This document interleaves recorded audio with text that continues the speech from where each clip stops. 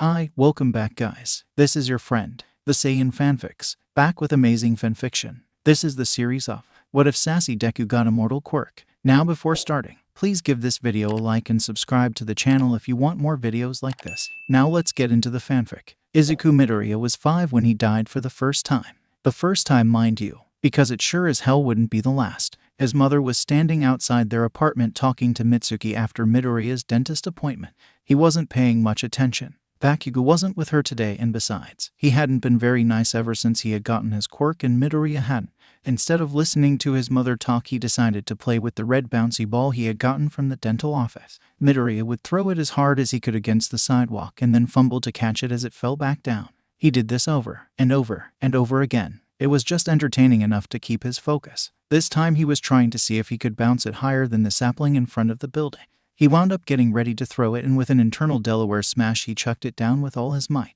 The ball soared up, higher than even the tree. Midoriya grinned until he realized that the ball's trajectory had it now heading to the street. His eyes widened as he ran to the curb, determined to grab the ball back. As it rolled across the street he chased after it, his only thought being that his mother would be so mad if he lost his new toy. She wouldn't be, of course. I have no idea why he thought that. But in his defense, he was only 5. The ball was only a few feet away. Izuku could almost reach it. He crouched down, hand outstretched, and splat. He didn't feel any pain, only a slight tingle across his whole body as he watched red leak out of his limp body. That probably shouldn't be happening, he thought. Then everything went black, and then he opened his eyes. It was a bit disorienting, to be honest. The last thing he remembered was a car and someone screaming. Had it been him? He couldn't remember. For the record, it was his mother. Don't blame her though. She had just watched her son get run over and die after all. And then his mother was clutching his face, sobbing. And there was the car and Bakugou's mother and his red ball in the gutter across the street, and he thought that he remembered red, but he couldn't see any blood. You're alive. It was his quirk. After a huge mess and lots of tears and a very strange conversation with the man who had been driving, Inko drove him to see a specialist across the city. This was probably because the pediatrician they had seen a year prior was clearly incompetent, and also a bit of a jerk, who just outright crushes a kid's dream like that. But I digress. Could you perhaps elaborate a bit on how Izuku looked right after the incident? Inko sat up straighter and sniffled a bit. He wasn't moving, and so we rushed over and she sniffled again. There was blood everywhere, but when I got closer I realized that it was, well, shimmery. Shimmery, Inko nodded. As I watched, it started to turn kinda gold-colored. And then, it couldn't have been more than 5 minutes at the most, it started to almost flow back towards Izuku. It kinda collected on him, coating him. She paused and took a breath. And then it turned into this like gold dust. I want to say it looked almost like glitter. The doctor nodded, scribbling vigorously into his notebook. This was because the doctor was fascinated with quirks, and this one was the most interesting one he'd seen yet. Part of him wondered if he could write about this experience on his blog. And after a minute or two, the glitter exploded, and Izuku was fine. The doctor was still writing in his book, but he muttered, "Fascinating, absolutely fascinating." And with a loud clap, he finally closed the notebook. Well, that is most definitely the result of a late-formed quirk. And on top of that, I think this is perhaps the most interesting quirk I have ever heard of. Inko was a little taken aback at the doctor's outgoing response, but she sat up a bit straighter at the mention of a quirk. This is such a rare mutation though. I've never heard of a quirk this interesting. But going by my knowledge of high-powered quirks, I'm nearly positive that there must be another aspect to it. The doctor turned to Izuku, lowering his head. You said that it didn't hurt? Huh? His voice had taken on a lighter tone while speaking to the child. Midoriya shook his head vigorously, clucking a red bouncy ball to his chest. Lifting his head, the doctor continued talking to Inko. That could be it. It's possible that he won't feel any pain for the rest of his life. However, that's not necessarily a good thing. It could mean that he'll have to be very careful with normal activities in order to not harm his body. We feel pain for a reason, and suppressing that can have unwanted consequences. Inko furrowed her eyebrows in response. It should be pretty easy to test though, he said cheerfully before turning to Midoriya again. The doctor then leaned forward and gave him a small pinch on his arm. That hurt at all? Midoriya shook his head. Izuku, I'm going to pinch you again a little harder, but stop me if it starts to hurt, K. Okay, Midoriya said. The doctor took his arm once more and gave a hard pinch. Midoriya didn't even flinch, even when the doctor sat back up and revealed his arm to be red and 2 distinct marks. Well, that just about proves it. Seems like his nerves have been altered because of his quirk. His brain will no longer register pain. However, feeling pain is crucial in daily life. It tells us to stop touching that hot pan, to not walk on our hurt leg, and such. He'll have to be very careful to not harm himself, and once he does, to be very careful to not injure himself even more. The doctor was energetically scribbling in his notebook as he spoke, but he stopped when he saw Inko, wringing her hands nervously, eyebrows furrowed. It probably won't be that bad. He seems to have a healing aspect to his quirk if this morning was any indication, so we'll just have to wait and see. I have a quirk, Midoriya said tentatively after a moment of silence. You do, and it's a very interesting one, the doctor told him softly. Midoriya tilted his head thoughtfully, and after considering it for a moment his eyes lit up and he jumped to his feet yelling, "I'm gonna be hero." Inko looked like she was about to faint. The next day could be summed up in a list of things broken. 1 bathroom door, 1 blanket, 1 plate, and no less than 12 of Midoriya's bones. Oh, and poor Inko's eyes if the constant tears meant anything. It had started as Midoriya woke up. Rolling over, he yanked his blanket off and watched as it ripped straight down the middle until he was holding a strip of it in his hand. His sleepy brain took a moment to register what had happened. Maybe I should tell Mom. Standing up, he padded down the hallway calling to his mother. In the bathroom, Izuku, came the muffled reply. He stood in front of the bathroom door and knocked. Can I come? His voice cut off as he watched his fist connect with the door and then continue straight through until it finally stopped on the other side of the door. A large hole showing his mother as she dropped the mascara wand she had been holding in the sink. I ripped my blanket, Mom, he said, holding the strip of blanket in his opposite hand. There were splinters from the door all along his arm, blood dripping from it onto the towel Inko had given him, and the entire thing felt weird. Midoriya flexed his fingers experimentally and the weirdness intensified. For your information, the arm felt strange because it was broken in 6 different places in 4 different bones. But, what with a new quirk and all, Midoriya hardly realized there was anything wrong with it, except for the splinters. There were lots of splinters. Which brings me back to my point. Inko was on the phone with the specialist from the day before setting up another appointment as Midoriya sat on the couch looking at his arm. Yes, okay, we'll be over shortly. Inko hung up and looked up at Midoriya. Oh, sweetie, don't mess with it. Midoriya had taken to absent-mindedly poking at one of the splinters, watching as the wound dripped a bit more. Put the towel back on, dear, he obliged. All right, let's go get you ready. We're going to see the doctor again, Kay. I'm hungry. Inko looked at the clock and sighed. Okay, but you have to hurry, all right. A few minutes, she set a plate in front of Midoriya, who was struggling to hold his chopsticks in his non-dominant hand. Tongue out in concentration, he brought them down to the plate and watched in wonder as they shattered the plate and stuck a centimeter deep in the wood of the table. Letting go of the chopsticks, Midoriya noted his fingers seemed to be responding strangely, twisting in odd directions. Inko, in a strange sense of calm, simply sat next to him and attempted to feed him herself. But as soon as Midoriya closed his mouth, there was a large cracking sound. Inko inhaled sharply as she realized what the sound must be. On second thought, maybe we should just go to the doctor's now. The doctor tapped his chin with a pen. So from what you've told me, and what I can see for myself, he gestured to the boy in front of him who was, even after repeated chiding from his mother, poking at his obviously broken arm. I think it's safe to say his quirk completely and utterly shuts off his pain receptors. But what do we do? I can have him constantly breaking himself. There must be some healing aspect to his quirk, right? Inko pleaded. In fact, Inko was quite positive that there had to be. This was why she took Midoriya to the specialist first instead of going to a traditional doctor. That and the fact that Midoriya didn't seem to be in any pain. I'm sure there is, and I think I have a good idea of how it works. Inko let out a sigh of relief. Oh, thank goodness. How do we activate it? We make his heart stop. There were a few seconds of silence before Inko began to sputter. It took several more moments before she was able to calm herself into a semi-coherent state. Are you saying you want to kill my son? The doctor laughed. No. I would never do that. Inko breathed deeply in relief. Without proper precautions, Inko stopped breathing. The doctor walked in a few minutes later with a woman at his shoulder. This is my friend Arai. Her quirk is revival. She can resurrect anyone within 30 minutes of death. But if my theory is correct, we shouldn't even need her. Inko made a sound like a choking duck. Is this really necessary? It's important that we find the exact parameters of Izuku's quirk so that we can better know how to control it. This is the safest way to do that. Well, I suppose if it's for his own well-being. Brilliant. I'll get started right away. The doctor then pulled out a 3-inch long knife and a grin that really shouldn't be on the face of anyone with a weapon in hand talking about killing a child. With that thought, Inko once again started to feel faint. That seems rather violent. You said his blood interacted strangely. I'd like to see it in person. And a gun would make far too much of a mess. This is the best way. Believe me. Inko swallowed hard and nodded hesitantly and then watched in horror as the doctor slit her son's throat. The doctor told her she had regained consciousness shortly after Izuku. He also informed her that the blood had turned gold exactly as she had seen the day prior. That was as far as he got before Midoriya ran up to her and flew into her arms chatting excitedly. Mom, he cut me with the big knife and it made my voice sound funny and then it was dark and then it wasn't and look, Mom. He held his arm up and then pulled his lips apart to show how each wound had healed. See, the blood is gone and it's not weird. And ma teeth are boudur too. That's wonderful, sweetie, Inko exclaimed, feeling a bit overwhelmed. Yup, seems my hypothesis was right. You see, quirks often have two parts to them.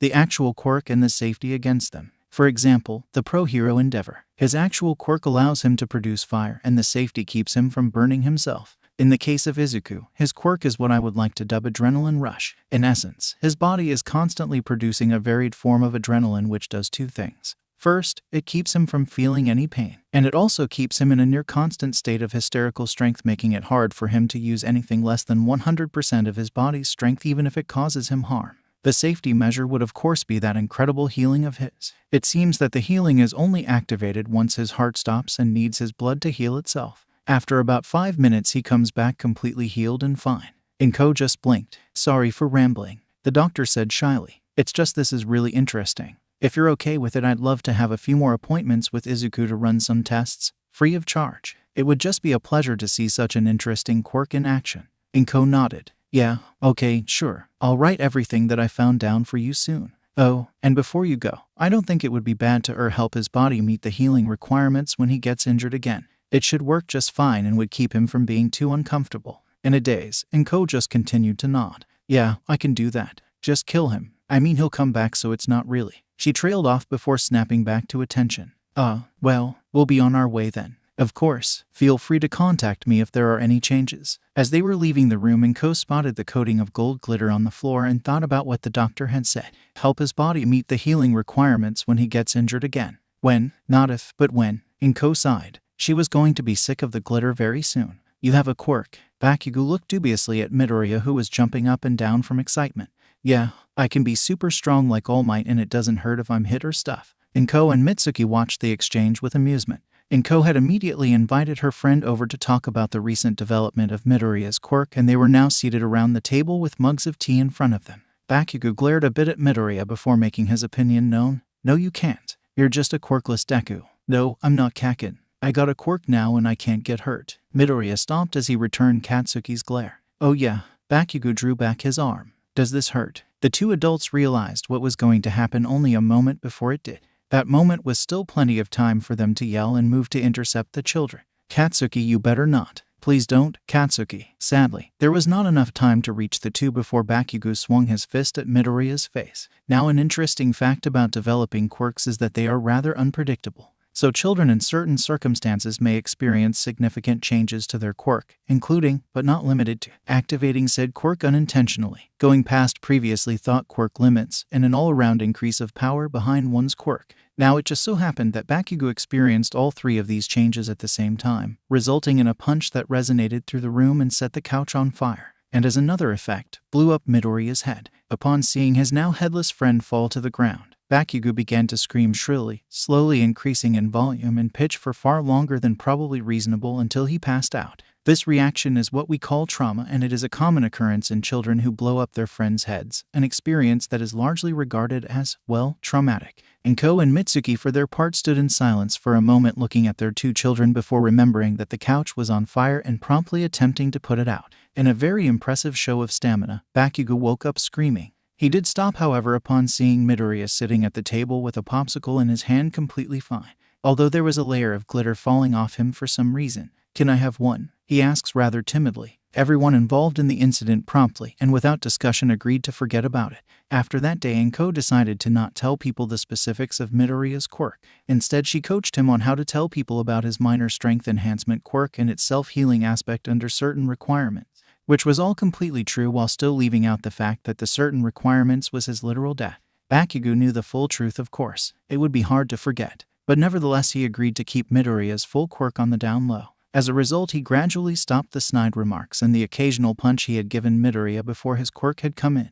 Not that he didn't try, mind you. The fact was, bullying him was just no fun. He'd push Midoriya to the ground just to have him give Bakugou a look. Bakugou hated his looks. If anything, it just made him want to beat the kid up more. But he couldn't do that because then Midoriya would give him a talking to. And Bakugou hated those more than anything. Kakin, we don't hit our friends. You're not my friend, Dick. We don't call our friend Dicks either. Shut up. Don't tell me what to do. I'm just worried about you, Kakin. These conversations usually ended with Bakugou gurgling incoherently in pure anger. And after a while he accepted that as much as the boy needed it, he could not simply give Midoriya a good beating now and again, which meant that he might as well get on with his life. That did not, however, stop Midoriya from following him around like a lost puppy, which annoyed him greatly. After the appearance of his quirk, Midoriya finally began to show some spine and actually possessed a great deal of self-confidence that he had been lacking. Part of this also might have been because he was, as far as the professionals knew, effectively immortal, which, considering his dream to become a hero, was pretty dang great. Because who had ever heard of a hero who couldn't die? He was going to be the best. Honestly, most of this confidence could probably be attributed to the modified adrenaline his body was constantly pumping into him. The adrenaline also had the added effect of making him ridiculously energetic all the time. Really, it was a good thing he and Bakugou were friends. Anyone else would collapse under the constant motion of the two. Midoriya also picked up a few anxious habits because of the nature of his power. These were mainly small things like muttering constantly and tapping his feet at a near insane pace. But he also took up a few hobbies that satiated his need to do something. His favorite of these was parkour, which he quite regularly roped Bakugou into as well, usually with a declaration of his superiority, which was clearly not something Bakugou could ignore. He also began taking lessons at a nearby dojo. This part was on Bakugou's insistence as, and I quote, "If your quirk is gonna break everything, might as well learn how to aim so you break the villain."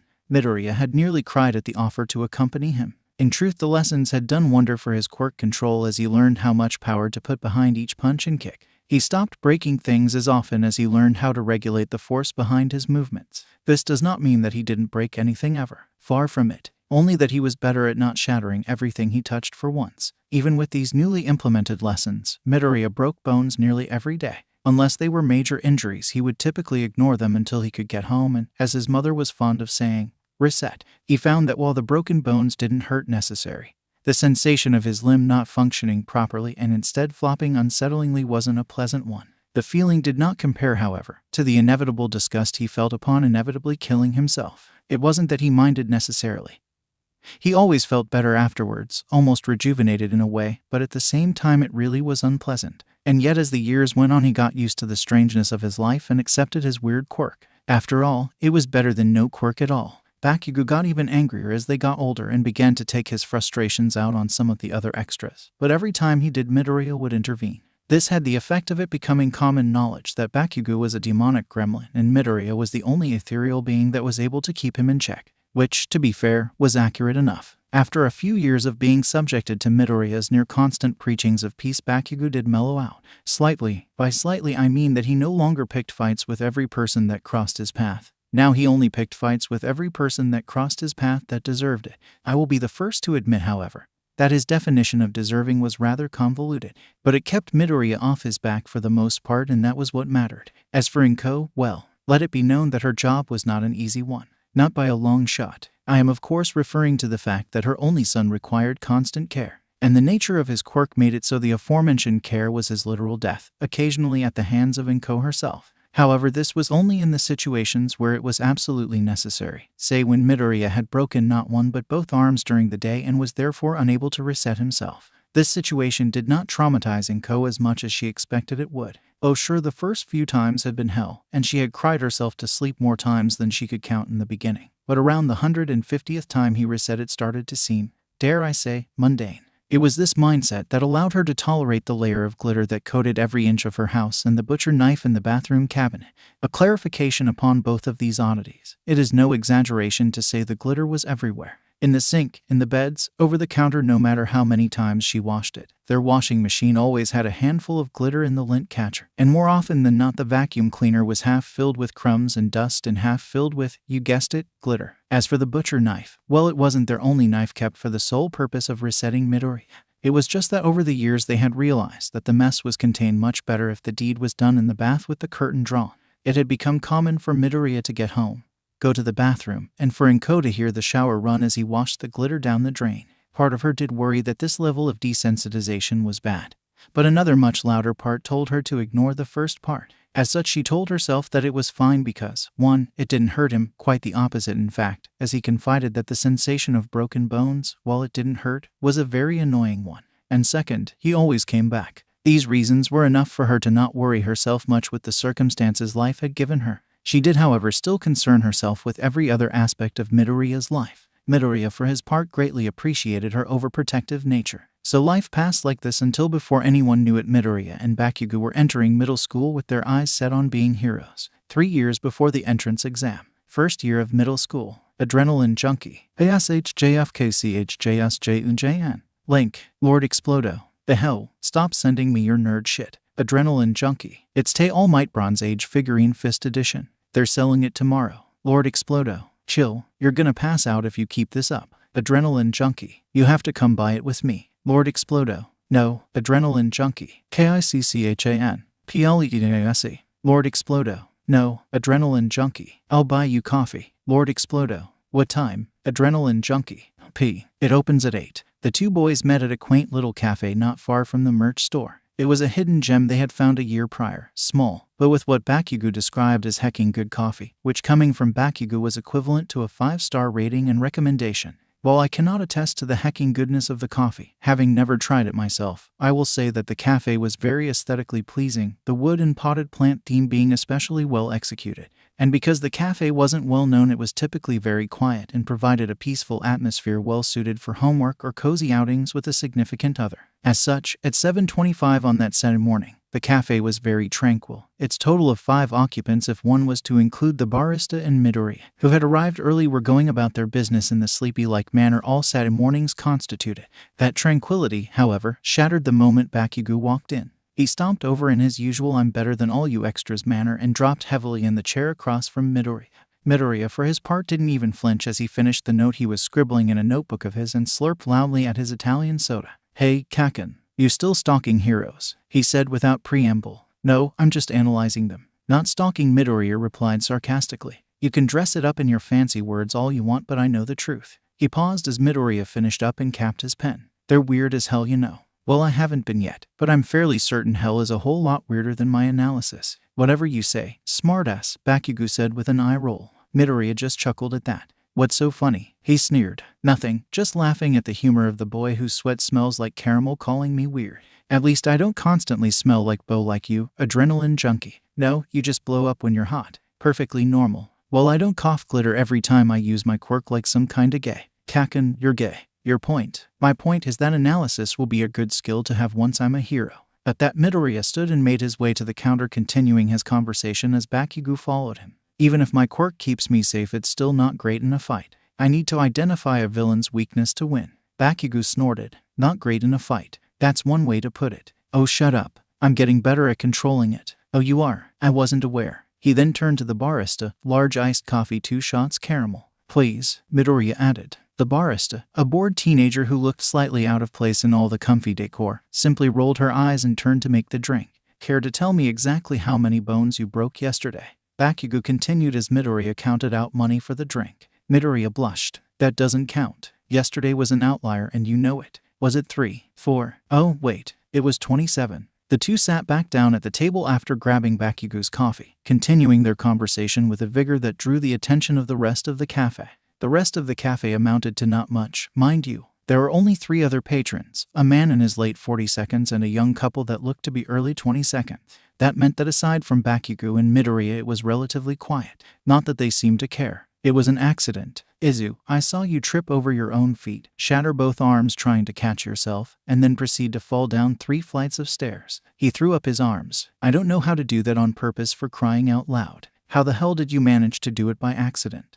"I'm talented like that. Your only talent is ruining my clothes with all your blood." "Well, excuse me. I never asked for you to carry me home. You had bones showing. What was I supposed to do?" Midoriya scoffed. "My legs were fine. They were fractured in 6 different places, but not broken." At that moment, a man dressed in a black shirt, a black beanie, and a black coat that he stuffed his hands in, walked in and then up to the counter. I will be frank, he looked like the definition of sketchy. Heck, the bulge in his pocket was so clearly a knife that you would have to have led a completely knife-free life to not recognize it. And since knife-free life did not describe either of them in the slightest. What with Midoriya's condition, you would think they would notice, but they were too invested in their conversation to pay him any heed. That or they just didn't care, which I cannot rule out. Your arms were dust from trying to catch yourself. Under his breath, he whispered, "Getting better my ass." Midoriya caught it. It's reflex, okay. It's really difficult to control all the time. It's like tiptoeing constantly. You can do it, but it's easy to forget if you're focused on something else. It was during his explanation that the sketchy man drew a knife and shook it at the barista. money in the bag. Now, the three customers stared in shock, first at the robber and then at the two boys who continued talking and tuned out the situation behind them. Once we get into UA, I'll be able to learn how to direct the force better. Right now, all the energy is coming from breaking my bones and tendons and going everywhere. I need to learn how to. Ugh, fine, I get it. The barista looked at them and rolled her eyes once more. She was surprisingly unfazed as she slowly shoveled money into the bag. I can only conclude that this calmness came from a frightening mixture of teenage angst and the laissez-faire attitude that one acquires after working in customer service for minimum wage, although I have no real proof for this. I swear we've had this conversation a dozen times, and yet you fail to grasp the severity of my situation. The robber stared at them. Will you two shut up? Bakugou sipped his coffee, ignoring the man. There's not enough caffeine for me to deal with you today. Huh, only a wimp would need caffeine to wake up. Not all of us are spastic junkies like you. Well, he was cut off as the robber, who, having had quite enough of these two idiots, decided to take matters into his own hands and grabbed the back of Midoriya's collar. He yanked him out of his seat and pressed the knife to his neck. I said, shut up. It was like a flip had switched. The two went from being absolutely careless to having a slight care. That care having come about only once there was a literal knife to Midoriya's throat. Midoriya screamed and reached his arm out, straining. Kacchan. Bakugou's eyes blew wide. He dove wildly across the table, his fingertips almost there but just slightly too short. But at the last second his hand wrapped around the Italian soda that was teetering from the activity and threatened to spill across Midoriya's notebook. The two boys let out identical sighs of relief. Because yes, of course, they were worried about the soda. They were both aware of how Midoriya was in no real danger. The notes, however, those couldn't come back to life. This would be obvious to those who knew the two and Midoriya's blatant disregard for his life. However, the robber did not know the two and as such just watched the situation in complete and utter confusion, which, considering the circumstances, was a reasonable reaction. Gosh darn it, you almost spilled my soda. I have a knife to your throat. Yeah, I'm well aware. The robber just sputtered bewilderedly. It took him several moments to regain his composure. You, kid, he said to Bakugou, hands in the air or your friend gets it. Oh yes please. And the bitch. Kakin. Midoriya gasped exaggeratedly in mock hurt. You wound me. That's what you get for ruining my sweatshirt. I said I was sorry. I don't think you understand. The robber pressed the knife into Midoriya's neck, cutting him off from his argument. I will kill him. He'd deserve it. The robber, an unsatisfied grocer employee when he wasn't robbing cafes, was in a state of delirious bewilderment. This was quite possibly the weirdest situation he'd ever been in, even beating the Lizard Cheerios incident of last month. What is wrong with you? Is he even your friend? You know, sometimes I wonder. Arghhh. Look, you are clearly incompetent. So how about you let that nerd go and turn yourself in before I blow your face off? Kakin, you better not. Midoriya spoke even against the knife, causing it to graze his neck and drip blood onto the hand of his captor. His captor, for all his many faults, was also quite squeamish at the sight of blood. This was rather unfortunate considering he was attempting to rob a small cafe with a knife. I am of the opinion that he should have tried some non-blood crimes if he had wanted money. My go-to suggestion would be embezzlement. Difficult to get away with, yes, but surprisingly blood-free for those villains who may be squeamish. Regardless of what he should have done, the fact was that our hemophobic criminal was now painfully aware that there was blood in between his fingers. There was a high-pitched squeal as the robber let go of Midoriya and simply stared at the blood. He swooned, he shook, and he fainted. What? That was rather anticlimactic, Midoriya said as he coughed and rubbed at his bloody neck. Lend me your scarf, would you? Bakugou obliged, and Midoriya wrapped the material around his wound. There goes more of my wardrobe to your blood, Bakugou grumbled. We should probably call the cops, huh? Midoriya said, dodging the statement. The barista, who up until that moment had been quiet, spoke. Called them ages ago. She popped her gum. Well that works I guess, Midoriya said before he jerked back to face Bakugou. Crap, what time is it? He then proceeded to pull out his phone and find out for himself. No, we're late. Oh no, how tragic. Come on, let's go.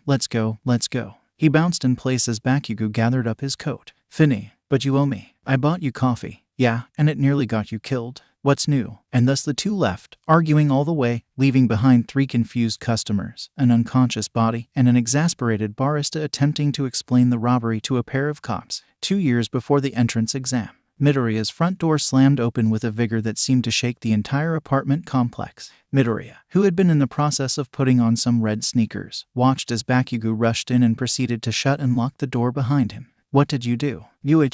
Nothing. Bakugou couldn't sound more guilty if he tried. Midoriya simply crossed his arms. I may have pissed off a kid. At that moment there was the sound of something ramming against the door. The something seemed to carry a lot of weight. This is not to say that the something, whoever or whatever it may be, was fat per se, only that it was definitely on the larger side. That doesn't sound like a kid. Well, hey, sorta told his dad. There was a muffled scream from outside. I know you're in there. Come out and fight, you brat. The voice was deep and gruff, and had there still been any doubts about the something being a child, nearly all of them were quelled upon hearing it. What did you do? Doesn't matter, Bakugou said with a wave of his hand. He deserved it. Sure he did. Midoriya bent down to finish tying his shoes. Why did you come here though? Your house was closer. He stood. Fair enough. You're welcome to hide out here if you want. I'm going to go for a jog. Wait, don't go out there, Bakugou said frantically as he grabbed the back of Midoriya's shirt. Kaken, I didn't beat up this man's kid. I'll be fine. He turned the knob. The door opened to reveal an 8 feet 5 inches tall slab of muscle blocking his way. Now I realize that some of you may struggle to imagine what this height entails, and as such, many not grasp the absolute terror such a man emits. For this reason, I will liken him to an 8 feet tall tree, something I am sure many of you have experienced at some point in your life. As for how terrifying he was, please for a moment imagine you have a deathly fear of trees. The fear the two boys felt upon seeing the man was the same as the fear one might feel in the presence of a horrifying 8 feet tall tree. The man's quirk caused him to have rough green skin. At the risk of sounding quirkist, I would describe him as an ogre, a jacked Shrek if you will, with horns. You can see how this would be rather unsettling, I'm sure, especially when you take into account that from the man's expression it was clear he was unable to differentiate between the brat who beat up his son and Midoriya.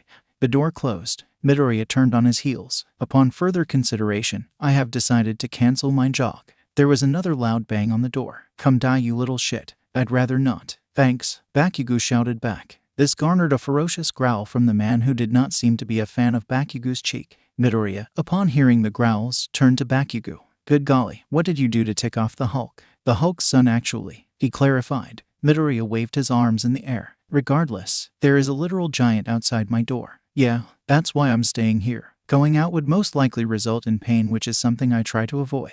Midoriya scoffed. Wimp, I regularly break bones and you don't hear me complaining.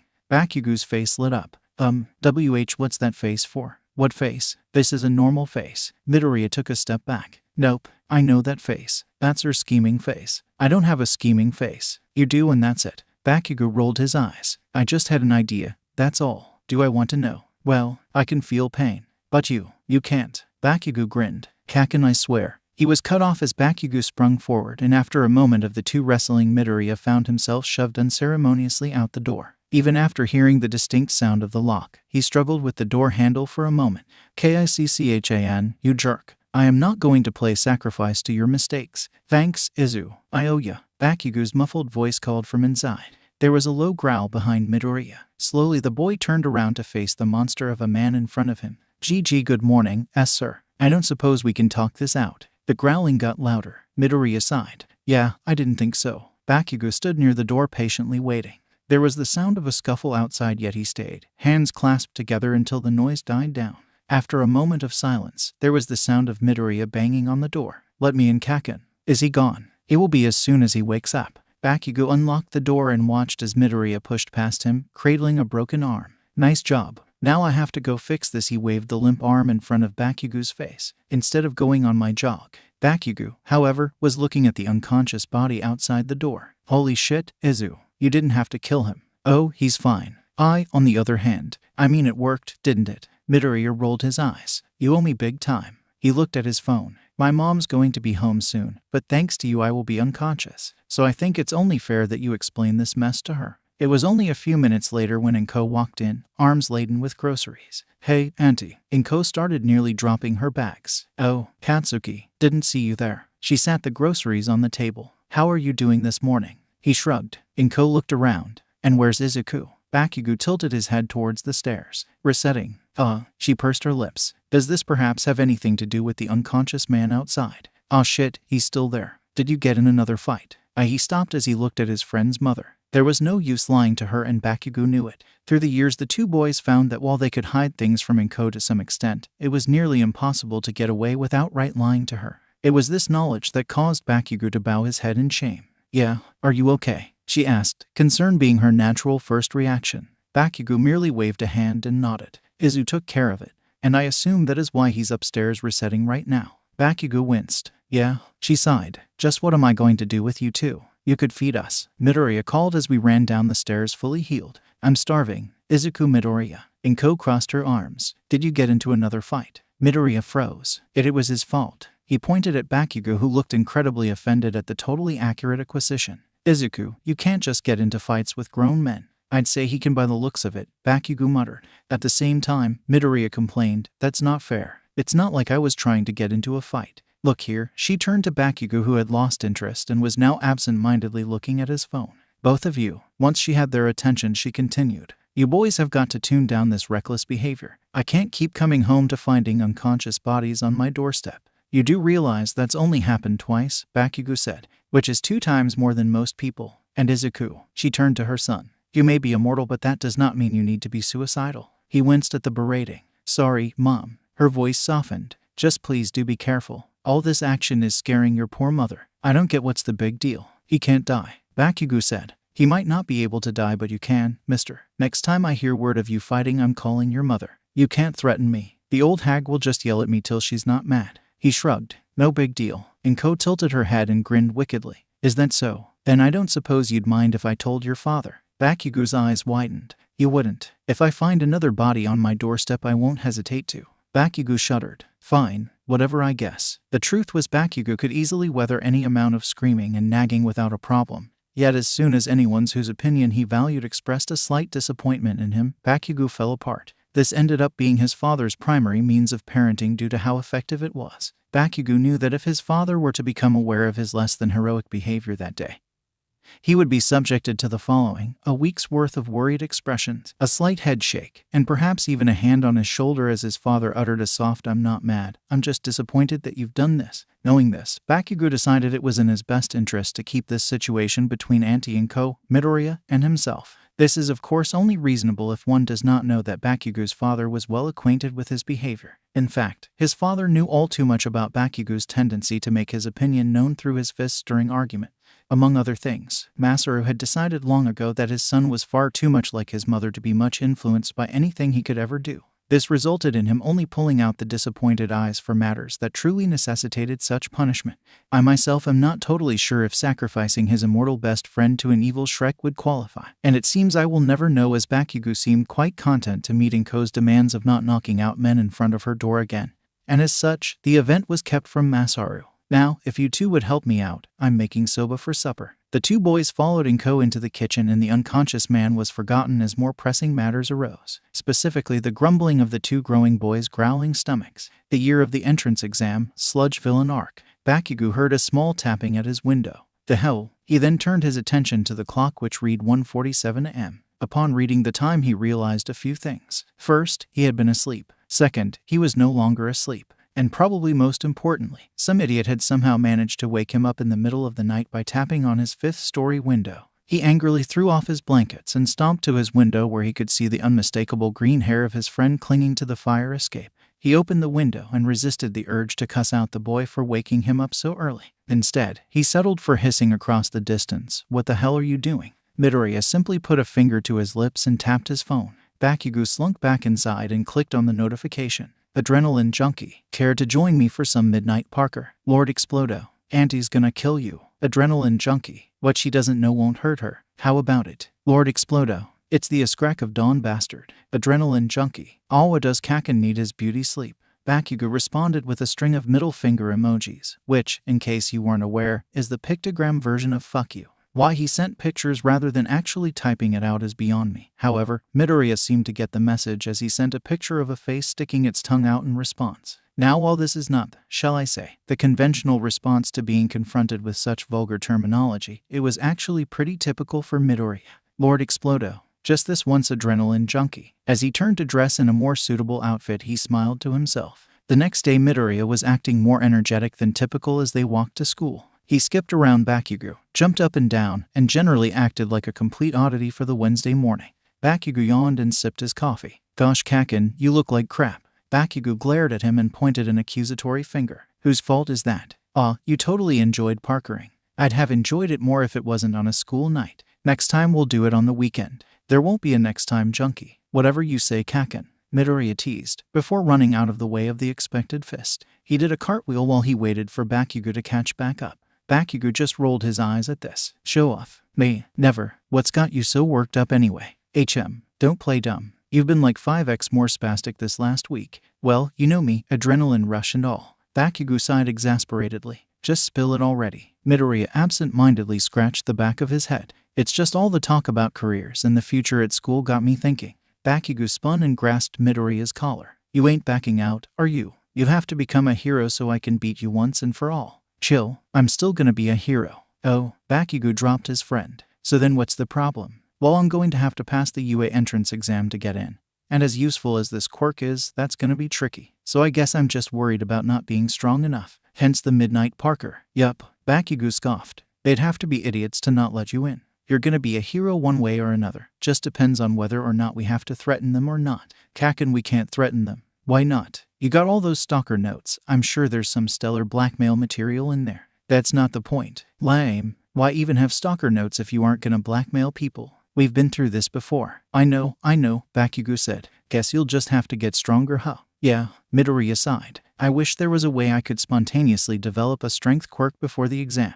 Bakugou laughed. While we're dreaming, I want All Might to autograph my shirt. Like he'll ever touch that sweaty rag of yours. I'd have better clothes if you didn't get blood all over them. Wouldn't fix that sweating problem of yours. It's my quirk, you bastard. Bakugou growled at his friend and began to chase him. They ran like this all the way to the school, Bakugou shouting cusses while Midoriya laughed at him. Let's go. What's taking you so long? Bakugou complained as Midoriya packed up his books at the end of class. Go on without me. Mr. Shibata wants to talk to me. Bakugou looked up at their teacher who was talking to a different student at the front of the class. Upon confirming he was out of earshot, he turned to whisper to Midoriya. The hell does that quirkist bastard want with you? He hissed. Though I am not typically a fan of Bakugou's colorful language, I will agree that quirkist bastard is an apt description for Shibata. He was a 35-year-old single man who had been teaching for the last 10 years of his life. All 10 had reflected poorly on his character. However, an uncle of his with power in the school board ensured his position. As for his permanent single status, it was entirely his own fault. The man seemed to value powerful quirks over any personality. Unfortunate considering his quirk allowed him to change the texture of his skin, which, by all definitions, is a lame quirk. This quirkist judgment transferred over to his class and caused him to be extremely lenient to those with hero quirks and far less gracious to those without. From this, Midoriya had pointed out several times in the past that Bakugou was seemingly immune to detention because of their teacher's poor morals. A fact Bakugou had been happy to take advantage of by regularly getting into fights. Something Midoriya had chided him repeatedly for. I don't know what he wants. I swear if he gives you shit about wanting to be a hero, It's fine, Kaken. I'll see you later. Bakugou ignored the invitation to leave. Midoriya was clearly anxious about the situation, knowing full well the meeting would be about his application to UA. Hey, wanna meet at my house after? We can watch that All Might movie you like so much. Bakugou wasn't the best at cheering people up, so he typically banked on the knowledge that Midoriya had an unnatural love for All Might. This line of thinking had worked well over the years, and Bakugou was confident it would continue to do so for the years to come. Midoriya smiled slightly. Sure, I'll walk down after I'm done here. You sure you don't want me to wait for you? I'll be fine. With that, Bakugou turned and left, and Midoriya found himself alone in the room with Mr. Shibata. He took a deep breath. See, Midoriya, I called you here to discuss your future. You have here written that you want to be a hero and train at UA. The teacher held up a sheet the students had filled out a few days prior. Yup, Midoriya's foot tapped anxiously. Mr. Shibata sighed. I think it's time you start thinking less about what you want to do and more about what you can do. It's simply not practical for you to become a hero. Why not? Midoriya interrupted, finding himself growing upset. Well, sorry, why can't I? I'm fit enough, I have the grades, and I know I have the drive, so why can't I become a hero? Midoriya, please. He sounded exasperated. Don't make this harder than it is. Your quirk is just not fit to be a hero. I read your file. You would get one hit in before you break yourself and become completely useless. It's just not feasible. Well, then I'll have to make that one hit count. Midoriya, please be reasonable. The boy stood up. If that is all, I'll be leaving now. Midoriya, I am trying to help you here. Well, I don't need your help to become a hero, thanks. I'm doing fine on my own. You're weak. Your quirk is useless. You won't last a week. This is a perfect example of what not to say to a student when discussing their dream career. Future teachers take notes. However, Mr. Shibata is a complete and utter idiot with no regard for human emotions aside from his own, who deserves to be crushed in a trash compactor or some equally terrible fate, such as being repeatedly awakened at 6 in the morning on Saturday by your demon spawn of a neighbor deciding to mow his lawn. But I digress. Midoriya, the poor boy, ran out of the room, bag clutched in his arms before the man could see the tears gathering in his eyes. It was only after he got a few blocks away from the school that it dawned on him. He'd just gotten into an argument with a teacher, and said teacher had told him he was useless and couldn't become a hero. That thought made Midoriya feel slightly better about yelling at him. He was walking through an underpass when he heard a sound behind him. His reasoning for taking the route had been that it would be the fastest way to get to Bakugou's house. However, he would have most likely avoided it if he had known that taking it would result in him getting suffocated by mud. The experience was an unpleasant one. Specifically, Midoriya was not thrilled at the taste of the slime slipping through his teeth. Midoriya said. I do not know what he was trying to say, but I can infer it was something along the lines of, "You, please stop forcing yourself into my mouth." Or perhaps, knowing him, just a sarcastic, "This day could not get better." Just when Midoriya's vision started to go black, a huge punch came out of nowhere and blew the villain apart. The punch was not an ordinary punch, mind you. You might even say it was extraordinary. This was because All Might had been the puncher, and he was widely regarded as a very good puncher. I am inclined to agree with this, as the punch managed to blow the villain apart and still left Midoriya completely unscathed.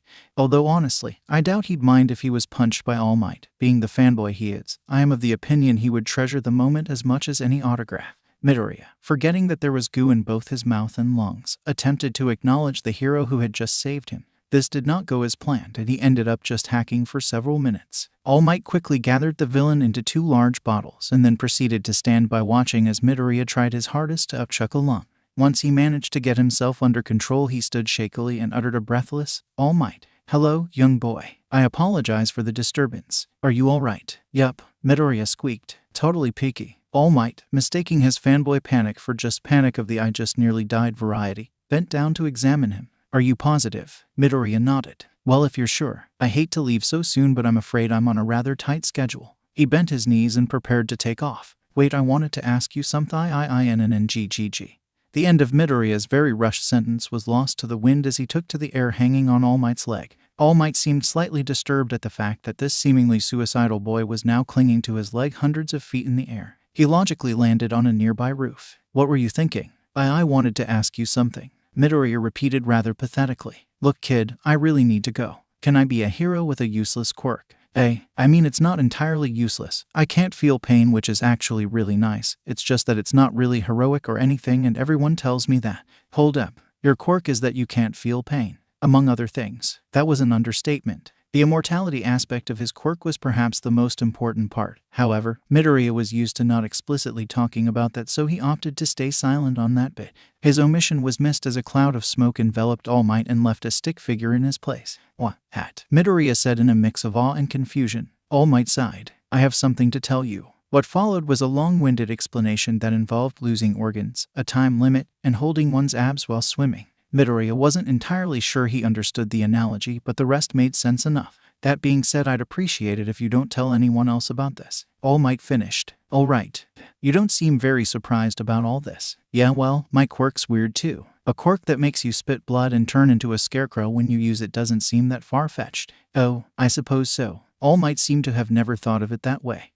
About me being a hero with a lame quirk," Midoriya prodded. "Oh yes, that." All Might tilted his head in thought. "You can't. What? If you want to save people, become a police officer or something. Being a hero is far too dangerous. Look at me." He chuckled. "Seriously though, you can get really hurt." "I can't feel pain though." "That's literally my quirk," Midoriya pleaded. "There's even a self-healing aspect, so I won't even be out of commission for long. Even still, villains don't aim to injure." His voice lowered ominously. "They aim to kill." All Might opened a door that led to a stairwell. "Regardless of your quirk, there's no way to come back from the dead. Sorry, kid, but you need more than passion to become a hero." Midoriya was left stunned and sputtering on the rooftop. Even his hero didn't believe in him. And yet, that didn't really change anything. Midoriya had been having his doubts that day. What with the argument with Mr. Shibata and asking All Might, well, he had hoped it would be a confirmation. A confirmation that he could be a hero, regardless of what people said. But that wasn't the way it went. But still, what was it he had said? Regardless of your quirk,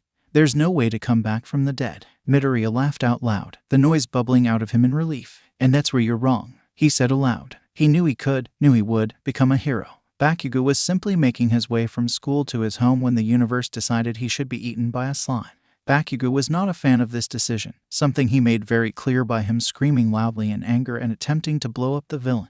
This did not cause the villain to let him go, but it did succeed in drawing a crowd who called in the heroes. Although typically that would be a good thing. The heroes that came were very clearly not fit for the situation and honestly probably should have stayed at their agencies and waited for a crime that was more suited to their specific talents. All this meant that there were multiple witnesses, much to his embarrassment, as Bakugou unsuccessfully exploded. Internally, Bakugou was blaming Midoriya for this situation. He had no reason to do this, albeit that he always internally blamed someone for all his problems, and it was simply a coincidence that this was slightly Midoriya's fault. I say that quite loosely. It was only his fault in that he had accidentally caused All Might to drop the villain while he clung to his leg. Mostly it was the villain himself who was to blame. Really, Bakugou should be blaming the sludge villain for attacking him, not Midoriya for causing him to be in the area he was when he got attacked. Which was kind of funny if you think about it. He was subconsciously blaming his friend, who was sort of at fault, but not for the reason he thought. But I am getting sidetracked when really I should be covering the fact that Bakugou was quite literally dying. Luckily, before he snuffed it, he caught sight of a familiar bag soaring through the air and into the villain. Unfortunately, because at that moment Bakugou himself was in the villain, the bag also hit his face. MMMGRHM. Let go of him, Midoriya yelled. You again, fucking brat. The villain hissed. I'll kill you. I'd like to see you try. You can't kill a fly, Midoriya taunted. He figured that if he could get the villain to attack him, Bakugou would be able to run free. He was ridiculously surprised when that was what actually happened. I'll show you, twerp. And with that, Midoriya was once again eating mud. The experience caused him to swear off all jello for the remainder of his days, sure that the texture would cause him to barf. The feeling was so unpleasant he found himself wishing he'd just die, as once dead he would not be able to taste. Also because while not painful, the experience of suffocating was not enjoyable. His wish was granted in a timely manner and only moments before All Might came careening through the sky to deliver a literal weather-changing punch that scattered the villain all across town. This left Bakugou in the awkward situation of trying to hide his friend's corpse from the heroes. He did an admirable job, managing to drag him down an alleyway while everyone was focused on the sudden arrival of All Might. It truly was a testament to the love of All Might that the two boys escaped without being seen. Or perhaps just a testament to shoddy writing. Midoriya woke to a slap across the face. Hi, Kaken. He coughed, having inhaled some glitter. Well then, I suppose I can check suffocation off my suicide bucket list. Bakugou chose to ignore that last little bit. Sure took your sweet time. My bad. I'll try to resurrect myself faster next time. You better. Now let's get out of here. I bet all the heroes are trying to find us. They don't know where we are. It was that, or I explained to the officer how my friend isn't dead, he's just sleeping. Bakugou raised an eyebrow at Midoriya. Can't see that going over so well. All right, fair enough. Midoriya stood and brushed the glitter off his jeans. With a skip and a hop, he jumped onto a dumpster and jumped once more to grasp the bottom of a fire escape, which he proceeded to climb like some freak hybrid of a monkey and a spider. Now that I think about it, he could just be compared to a normal spider monkey, a very real thing I try to avoid thinking about most of the time.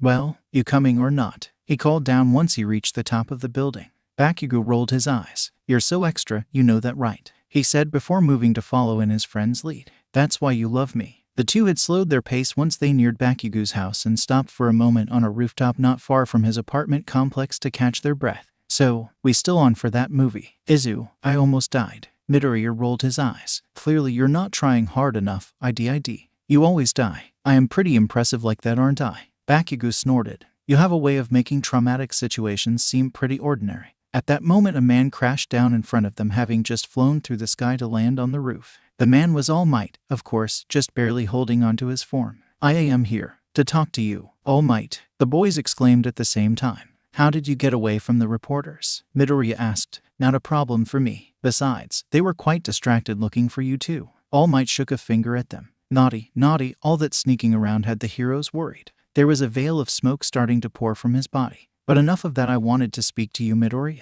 Okay. He made no move to leave. Alone, please. I'll just tell Kaken whatever you tell me. What? Couldn't you All Might transformed? Well shit. He sighed. Bakugou exclaimed. It took several minutes to get Bakugou caught up on the whole situation. Sue, is this, like, a well-known thing? Not in the slightest. In fact, aside from a handful of close friends, you two are the only ones that know. Well, you kinda suck at keeping this a secret, Bakugou said, unamused. All Might simply coughed a bit of blood in way of a response. Anyways, what did you want to tell Izuku? Are you sure I can't convince you to leave? Not a chance, Bakugou said, crossing his arms. All Might sighed. Well, in that case, let me tell you two about a little thing called One for All. And you want me to inherit this quirk? That is the plan, yes. Are you sure you want to do this? I told you, my quirk is really not suited for being a hero. And I mean, you don't really know me that well. We only had like one conversation and it was kinda rushed. almost like the whole conversation was being written by an author who just really wanted to get to the next scene and was banking on the fact that most of the readers knew the extent of the situation already. This is in fact exactly what happened. However, Bakugou and All Might chose to ignore this insight as neither of them had a good grasp on the concept of the fourth wall. He'll do it. Bakugou interrupted the insistent mutterings. Midoriya snapped out of his mutter trance to elbow Bakugou. Hey, that's not exactly your choice to make. You better take it. This on top of your shitty quirk will guarantee that you'll make it into the hero course. Bakugou pounded a fist into his hand. Then when I beat you I'll prove to everyone that I'm the best. Ah, of course, you have an ulterior motive. Midoriya rolled his eyes. All Might coughed. He does have a valid point, what do you say? Yes, of course. This is like a dream come true. I'd love to take on your quirk if you're sure about this, that is. Believe me when I say that I think you will be perfect. Still not totally sure why you think so, Midoriya muttered. All Might ignored him. You will, however, have to train your body to be able to take the strength that comes with one for all. If you don't, then your limbs could potentially explode. He chuckled. You can see how that would be a problem, I'm sure. Now, had All Might fully understood Midoriya's quirk, he would have realized that this was actually not much of a problem. The two boys had made this connection and did not laugh at the joke. You didn't tell him. Bakugou glared at Midoriya, who in turn threw his hands in the air. Well, I didn't know he was going to make me his freaking successor. It's always been a secret. Why would I tell him? I dunno, 'cause he's your idol. You have to tell him now. Shut up. I was going to. All Might seemed at a loss for words. What? We need a minute, Bakugou said with finality as he grabbed Midoriya's wrist and dragged him a few paces away. Hey, Midoriya shouted. So let me get this straight. Bakugou hissed, his back to All Might. Some guy who claims to be All Might is offering to make you his successor on the basis that you're more suicidal than pig taunting a tiger. The heck is that analogy? Shut up. The point stands. Well, I'm fairly certain he is All Might. I don't know many other people who can make it rain from a single punch. He could be, like, a shapeshifter pretending to be All Might, and the real All Might is still with the reporters or something. Midoriya simply stared at Bakugou in response. Or something like that. Bakugou finished lamely. Okay, so I seriously doubt that's the case. Well, the only other option is that the number one fucking hero wants to give you his quirk. So sorry if I find it hard to believe that anyone would want you as a student. He crossed his arms. I don't understand. You seemed really eager for me to get his quirk a few minutes ago. Yeah, well, that was before I learned that he didn't know about your quirk, 'cause that means he looked at you recklessly throwing yourself into dangerous situations and thought, this kid would make a great successor. And that's just stupid. Midoriya opened his mouth to argue. Midoriya closed it and thought about Bakugou's words. Point. Sides, he said it makes you explode? Come on, Izuku. Do you really need more ways to break yourself? Like you're one to talk, Mr. Explodo. Bakugou rolled his eyes. Regardless, you are going to tell him. Yeah, but first, Midoriya looked at Bakugou, all humor gone from his face. Do you really think I should do this? You fucking better. This is the chance of a lifetime, nerd. Midoriya smiled. And you're going to need all the help you can get if you keep getting into trouble. You sound like my mother, Midoriya grumbled. And I don't get into that much trouble. We both know that's a major lie. Bakugou turned around and walked back to All Might. Midoriya followed suit. All right, junkie, tell him. Midoriya took a deep breath. All Might, I have something I need to tell you. Okay, so, my quirk.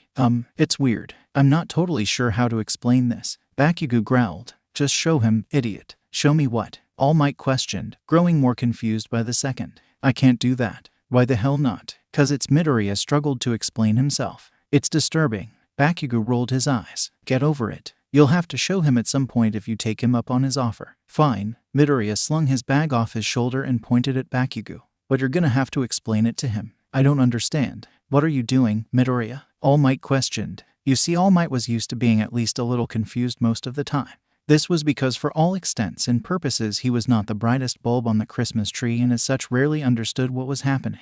Mostly he just waited for people to scream and then punch stuff. Somehow this method had ended up working out pretty good for him thus far and even resulted in him becoming the number one hero. However, this situation had him more confused than ever. Sure, he had chosen a successor on the basis that Midoriya seemed to be hero material, a conclusion he had come to upon seeing the boy throw himself into a very dangerous situation, but the two boys were making him feel incredibly out of the loop. Sorry for lying to you, All Might, but this is my quirk. And with that, Midoriya took a deep breath before running the short length of the roof and jumping. To elaborate, he quite literally swan dived off the roof headfirst in an impressive display of athleticism and a complete disregard for personal safety. All Might for his part stood completely still, refusing to believe that anyone was that, well, suicidal. He quite honestly believed that Midoriya was going to fly or demonstrate something equally epic as his true quirk. Don't blame him for thinking so. He had very little context for the situation, and as such the boy flying seemed reasonable enough. As it was, Midoriya did not fly. Instead, he fell the length of the building and landed with a grotesque squelch on the pavement. That bastard. Bakugou glared angrily at the edge. All Might's jaw moved up and down but no noise came out. Bakugou turned to the man. All Might, sir. So, don't panic, but is he dead? Well, Bakugou seemed to be a bit panicky himself. I mean, kinda. He'll be fine. But he's dead. Ooh, yeah, he's dead. But, shit. All Might then turned and ran away. Wait, All Might, you don't understand. Bakugou chased after the hero. Bakugou finally caught up to the hero, who had stopped running after his curiosity got the better of him to stare at Midoriya's deformed corpse. The boy's blood had gathered around his body and was already starting to shimmer. The two stood in silence for a minute before All Might finally broke it. I'm concerned, he said. Yeah, well, everything considered, that's a fair reaction. He's really dead, All Might said, still in shock. I tried to tell you. Bakugou examined the body. It's his quirk. Dying is his quirk.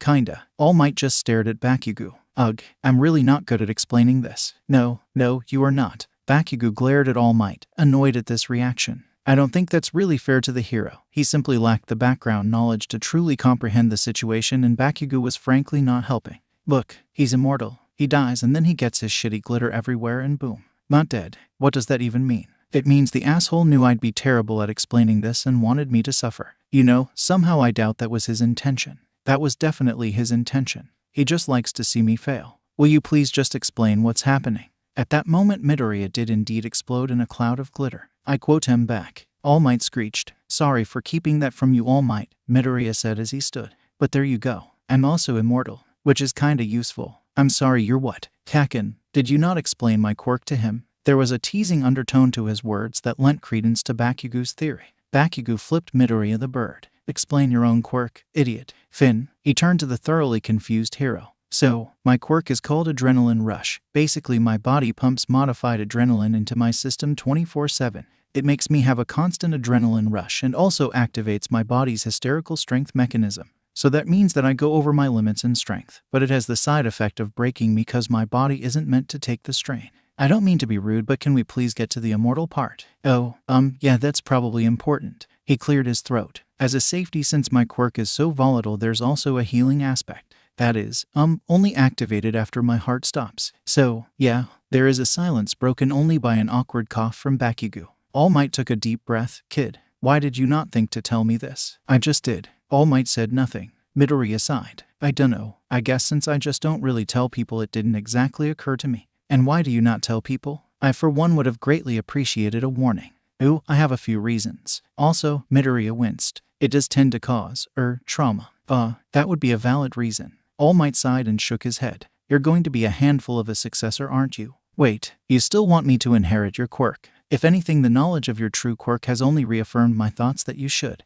After all, being immortal will probably be very helpful. Okay, but why do you want me to take your quirk? Don't argue with him, dumbass. Bakugou interjected. Just take the damn quirk. Okay. He turned to the hero. All Might, sir, I would love to take on your quirk. They stood in awkward silence for a few minutes as Midoriya looked at the hero expectantly. Right now, All Might said. Was that not what you meant? Well, originally I had planned on having you train your body before so that you wouldn't explode. Been there, done that. He's fine, Bakugou interjected. Now give him the quirk. Don't ask, Midoriya said exasperatedly. He has a point though. That he does. Suddenly he transformed back into his All Might form and pulled a hair out of his head. Eat this. What? You need my DNA to get my quirk. Okay, but like, your hair. Midoriya put a hand to his mouth and began to mutter. Only the follicles at the bottom actually contain DNA, so I really should only need to eat that end. But that's still kinda ineffective. Maybe if I just licked your arm. 'Cause then I'd be digesting hundreds of your dead skin cells and those would also have DNA. All Might struggled to keep up with the relentless flow. Do you want to lick me? I not particularly. He waved his arms. But I would if I needed to. UGHHH, Bakugou groaned. Just eat the damn thing already. Okay, I was going to. And with that Midoriya grabbed the hair and devoured it. He made a face as he swallowed. Is that it? All Might nodded. You should begin feeling the effects very soon. As soon as he said that, Midoriya doubled over. Oh, what's wrong? Are you okay? All Might asked worriedly. He bent closer to the boy. Get back, I think I quote him gonna. I have no doubt that the next word was going to be explode, but the sentence was cut off by Midoriya exploding, so I am unable to confirm this. Bakugou let out a high-pitched screech of anger as blood splattered his shirt. Okay, so I guess you were right about the whole exploding thing, Midoriya said as soon as he revived. Bakugou furiously slapped at the glitter down his front. You think? All Might blinked hard. I don't think I'll ever get used to that.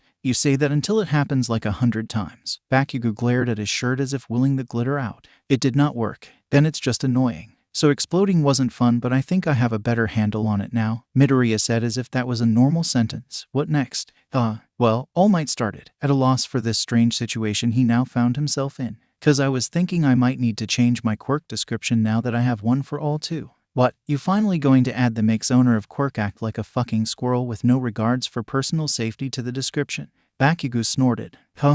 But really, the official description says I have a very minor strength enhancement, which is obviously no longer true. Well, All Might started hesitantly. You are able to change those when necessary. If I may offer my opinion. Midoriya nodded. We can't have people knowing about one for all, but if you edited your quirk as if you had just discovered more about it, then it should be fine. So you're saying I should change my quirk description to be like a combination of adrenaline rush and one for all? Exactly. I was thinking you could maybe name it after the small strength aspect of your existing quirk. Midoriya's eyes brightened. Hysterical strength. Bakugou laughed sharply. Well, you're hysterical enough, that's for sure. All Might smiled. Midoriya Izuku, today you become the 9th holder of one for all, or as it will be known as from this day forward, hysterical. They decided to meet the next day at Takoba Beach to start Midoriya's training.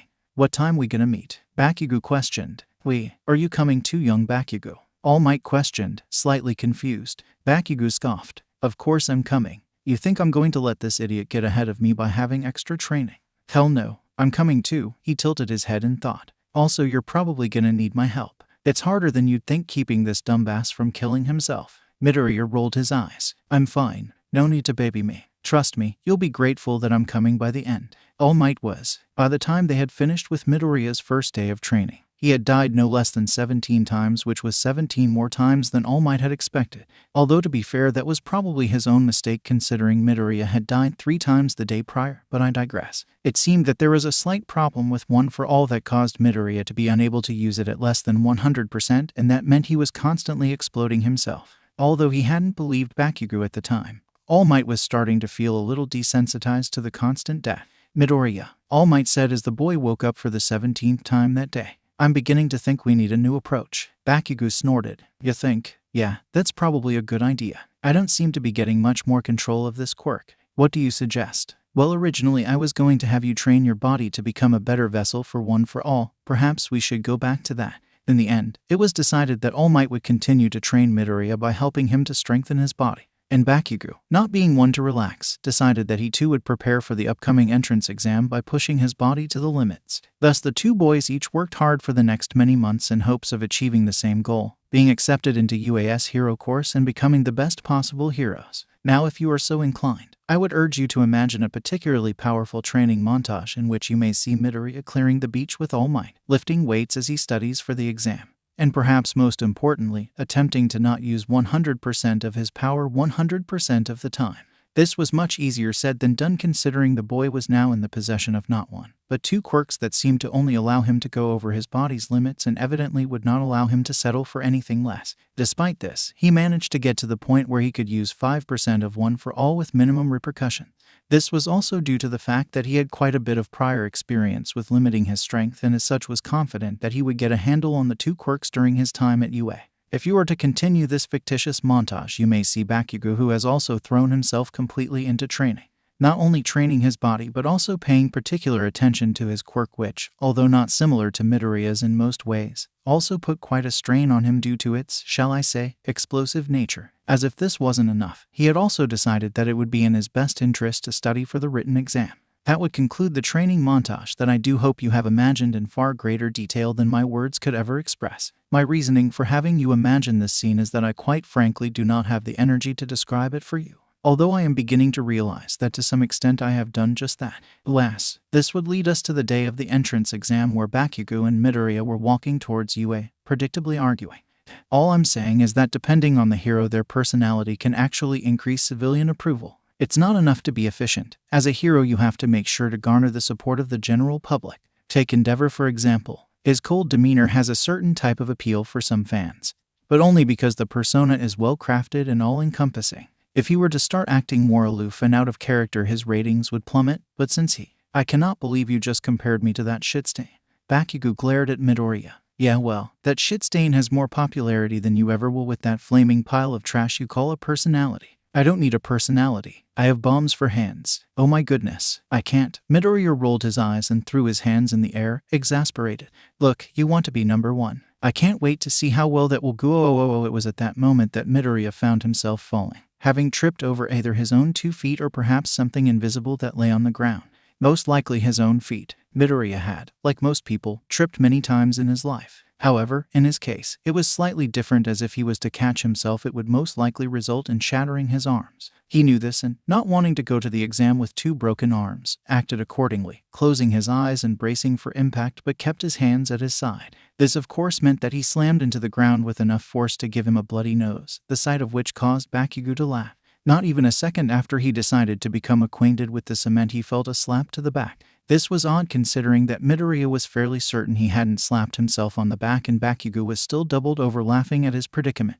It was strange. Although Midoriya was sure that he had been lying on the pavement only moments before, he now seemed to be pinwheeling through the air completely weightless. His vision was rather blurry from the spinning, but he thought he saw a girl around his age flailing her arms and Bakugou wheezing next to her. Whoa, was all Midoriya said. Oh no, I am so sorry, the girl said. I saw you falling and I tried to catch you, but I guess I was too late. Oh, I should probably put you down. I'm so sorry, she rambled without taking a single breath before touching her fingers together. Weight returned to Midoriya and he fell on his head on the floor. Oh gosh, I'm so sorry. Wow, Midoriya scrambled back to his feet, unfazed. Is that your quirk? That's so neat. 5-point contact, right? Can you make anything weightless, or does the size matter? How long can you hold it? Can you make yourself weightless? Shilizu, you look like a complete maniac. You're scaring the poor girl. Bakugou rolled his eyes. Midoriya took a second to realize that there was still blood trickling down his face and had bombarded this stranger with intense questions about her quirk. Oops, he said. Don't worry. I'm totally fine.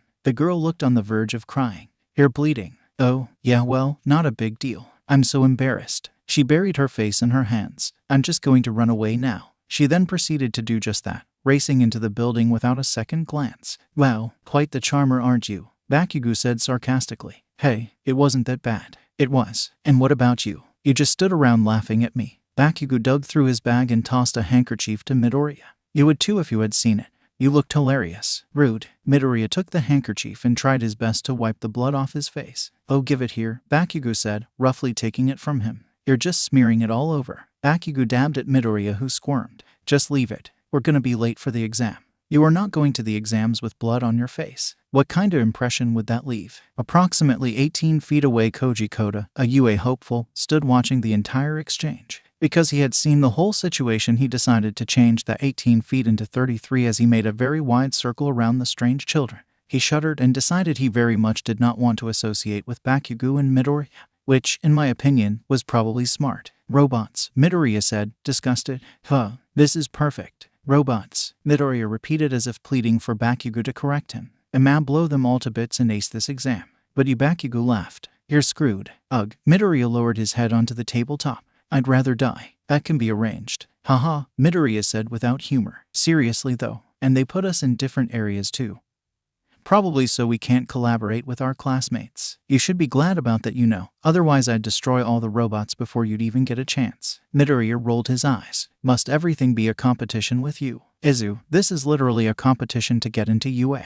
And we're gonna be late if we don't leave now. Bakugou flicked on his phone, checking the time. Shit, you're right. He quickly gathered up his bag. See you after. Good luck, Kaken. And with that, the two boys parted and went their separate ways. As Midoriya neared his group, he recognized the brown-haired girl with the anti-gravity quirk standing in the crowd, deep in concentration. Now Midoriya, having had ample time to process the situation from earlier that morning, had come to the conclusion that he had not made the best first impression. This is why he decided to approach her and attempt to rectify the situation. Unfortunately, he was stopped by another participant. Ooh, monsieur, you look absolutely fabulous. The interrupter was quite literally sparkling as he batted his longer-than-average lashes at Midoriya.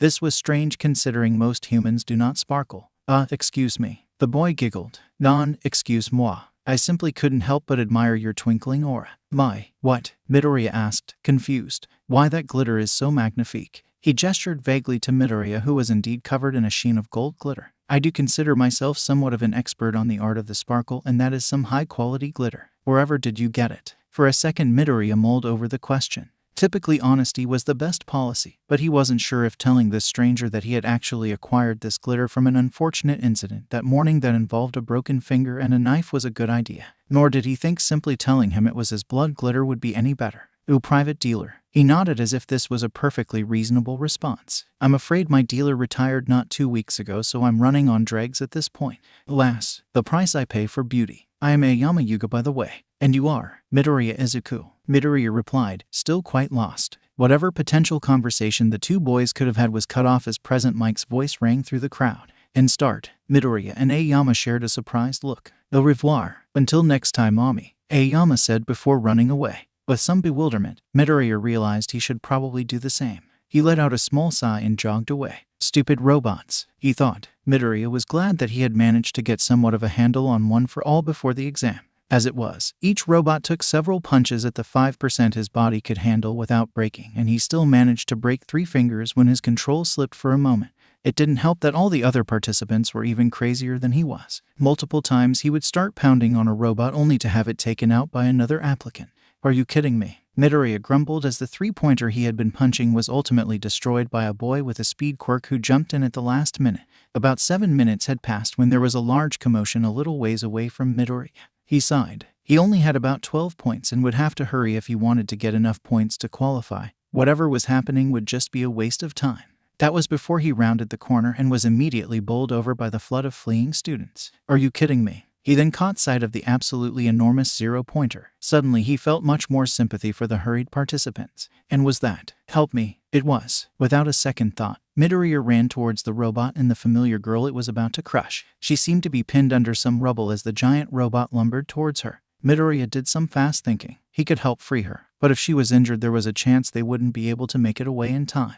Which of course left only one other option. Midoriya sighed and let out a burst of speed. Already preparing for the inevitable broken limbs, Uraraka watched as the green-haired boy from that morning barreled towards her. For a moment she was filled with equal parts gratefulness and lingering embarrassment, but as she watched him run past her she became increasingly confused. Turning her head to see what he was doing, she was able to catch a glimpse of him launching himself into the air with a superhuman amount of strength and punching the robot. Smash! He screamed. While it was most likely that this was referencing All Might's catchphrase, there is also a small possibility that it was in regards to his now quite smashed skeletal structure. Uraraka strained against the rock she was under before eventually using her quirk on it and trying her best to swallow the bile that rose in her throat. She knew that whatever happened she had to catch the boy who had just saved her, even if that meant losing her breakfast. As Midoriya fell to the earth, like any other object does when affected by gravity, Uraraka stretched out her fingers. Her heart soared as they made contact, then immediately dropped as Midoriya kept falling before her last finger touched him.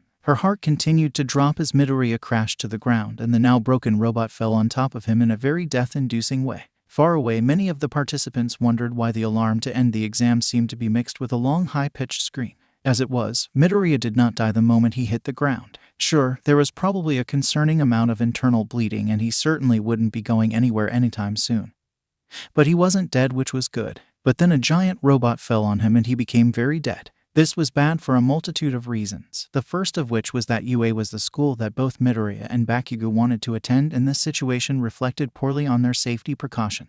Not that UA was particularly known for their safety. At this point I am half convinced that Nezu had blackmailed the entire school board into letting him whatever the hell he wanted.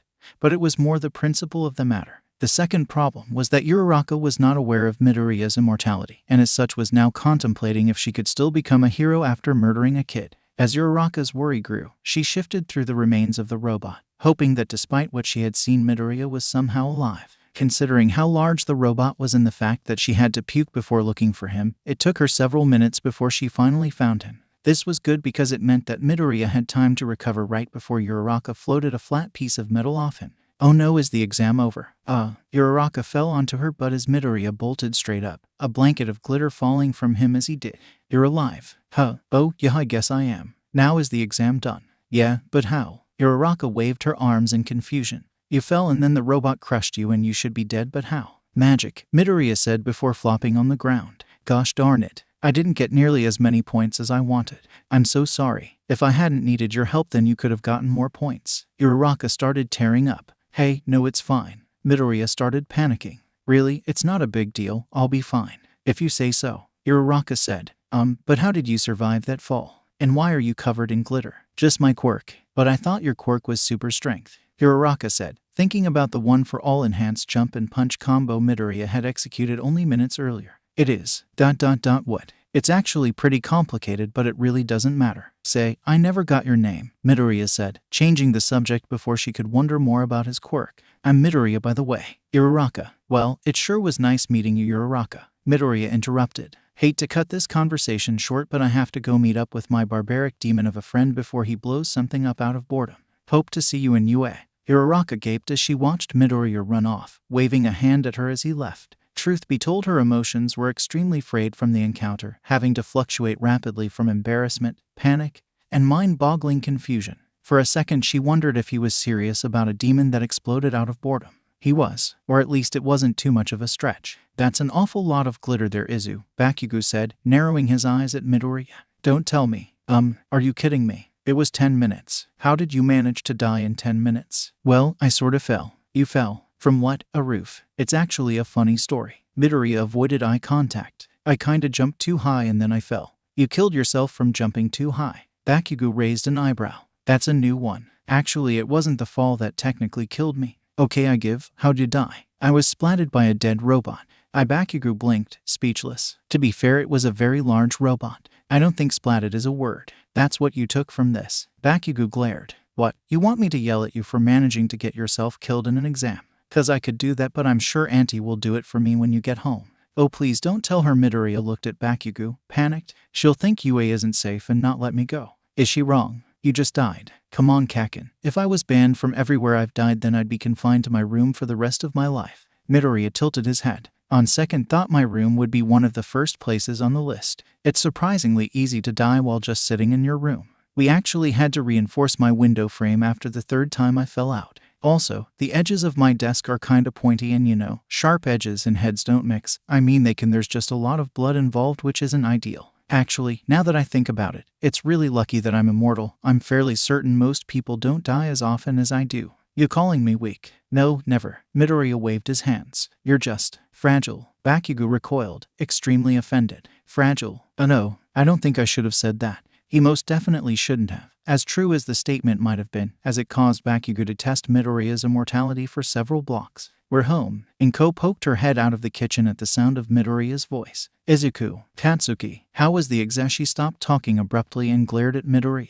Izuku. Midoriya. You better pray that I'm imagining the glitter on your shirt, she hissed. It's just from this morning. I broke my finger in reset before I left for the exam. Midoriya yelped. While this is technically true, Inko easily saw through the half-truth. Izuku. She threw her hands in the air in exasperation. Just what am I going to do with you? You tell him, Auntie, Bakugou said, his head in the fridge as he searched for a snack. I swear to goodness if you don't at least try to be safer then I will make sure that you never set foot in that school again.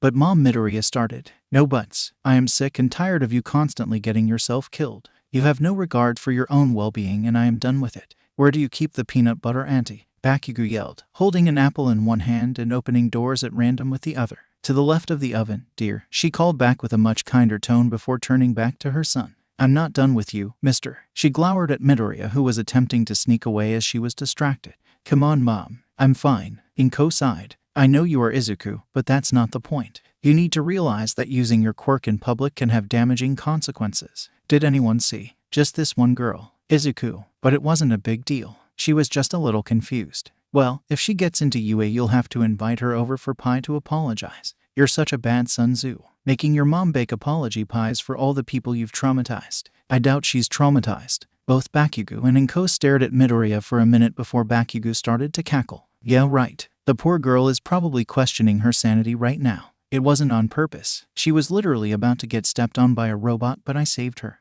Midoriya coughed before continuing quietly, and maybe sorta died a little in the process. Bakugou shook his head. Sorry, Auntie, but I think he's a lost cause. Izuku, this conversation is not over. Inko jabbed a finger at Midoriya before smiling. But come sit down, you two. I want to hear all about your exam. And then I blew up another robot. And then I blew up a robot in a building, Bakugou said in between bites of apple. The robot was on the building, he clarified. This was a necessary clarification as one could never be too sure with Bakugou. The odds of him blowing up a building just because were unreasonably high. Anyways, it was really fun. I just got to explode everything. That's nice, dear, Inko said, unaffected by Bakugou's feral grin. How about you, Izuku? Midoriya shrugged. I punched a few robots, not a ton though. Bakugou and Inko were quiet as they waited for Midoriya to continue.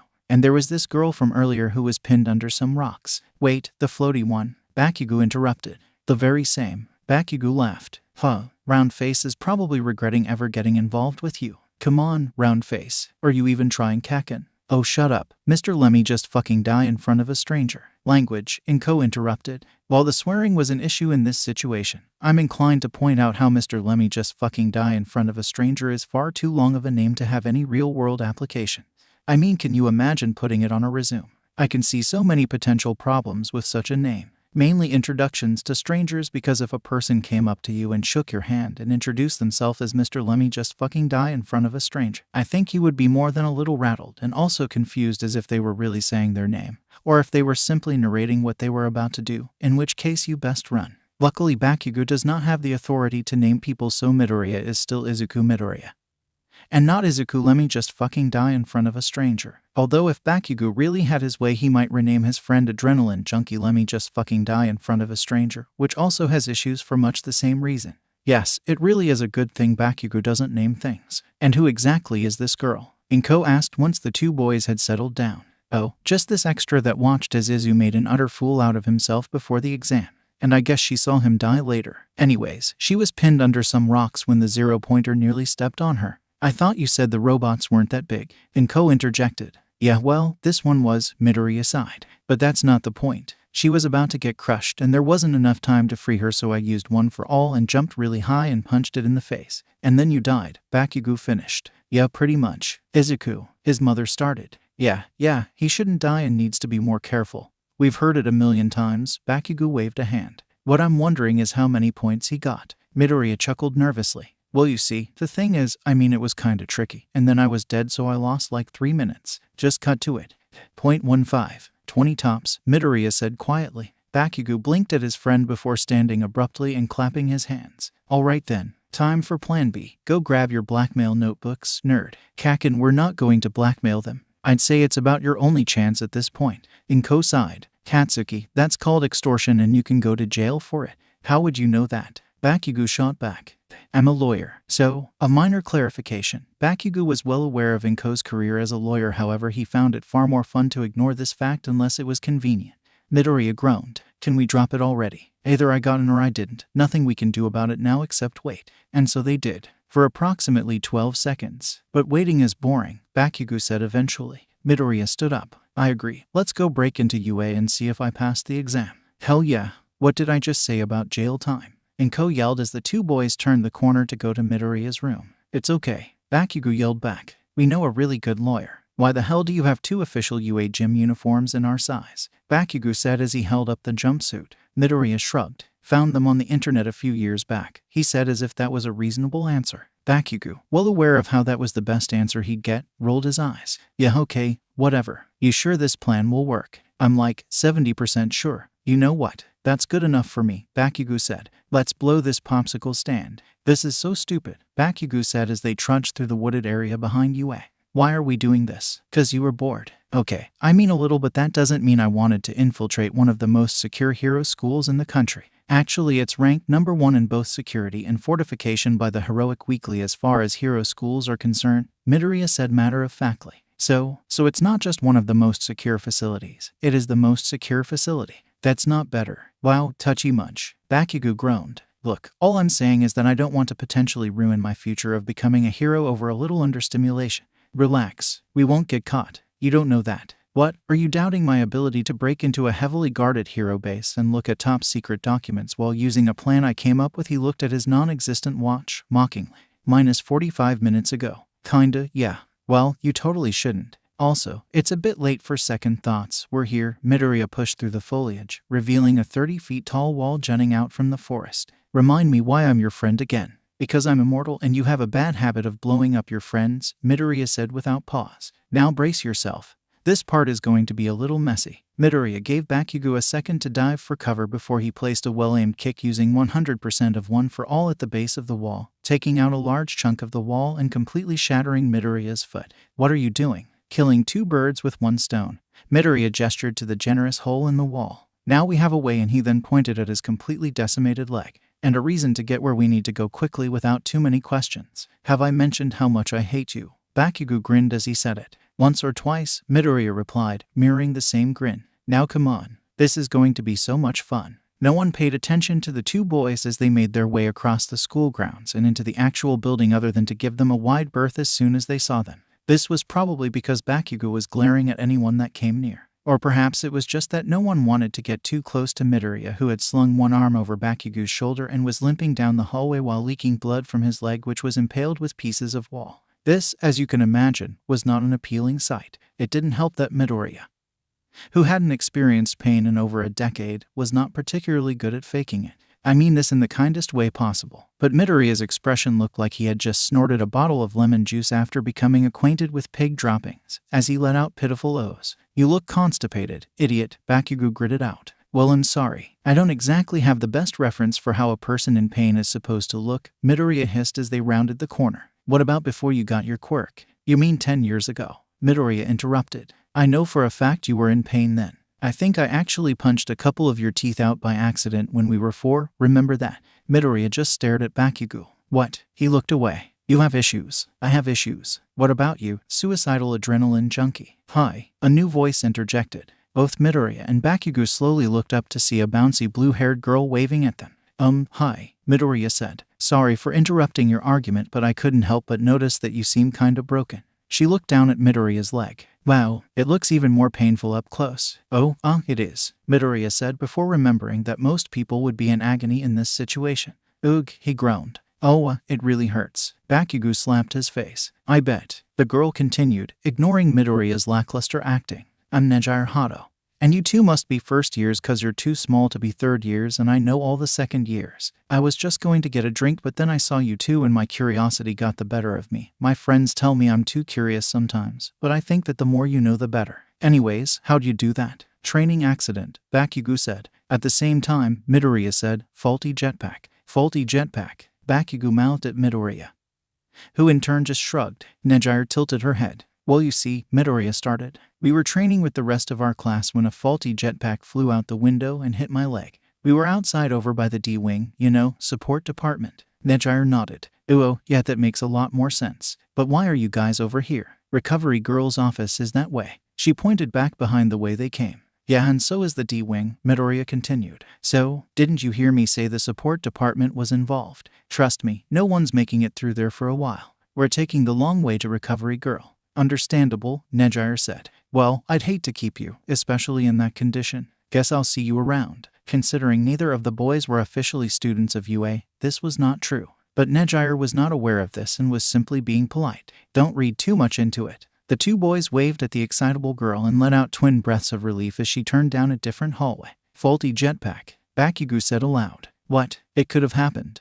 For someone so smart you really are an idiot. Please, she didn't suspect a thing. Yeah, about that, Bakugou started before Midoriya directed him to a different hall. Left. I have a feeling I should be suspicious of how good a liar you are. If you had to explain how you're alive multiple times without having a legitimate reason like me, you'd be a good liar too. I still can't believe no one suspected us yet. I told you, if you act natural you'll be fine. Basic infiltration technique, Midoriya said as he turned Bakugou down another hallway. This place is a fucking maze, Bakugou grumbled. We're nearly there, quit whining. I'm not whining. Bakugou whined. Yes, you are. Do you even know where the hell we are? Of course, I looked at the fire escape plans before we came. UA has a surprising number of fire drills cause, support students. Bakugou huffed. Whatever. Just get us there soon. I don't want us to get caught. Midoriya stopped in his tracks, causing Bakugou to stumble as he struggled to pull his crippled friend along. What the fuck, nerd? I didn't say to stop. We're here, Midoriya said, looking at the unmarked door in front of him before grinning. Time to have some fun. Bring it. It's locked, Bakugou said as he rattled the handle. It'll take more than simple locks to keep me out. Midoriya limped to the door and took the handle in his hand. With a loud crack, he twisted hard, causing the locking mechanism to break and the door to swing open. That works, Bakugou said as he stepped into the room. The office housed several filing cabinets, each one systematically neat and tidy. In the back corner, there were several computers and monitors for some unknown reason. Wow, Midoriya said, after following Bakugou inside the office and closing the door behind him. This looks like super stereotypical. We have to sort through all these files. It looks super organized, so it probably won't take too long. Are you ignoring the fact that you just put your dominant hand out of commission while trying to look cool? It's gonna be hard for you to do much of anything in that condition. It's fine. I'm ambidextrous. You most definitely are not. Midoriya shrugged. I can fake it. Besides, I didn't hurt it too much. I'm getting better control with one for all. Word to the wise, ambidextrousness is not something that can be faked. If you have doubts about this, then you may wish to conduct a simple experiment. Just try writing your full legal name with first your dominant hand and then the other. Chances are one will look far better than the other regardless of how much you were trying to fake it. If this is not the case, then you really are ambidextrous, which is probably something you should have known at this point in your life. Whatever. What are we even looking for anyways? Bakugou asked. The reports from the entrance exam. Since it was only this morning, they shouldn't be too hard to find. What makes you think they even have them filed yet? They probably don't, but on the off chance that they do, we'll be able to see if I made it in. You're telling me that you had us break into UA on an off chance? Well, I mean, I was also really bored. You know how energetic I get, what with my quirk and all. You cannot blame your poor decisions on your quirk. Hey, you decided to come with me. I really hate you. Sure you do. Now quit yapping and get to looking. Bakugou, wisely, decided to do just that. It didn't take long before he found a large manila folder labeled Entrance Exam Year 20XX. Hey dumbass, this what we looking for? Midoriya limped over to Bakugou and took a look at the folder. I think so. You take one half and I'll take the other, he said as he split the papers and handed a large stack to Bakugou. Holy shit, this is a lot. It was. Even with the report limited to only a page per participant, there were several hundred sheets. This is due to the fact that both All Might and several other popular heroes were UA alumni, and as such most people considered UA to be the most prestigious hero school. It was still quite funny that so many students tried for UA, even though there were over a dozen hero schools across the country with excellent reviews as well. Luckily, between the two of them, it only took about 2 minutes and 46 seconds before Bakugou found his sheet. Hell yeah. First place, bitch. Wait, let me see. Midoriya and Bakugou fumbled over the paper until Midoriya finally pulled it from his grip. 77 points. Nice. Hold up. This says you tied for first. What? With who? It doesn't say. Bakugou started frantically tearing through the papers in both stacks looking for his mysterious rival. Who the fuck, he grumbled. This is kinda odd. Midoriya jabbed at his paper. Says here you got 77 villain points and 0 rescue points. Does that mean you get points for rescuing people? Midoriya gasped. Kaken. That means I might have gotten after all. Bakugou had stopped sorting through the papers, having found what he was looking for. He clutched a single sheet tightly. No, it can't be. Did you find who you tied with? AURGHH. Bakugou threw the paper, which just drifted lazily through the air unsatisfactorily. He then pivoted on his feet and shook Midoriya by the shoulders, his quirk active. Well, watch it. These clothes are collectibles. You said you only got 15 points. Midoriya's eyes widened in realization. Wait. He pried himself from Bakugou's grip and ran to the fallen paper. He turned it over to see his own green eyes staring back at him. MIDORIYAIZUKU1ST plays 17 villain points, 60 rescue points. Heck yeah. Midoriya jumped excitedly. We're going to UA. Bakugou trembled with rage. I will not be beaten by a nerd like you. I didn't beat you. We tied. Midoriya started rifling through the papers once more. Same thing. You're too competitive. I'm not competitive. I just want to win. That's what competitive means. Yeah, well, Bakugou stopped talking and stared at Midoriya. What are you doing? We found our scores. Let's get out of here. I'm trying to find Uraraka's score. Who? The girl I saved. She wasted a lot of her time looking for me after I got crushed. I'm trying to see if she still got enough points to get in. Midoriya held up a piece of paper. Hey, it's the French dude. He got in too. The who? French dude. He complimented my glitter before the exam. Bakugou wrinkled his nose. Your blood glitter. Why would he do that? I dunno. He said it was high quality though. The hell does that mean? It's blood glitter. Midoriya shrugged. I'm not really sure, but the French know their glitter, so it made me happy. You are so stupid. The French know their glitter. What gave you that idea? Hey, I found her. Midoriya looked at Uraraka's report as he ignored Bakugou. Good news. She made it in. Ooh, third place too. Huh, what? Well, it's just she got 45 rescue points, which is fine. It's just weird since, you know, she kinda failed to rescue me. Thought that counts. Must be. That does seem like something Nenzu would do. Midoriya moved the papers back into the folder as Bakugou picked up the sheets that had fallen to the ground in his rage. You know, this was a whole lot easier than I imagined. Bit concerning, actually. It would be really simple for some villains to stage a distraction and break into UA and go through some of these documents to figure out how to stage a mass attack without anyone being the wiser. The two boys didn't say anything for a moment, allowing the foreshadowing to sink in. Oh well, Midoriya shrugged. Not my problem. Bakugou rolled his eyes. Whatever you say, nerd. Now let's get the hell out of here. Well, I guess we're not going back that way, Bakugou said, looking at the hole in the wall they had created that was now surrounded by several students and teachers. The teachers especially looked confused at the undesirable lack of wall in that one area. Midoriya hummed, sounding slightly disappointed. Drats, I was afraid of this. You expected them to find it. Midoriya shrugged. I knew there was a chance. Then you also made a plan to get out of here. Midoriya stayed quiet.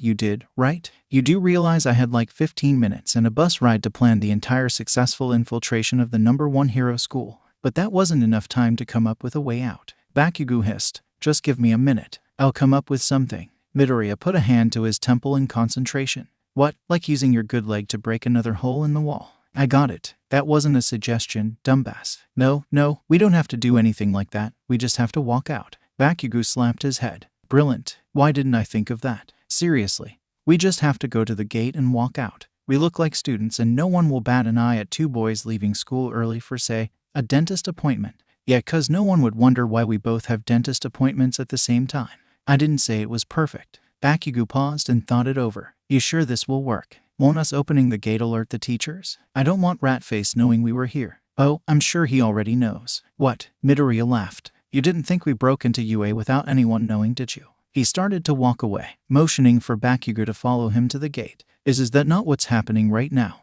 Don't get me wrong, I'm flattered. But you can't honestly think that I'm smart enough to outwit the principal of UA, who literally has an intelligence quirk. Midoriya's reaction made Bakugou feel stupid. He, like most people, did not like feeling stupid, so he decided to keep talking. Since his goal was to not feel stupid, this was in itself a stupid decision to make, considering that they both were aware that Midoriya knew more about UA and its teachers than Bakugou did.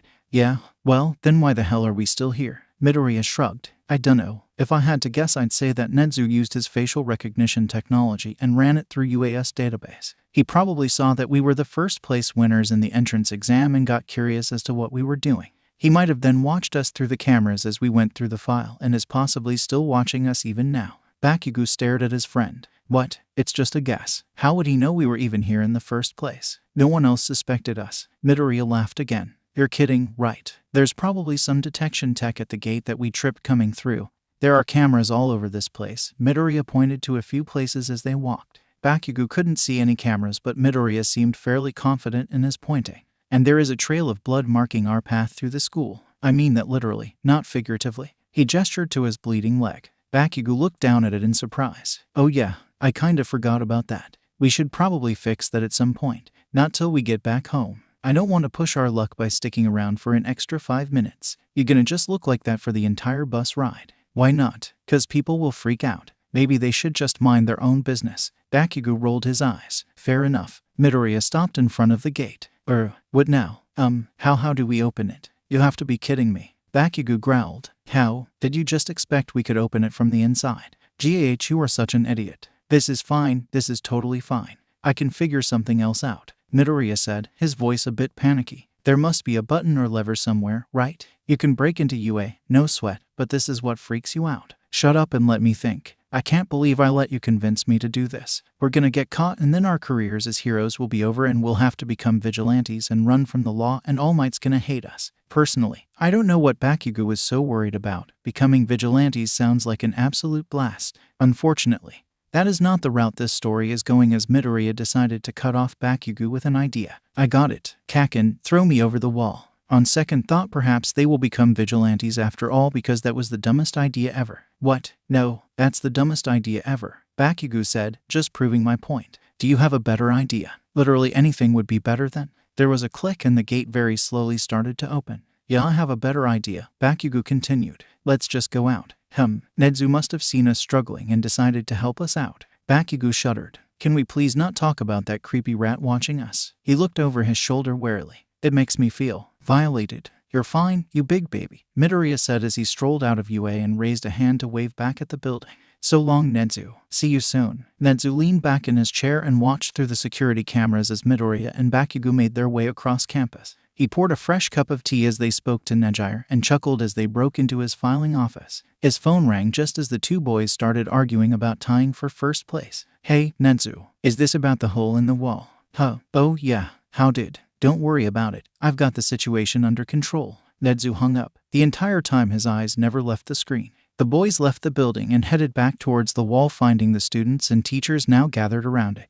"Now what will you do?" Nezu muttered to the empty room. The cameras outside weren't equipped with microphones, so the principal attempted to read Midoriya and Bakugou's lips as they walked to the gate. It was quite difficult, even for someone as skilled at the art of lip reading as Nezu. He actually had a medal he had won for lip reading a few years back in his closet, although that isn't very important.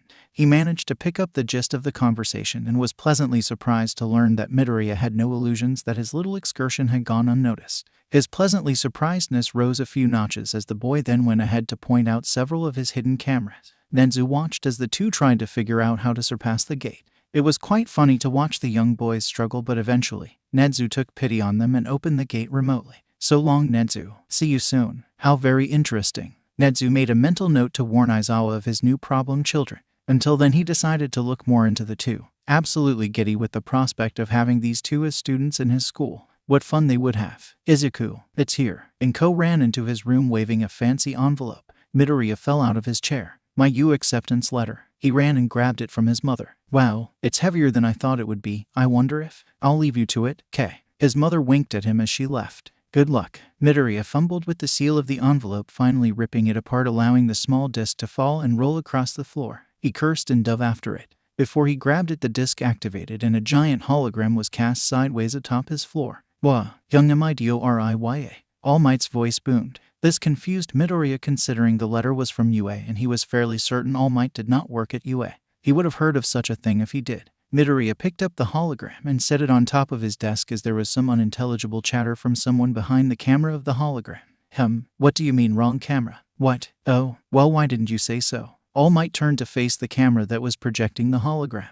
"Why even have two cameras if you're just using one of them?" "What a hassle," he grumbled. "All Might, this is just a recording so I can't hear you." "Oh, of course. Not that it matters considering I'll see a lot more of you since I'll be teaching at UA this year." Midoriya's jaw dropped. It turned out that he was not aware of his idol mentor becoming a teacher at his go-to school, the same school he had broken into just a week prior. Midoriya wondered if that meant All Might could give him detention if he found out about that whole escapade. He decided to play it safe and not tell him just in case. But enough about that. Congratulations. You passed the written test with flying colors. As for the practical, well, just watch the screen. Midoriya watched the recording of a recording in which Uraraka approached present Mike and asked for some of her points to be awarded to Midoriya. "Because of your selflessness. I'm sorry to cut All Might off, but I'd like to point out that this is not totally true. Since Midoriya couldn't die, it wasn't really selflessness that drove him. Mind you, I have no idea what it was that drove him, but I figured I'd just remind you that he's immortal, just in case you'd forgotten. You've been awarded 60 rescue points. Oh, and Uraraka got 45 too for some reason.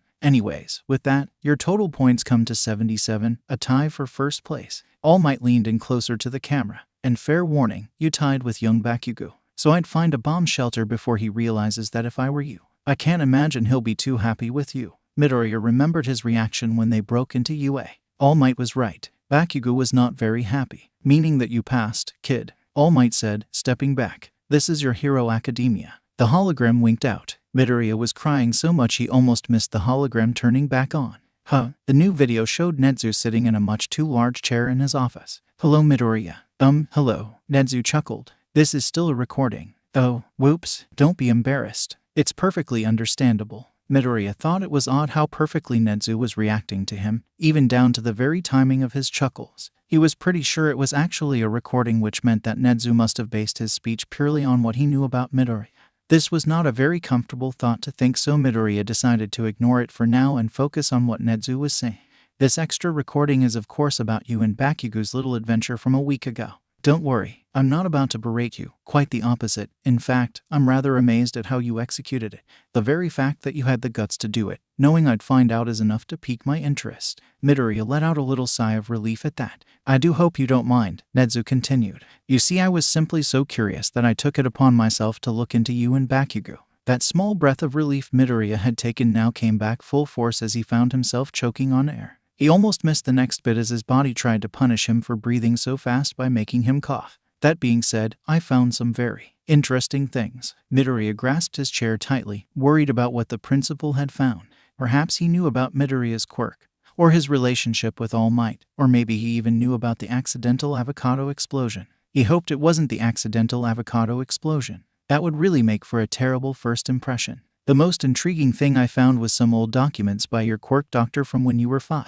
Nezu leaned towards the camera. You have the most fascinating quirk. I understand your reasoning for keeping it quiet, and I have no intentions of telling anyone. He chuckled. It will be more fun to see if your teachers and classmates can figure it out on their own anyway. Even though he was now slightly terrified that the notoriously genius principal was aware of his immortality, Midoriya couldn't help but agree that confusing the rest of his class would be a definite plus to keeping quiet about his quirk. But I feel certain that you and Bakugou will excel in UA, and I hope that I as your principal can help you grow into a successor worthy of the #1 hero. Oh, and it seemed that said principal also knew about One for All. I am so very excited to see what you do during your time here, and there's not a doubt in my mind that you will go far. This is your Hero Academia, Midoriya. Welcome to UA. Midoriya sunk in his seat as the hologram flickered off once more. Suddenly it turned back on, showing Nezu grinning slyly at the camera. One last thing, his grin widened. No avocados in class, please. The picture dimmed again, this time for good. Midoriya simply gaped at the empty space. He knew everything. There were only a few weeks till school started back up once more and Aizawa got a new batch of Chaos children. As such, he was preparing the best way he knew. Napping. So it was that he was in the middle of a very pleasant dream in which he did not have to deal with overpowered teenagers on a daily basis, but was instead a respectable accountant when his ringing phone woke him up. Because Aizawa was not a fan of ringing phones, he had most people silenced. This meant that if he could hear it, then the call was most likely important. What? He grumbled into the phone. You sound quite tired, Aizawa. I do hope I didn't wake you. Aizawa groaned inwardly at the sound of his boss's voice. It's fine. What do you need? I don't necessarily need anything. I just thought I'd offer you a warning. A warning? Yes, you see, recently it came to my attention that a couple of your students for this year are a bit enthusiastic. What's that supposed to mean? They're, as you would say, problem children. I just wanted to give you a heads up so that you'll have time to prepare yourself. This was a lie. Nezu's only reason for calling was to mess with Aizawa. Don't get me wrong, I'm sure even you'd agree that they have enormous potential, they're just a little volatile. Partially a result of their quirks, but also just their personality, I think. Are you purposely being as vague as possible? What did they even do? Oh, nothing much, just some minor infiltration. What?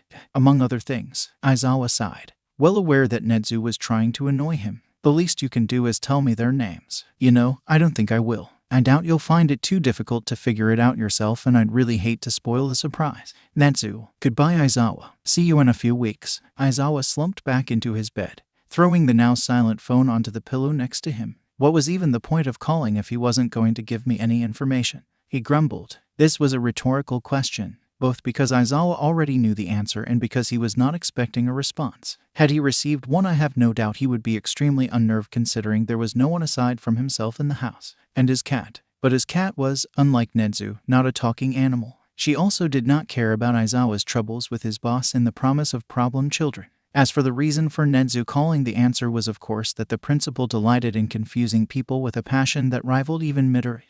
And truly Nezu was giddy at the prospect of seeing Aizawa attempt to teach the lively bundle of chaos that was Izuku Midoriya. As for Aizawa, he found himself dreading teaching Midoriya. Not that he knew that he would be teaching Midoriya, nor did he even know who Midoriya was, but he found himself dreading it regardless. Rightfully so, I would say. The first day of school. That desk is meant for school-related materials only. Please remove your feet from atop its surface, as this unseemly behavior of yours is acting as disturbance for the rest of the class. Ida chopped his arms through the air to emphasize his point. Bakugou glared at him with unhidden contempt. Who shoved a stick up your ass? Sides, I'll have you know I made it into this school too. Therefore my feet are technically school-related materials. Now fuck off, you 2-bit extra. Ada sputtered at the unrestricted profanity. Kaken, stop being a smartass, Midoriya said as he dropped his bag on the desk behind Bakugou. He then turned to face Ida. Apologies for my friend here. Kaken has the social skills of a toddler and no regard for basic decency. He glared at Bakugou. Shut up, dumbass. Stop acting like a barbarian and take your feet off the desk. Bakugou gasped. You're taking this privileged asshole's side. Well, excuse me, Ida started. Shut it, nerd, Bakugou snapped at him. I know that look. You think you're fucking better than me. Well, I have news for you, Mr. Elite. Midoriya groaned and cut Bakugou off. This again. Not everyone thinks they're better than you. Just be civil for once in your life and at least try to act respectful. Fucking make me. As if he had been waiting for those words, Midoriya rolled up his sleeves and gave a feral grin before launching himself at Bakugou. This is not proper conduct. Ada looked ready to start vibrating from the stress of the situation. The two boys wrestled, attracting the attention of the rest of the class as Midoriya struggled to push Bakugou's legs off the desk, who in turn was trying to push Midoriya off of himself. Let go of me, you maniac. Not till you show some respect. Uraraka chose that moment to bounce through the door. Oh, hi, Midoriya. She then took a moment to fully comprehend the situation before her. Bad time. Hi, Uraraka, he said as he tugged on Bakugou's foot. This turned out to be a bad idea as there was a shoe attached to the foot. After a moment of tugging, there was no longer a shoe attached as it flew off and soared halfway across the room, narrowly missing Koda, who let out a squeak of surprise. Sorry, let me just take care of this real quick. What's happening? Uraraka leaned over to ask Ida. I believe they are fighting. No duh, but why? You jerk. Leave me alone. Bakugou yelled as he shoved an elbow to Midoriya's face. I will as soon as you. The desk, having had far too much of this nonsense, decided to see itself out by tipping over under the strain of the two boys and falling to the ground with a loud crash. Now look what you've done, Kaken. This wouldn't have happened if you weren't climbing on me like a fucking monkey. Not my fault that you only learned through physical violence. I'll show you physical violence. Not only did he proceed to show Midoriya physical violence, but the entire class had front row seats to the Midoriya and Bakugou show as the two wove their way around the desks and chairs. You are so immature, Kaken. Should we stop them? Yaoyorozu asked quietly. I don't know if we can. They look pretty intense, Kirishima responded. It was at that moment Aizawa walked into the room, shedding his customary sleeping bag like a butterfly emerging from its cocoon.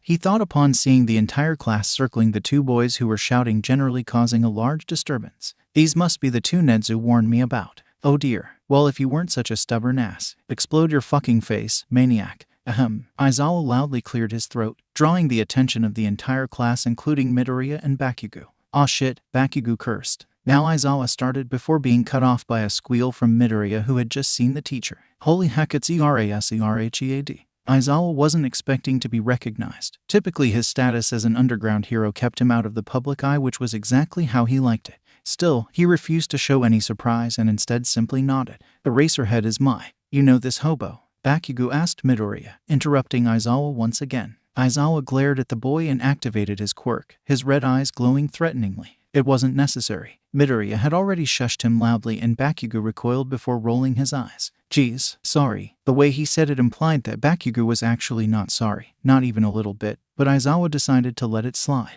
As I was saying, I am Aizawa Shouta, your homeroom teacher. He turned to stare at Midoriya, also known as Pro Hero Eraserhead.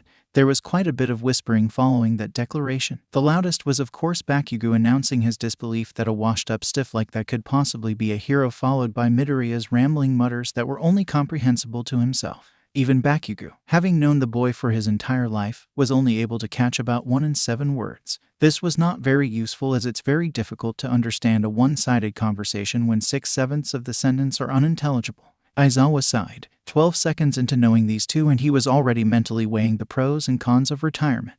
Quiet, please. The class compiled. Your gym uniforms are in that box right there. He gestured to the front of the room. You have 10 minutes to get changed and meet me at the testing grounds. Do not be late. And with that, Aizawa did a 180 and walked out of the classroom as the children scrambled madly to find their outfits in his peripheral vision. He wondered if it was too late to beg Nedzu for a raise. Aizawa found his will to live shrinking exponentially throughout the testing.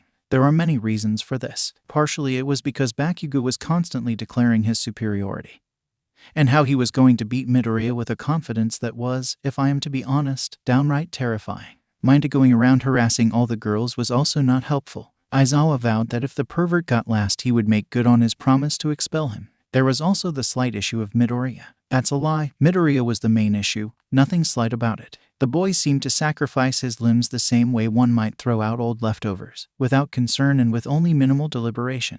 If I use my left leg for the long jump, then it will be harder to run the 50 weight. I could just use my right and jump the whole thing, but then my sideways jump score will be trash. I can dislocate my back for the toe touch to make up for it, and then my left hand for the grip strength and my right for the softball throw. Yeah, that should work. Aizawa struggled to hear Midoriya's mutters, and even after getting closer he doubted he had heard correctly, until he watched with his own 2 eyes as Midoriya passed each test with both flying colors and broken bones. It still took several minutes for Aizawa's brain to catch up to his eyes. Halfway through the testing, Midoriya was already limping with 2 broken legs and what appeared to be a completely shattered left hand. And the kid just was fine. Literally no sign of pain, and even Bakugou acted like it was totally normal that his friend was completely broken, only stopping to tell him how he was definitely going to beat him. The rest of the class seemed quite baffled upon watching Midoriya as well. However, they considered the fact that one of their classmates had both a bird head and a sentient shadow while another was quite literally invisible, and decided that a boy who broke all his bones in a burst of super strength wasn't that weird. This reasoning did not help Aizawa from feeling that the entire situation was extremely confusing. He later internally blamed this confusion for causing him to have an idea which in hindsight was perhaps not entirely smart. In his defense, he was only aware that Midoriya had a strength quirk, as his file did not list any specifics such as his inability to feel pain or the healing aspect of his quirk. This meant that Aizawa was privy to only the knowledge that his student was knowingly breaking his own body in order to pass what should have been a very simple placement test. Still, using his quirk on the boy was perhaps one of the worst things he could have done. But let me reiterate that Aizawa should not be blamed for what followed. In his mind, he was simply doing what was the sanest option in an insane situation, stopping his student from shattering his one remaining arm during the ball throw. Now, the simple fact was that Midoriya was now in possession of 2 separate quirks, Adrenaline Rush and One for All. While technically speaking the 2 had merged to become Hysterical Strength, Midoriya still thought of them as separate. Perhaps that is why Aizawa was only able to erase one of them as he activated his quirk. Midoriya threw the ball with literal superhuman strength as he activated One for All. Unfortunately, he did so only a fraction of a second after Aizawa activated his quirk in an attempt to stop Midoriya from hurting himself more. This had the opposite effect of suddenly erasing the effectiveness of Adrenaline Rush and leaving Midoriya with 4 broken limbs and the feeling of excruciating pain for the first time in a decade. This, as you can imagine, was not entirely pleasant, and Midoriya reacted in the typical manner for those in immense agony. He screamed. The scream was loud and long and continued even as Midoriya collapsed to the ground like a rag doll. It suddenly dissolved into a long string of garbled half-profanities. Friging HECK Dagnabit. Realizing that something was very wrong, Aizawa immediately blinked, stopping his quirk. This was actually mostly an instinctual action, as inwardly he was freaking out as he realized he had just killed a kid. He hadn't, and even if he had, it wouldn't really be that big of a deal. After all, Midoriya is immortal. Although on that note, it remains to be seen if he would actually come back to life if he was to die while Aizawa had his quirk active. Forgive me for not wanting to test that. As soon as his quirk cut off, the screaming did too. So that's pain. Wow, what a rush. Midoriya jumped to his feet, seemingly back to normal. His smile faltered a bit. I don't think I actually like that. The hell happened? Bakugou yelled at him. He sounded quite angry, but in actuality, he was simply concerned. It is very easy to mix up these emotions with Bakugou, as to an outsider there is no discernible difference. Aizawa was still rather shocked at the unexpected situation, a common symptom of Midoriya's trademark teacher trauma, and made no move to explain. Luckily, Midoriya jumped in right away to answer. That's Eraserhead's quirk. Isn't it cool? It was even able to override my quirk's pain suppressors. The last end of his sentence was directed at Aizawa. The teacher realized that Midoriya was trying to help him by offering an explanation for his reaction. It made sense. A pain suppressant aspect of his quirk explained why he hadn't seemed to mind getting injured. Still, your approach to this testing is illogical. Do you intend to become incapacitated and have someone save you? Mr. Aizawa, sir, I'm simply trying to show you what I can do. Also, as a part of my quirk, I can heal myself when I need to. That wasn't on your file, and it really should have been. Aizawa thought. He was going to have a talk with whoever decided that it would be a good idea to ignore that crucial information and nearly cause him to have a heart attack. Midoriya shrugged. Well, I can. I don't really need to worry too much about being safe or taking it easy because thanks to my quirk there's not much of a downside to going full on plus ultra all the time. Aizawa did not have a proper rebuttal to this, and still being a little rattled as it was, he simply sighed and put a hand to his temple. Fair enough. How? Bakugou screamed and launched himself at Midoriya upon seeing the scoreboard. Aizawa, having expected this reaction and knowing how it would turn out, had his capture weapon at the ready and used it to restrain the explosive boy. There will be no murder today. Bakugou squirmed against his bonds, desperately attempting to reach Midoriya.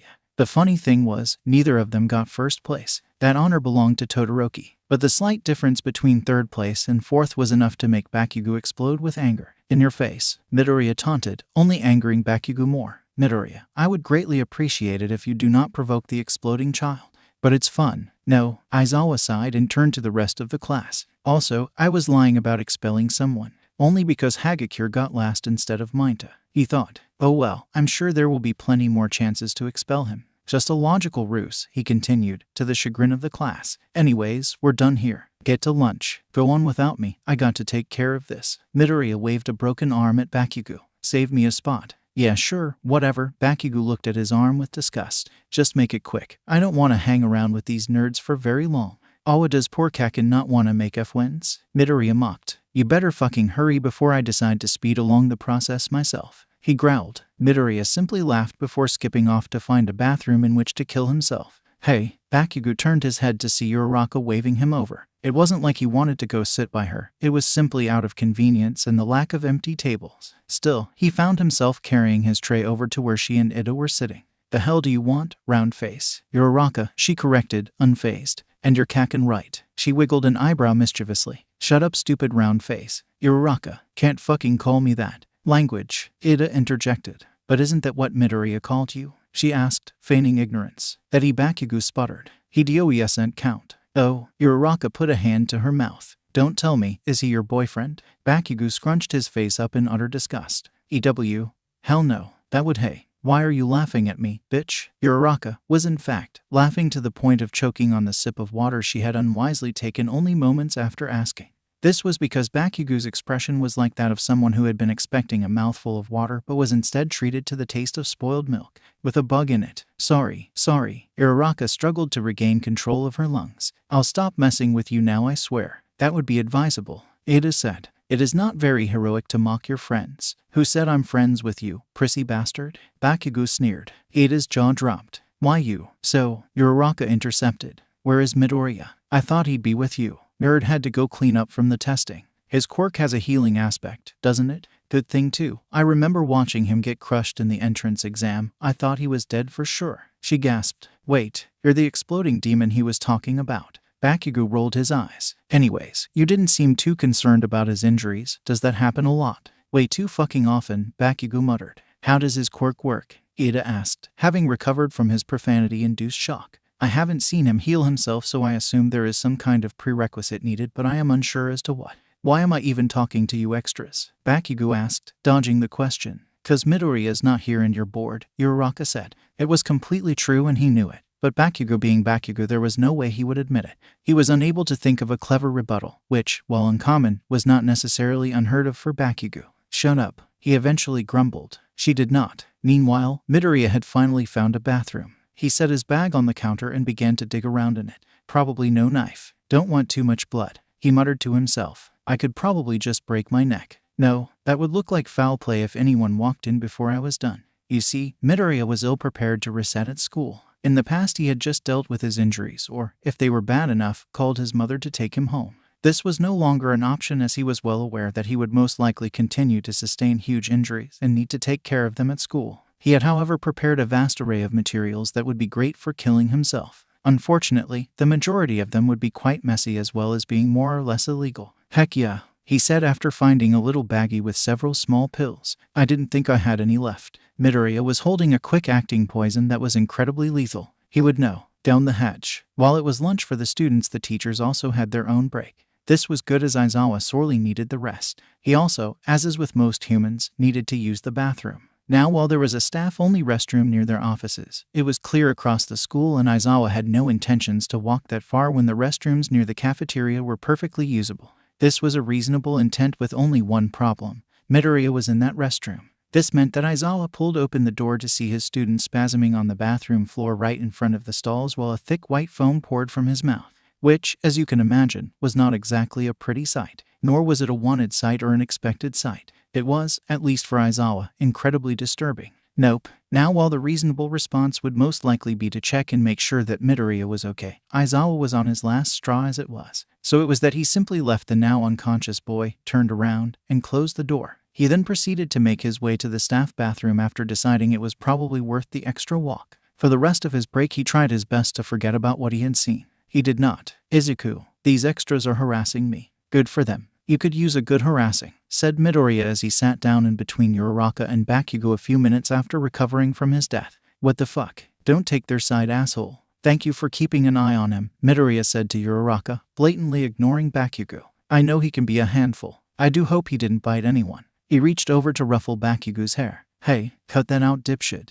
Bakugou violently ripped Midoriya's hand away. Damn it, you got your fucking glitter in my food. Deal with it. Uraraka giggled. I think he was about ready to kill Ada, but other than that, I simply corrected his poor grammar. Ada interjected. I quote LL correct your face. It's your not your, Ada said. The fuck does that even mean? The banter did not stop for the remainder of lunch. In fact, Bakugou continued to yell up till the start of class. It was fun, Midoriya decided. For quite some time it had been just him and Bakugou and the occasional lackey who was drawn in by Bakugou's confidence. They never stayed for long. Uraraka seemed far less shy now that he had gotten to know her, and Ada, as stuck up as he might have been, was just as stubborn as Bakugou, which made for an entertaining duo. The rest of the afternoon progressed smoothly. They met their other teachers and began to settle in as they became familiar with the school and their classmates. The day ended with Aizawa returning for the last 10 minutes, just in time to stop Bakugou from blowing up Ida, who had corrected his grammar once again. Upon using his quirk, it was brought to Aizawa's attention that several students had been under the impression that his quirk was excruciating pain causer and that the name eraser had referred to. As Kaminari put it, you erase the things in our head that say no pain. This came as a surprise for Midoriya, as he assumed it would only be obvious what their teacher's quirk was after seeing it in action that morning. It was not. You see, the only thing the students had seen was Midoriya falling to the ground in agony, him explaining it away by saying it was Aizawa's quirk, and then providing a vague explanation on how he hadn't felt pain since his quirk came in, so he was slightly unprepared. As you can imagine, the obvious conclusion from this would be the one that nearly 75% of the class came to, that their teacher was somehow allowed to literally torture his students using his quirk. But I digress. Eventually, the students began to file out, presumably so that they could go home and prepare for the next day. Midoriya and Bakugou were about to follow suit until Aizawa stopped them. Midoriya, I'd like to talk to you for a bit. Now Midoriya was no stranger to being held after class. You may even recall that talking to his former teacher was actually how he came into contact with the sludge villain.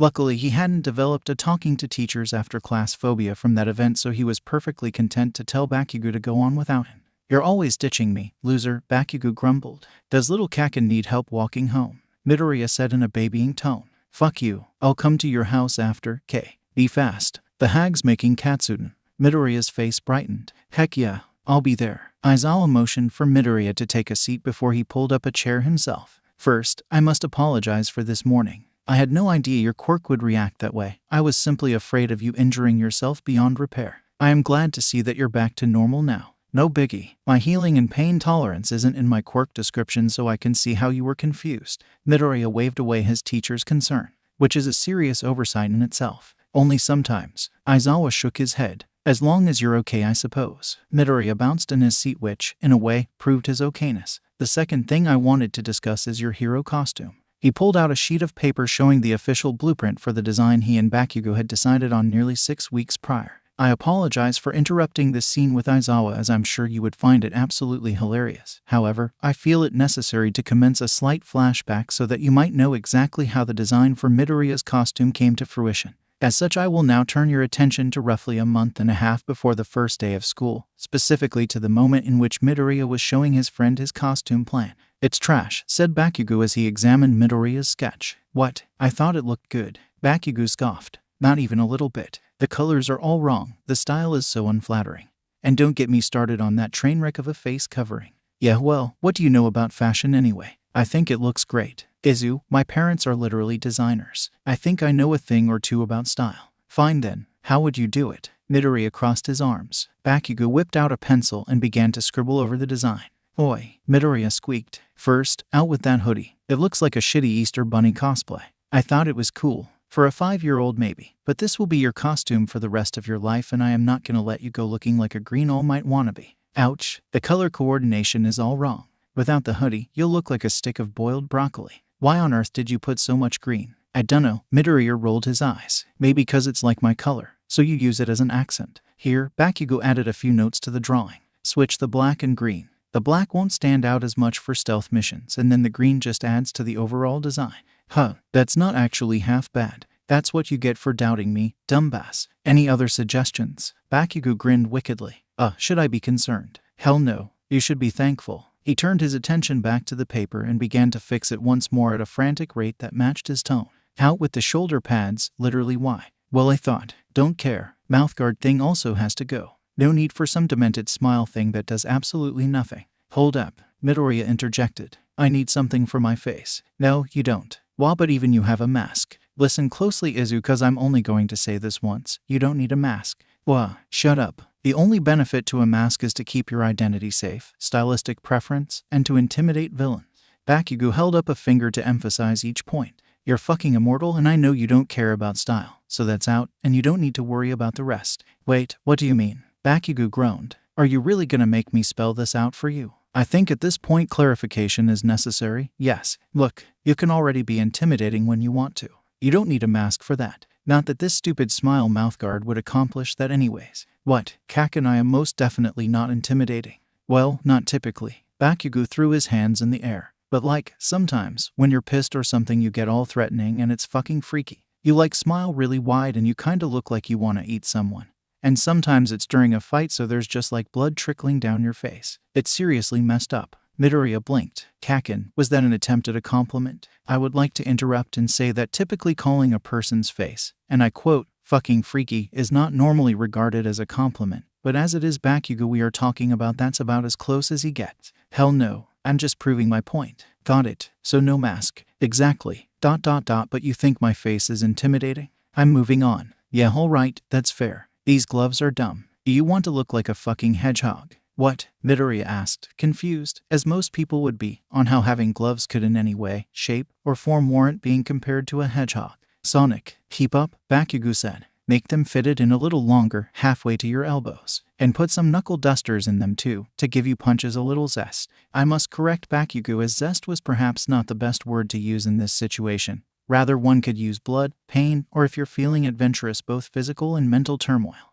This is because these are all perfectly reasonable products of knuckle dusters, whereas zest is not. Okay, colors still suck. Make them red like your shoes. Are you done yet? Nope. Maybe if you hadn't had such a shitty design in the first place I wouldn't have to change so much. Midoriya sighed. Fine. Just hurry up, would ya? Gotta get rid of the sleeves too. Say what? Oh please, I've seen you punch with one for all. Do you really think that any sleeves would survive that? Hey, you just want me to match you. So, it only makes sense that the top two heroes will have similar costumes. No, it doesn't. That is the stupidest thing I've ever heard. Although I'm flattered that you'd be willing to match the #1 hero, that takes a lot of confidence. You dumbass. I quote, I'm going to be the #1 hero. Sure you are. Bakugou growled and pushed his chair back. I'll show you. Can't we have this fight after my costume is done? Fine. But this is not over. Midoriya looked down at the edited sketch. Actually, I think it looks pretty good right now. Are we done? No. Bakugou stared at the paper as it had personally offended him. It's still missing something. Well, you're the fashionista here. I got it. Bakugou yelled, ignoring Midoriya's jab. Do you have a gold pen? Yeah, give it. Midoriya complied. Bakugou drew atop the sketch, adding a gold stripe to each glove, gold buttons on his red utility belt, and gold laces on his boots. Perfect. Oh, I like that actually quite a bit. What did I fucking tell you? Now if that wasn't a costume worthy of a hero, then I don't know what is. The #1 hero. Why you? Bakugou yelled as he launched himself at Midoriya. Luckily the sketch managed to survive the encounter by some turn of fate, and thus Midoriya's outfit was decided. Now that the flashback has concluded, I will now direct you back to the normal timeline, which is, in case you have forgotten, approximately 17 minutes after the first day of school had officially ended. Perhaps you will recall that Aizawa was in the middle of a conversation with Midoriya, the first half of which had pertained to his quirk and the unfortunate lack of info in his file. If you did not recall this, then I hope you do now, seeing as how I just told you.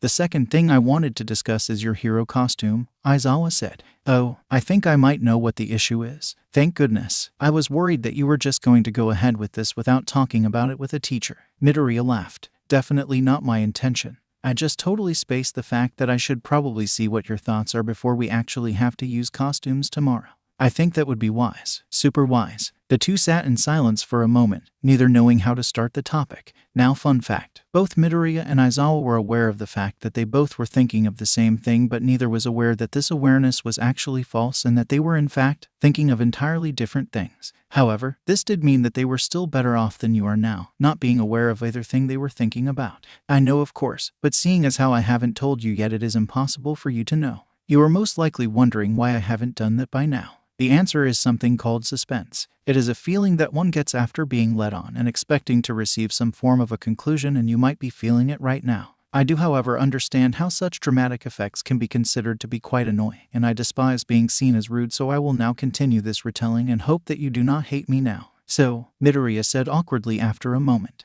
I guess I was hoping you'd be okay with how my costume was actually sewn by my mother. Obviously, I'll eventually have to get a school-supported designer to redo it with high-quality material, but I was hoping I'll be able to wear it for the time being. Wait, you're worried about being able to wear the costume your mother made? Yes, Midoriya, that is not what I needed to talk to you about. No, that's good. I really wanted to wear it, and wait, not good. What do you want to talk to me about? Midoriya said in confusion. Yes, well, it's really not a problem that your mother made it. No, I wanted to talk to you about the equipment you asked the support course for. Oh, ironically, it was all that Aizawa had said upon seeing the list himself. I have a few issues with some of the things. Aizawa looked back at the paper and cleared his throat. Let's start with this one. A razor in the collar of the outfit which, and I quote, can fly into my jugular when I push one button or fly out at my enemies if I push a different button. Aizawa looked at Midoriya, who shifted awkwardly in his seat. Why? Using it on villains. Okay, I can see that. But why on earth would you have an option for it to go into your own throat? Well, you see, I can't feel pain. Yes, I am painfully aware of that fact. However, that does not answer my question. What if you hit the wrong button by accident? I can assure you that I would be fine. You would die. Midoriya shrugged. This was very concerning to Aizawa, who did not like the implications of a student shrugging after being told they would die. He decided to just ignore that and continue. And that's not it. Cyanide pills in the pocket of your utility belt. What do you even plan on doing with those? Shove them down the throats of villains. Because that would be very, very difficult and also very, very illegal. I have no plans to give them to villains, Midoriya answered. Then who? Me. What? Any other issues, or is that all? Is that all? No. Of course, there's more. Alright, let's hear it. Wiring in the interior of the costume that essentially makes you into a human taser, so that when I touch the villains they'll get electrocuted, Midoriya said happily. He was actually quite proud of that one. Yes, but so will you. Can't feel pain, Midoriya reminded. But, can't feel pain. Aizawa sighed. And then a gun. Really, Midoriya? You really want a gun? Yes. No. Midoriya rolled his eyes. Snipe gets one. Why can't I have one? It's part of his quirk. Mine too, Midoriya muttered. What? So my healing. I can do it, but there are certain requirements. Do I want to know? Midoriya pointed at the paper. Gun, gun, gun. Aizawa did not know how to respond to this, so he simply moved on. A canister of knockout gas. He raised his eyebrow. Which, while it might be useful against villains, I feel the need to reiterate that it would also affect you. Though, that one I actually have a good reason for, Midoriya said excitedly. I can't pass out. W-hat, Aizawa said. I literally saw your unconscious body during lunch. Midoriya thought back to that day's lunch in which he had killed himself in a public bathroom. Oh, you saw that? Yeah, I saw that. Well, I can promise you that I was not unconscious, Midoriya answered honestly. Then what? Anyways, it's already been approved, so I don't think you can do anything about it. Who the hell approved this? All Might. Of course. Aizawa buried his head in his hands. Why wouldn't he? He looked back at Midoriya. Please tell me you at least have good insurance so the school doesn't have to pay for your inevitable demise. Actually, most insurance companies stopped working with us a few years back. Why am I not surprised? That's only rational. Yeah, something about too much collateral damage. But it's fine. My mom's a lawyer, so it's not a problem. Too much collateral, you know what? I don't want to know. Can I go now? I'm going to the Bakugou's for dinner. Please. Aizawa waved a hand. Just leave. Midoriya did. Nedzu, I'm going to die, Aizawa said as he walked into the principal's office without so much as knocking, which was very impolite but also understandable considering the situation. I am quite literally going to die. I take it you've acquainted yourself with Midoriya. He can't feel pain. I'm aware. And you didn't think to tell me. You found out eventually, didn't you? Yes, after using my quirk on him and causing half the class to think I had the ability to cause excruciating pain at any given moment.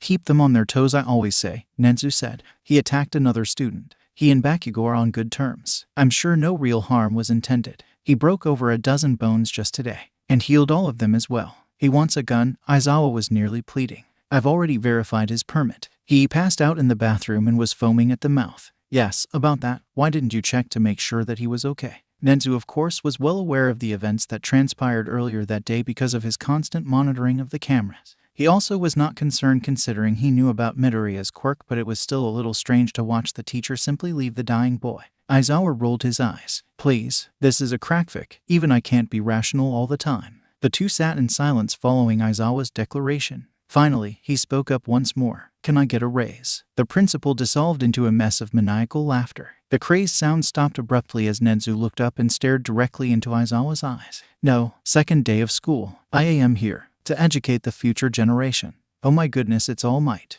Midoriya squealed. Bakugou turned in his chair to look at him. What the hell? You already knew he was going to teach here. Yeah, but I forgot, Midoriya said. Bakugou groaned exasperately. What? It's been a long week. Hurry and get into your costumes. Today you learn how to become a hero. All Might said. It is now time for some. All Might looked down at a note written on his hand. Indoor anti-personal battle training. Anti-personnel. I hope that it will be very personal. He laughed. No one else did. This was because it was not a very funny joke and people typically only laugh at things they think are funny. All Might coughed. Well then, I'll separate you into teams of 2. He then proceeded to do just that, drawing names from a small box that he just had for some reason. Heck yeah. You ready to do this, Uraraka? Uraraka gave Midoriya a high five. We're gonna crush them to dust. The two continued to increase in volume as they got pumped up. Meanwhile, Bakugou was looking at his partner in disdain. Here's the plan, glasses. You do what I say. Ada stuck a finger up and opened his mouth to speak. No buts, Bakugou didn't let him. I don't care about whatever weak-ass idea you have. It's weak, not weak. Bakugou blinked slowly. I got a question for you. Yes? Do you want to fucking die? Our first group will be Midoriya and Uraraka versus Bakugou and Ada. I'll beat your ass. Bakugou yelled. You're on. Midoriya yelled back. All Might cleared his throat. Well, Midoriya's team will act as the heroes, and Bakugou's will be the villains. How fitting, said Midoriya. Bakugou bared his teeth. Midoriya, shut up. As I was saying, the objective of this practice is simple. The villains will be somewhere in that building and the heroes will have to infiltrate it and arrest the villains. The catch is that the villains have a powerful bomb they will be hiding. Bitch, I am a bomb, Bakugou interrupted. Please just let me finish. Bakugou rolled his eyes in response. As I was saying, the heroes have limited time to secure either the villains or the bomb. Failure to do so will result in a villain win. Do you all understand? The class nodded. Questions? All Might asked. Hell yeah, why the fuck am I a villain? Am I allowed to bring my gun? Can I acid Minda's face? Do I not look absolutely fabulous? Can I pee? Why is everyone so loud? Can I get your autograph? You look really strong. Kaminari, you idiot. That's not even a question. It should be. Look at him. Are we allowed to exchange partners in event of being paired with a grammatically incompetent blonde? The fuck are you getting at, glasses? All Might sighed. I am really not fit for being a teacher. You think? Bakugou yelled as he tried to explode his partner, only being held back by Midoriya, who was climbing on his back. Alrighty, Uraraka. Here's the deal. Doesn't matter what Ada does. Kaken's coming for me. That's rough, Uraraka said. Midoriya shrugged. No biggie. We fight a lot, so I kinda know all his moves. That's convenient. Uraraka sounded confused, still not totally used to the strange relationship that was Midoriya and Bakugou's friendship. This made sense. Few people did understand them. And by few people, I really mean that no one did, not even they themselves. The simple truth was that Bakugou just really liked to fight people and was entirely willing to take advantage of non-existent consequences that came from fighting Midoriya. And Midoriya enjoyed expending his overabundance of frantic energy by occasionally beating some sense into Bakugou. There was of course more to it than that, but a full psychoanalysis of them would be quite lengthy and frankly still very confusing. Anyways, I have a plan. Midoriya grinned at Uraraka with a too wide smile, and suddenly she was far too grateful that Midoriya was on her team. Meanwhile, Ada was failing to convince Bakugou to not attack Midoriya. I'm just saying it's far too expected. Can't you at least try to come up with a reasonable plan? Oi, brickhead, Izuku's going to know I want to go after him, Bakugou said. Then why? Don't interrupt me, Mr. Karate Kid, Bakugou said, interrupting Ada. Anyways, he knows I'll go after him and he knows I know it, so reasonably he knows that I won't. You won't. No, dumbass. Of course I will. He's expecting me to know that he knows that I'll go after him and therefore to not go after him, so he won't be expecting me to go after him because he knows that I want to go after him. Geez, can't you at least try to keep up? I'm gonna go get ready to attack him now. You better not let Round Face get that bomb. See you soon. Midoriya waved at Uraraka as she rounded the corner. After a moment he walked into the building, waiting patiently for Bakugou to show up. He didn't take long. Hiya Kaken, fancy seeing you here. Damn it. Bakugou stepped out into the open. How'd you know I'd come for you? Simple. I knew you wanted to, and I knew that you knew that I knew you wanted to, and so I knew that you would come after me. Not knowing that I knew you would. Bakugou nodded. Of course, I should have known. Not that it changes anything. I'm still going to beat you. Midoriya tugged on his gloves. We'll see about that. Bakugou charged. Midoriya caught the punch in his hand with ease. So predictable Kaken. Always starting with a right hook. He shook his head in mock disappointment. And you still haven't learned how to fucking dodge. Bakugou jeered as he forced open his fist and let out a quirk-powered explosion. The blast forced Midoriya across the room and he slammed into the wall with enough force to shake the building. Shit, he yelled as he brushed some loose rubble off his head.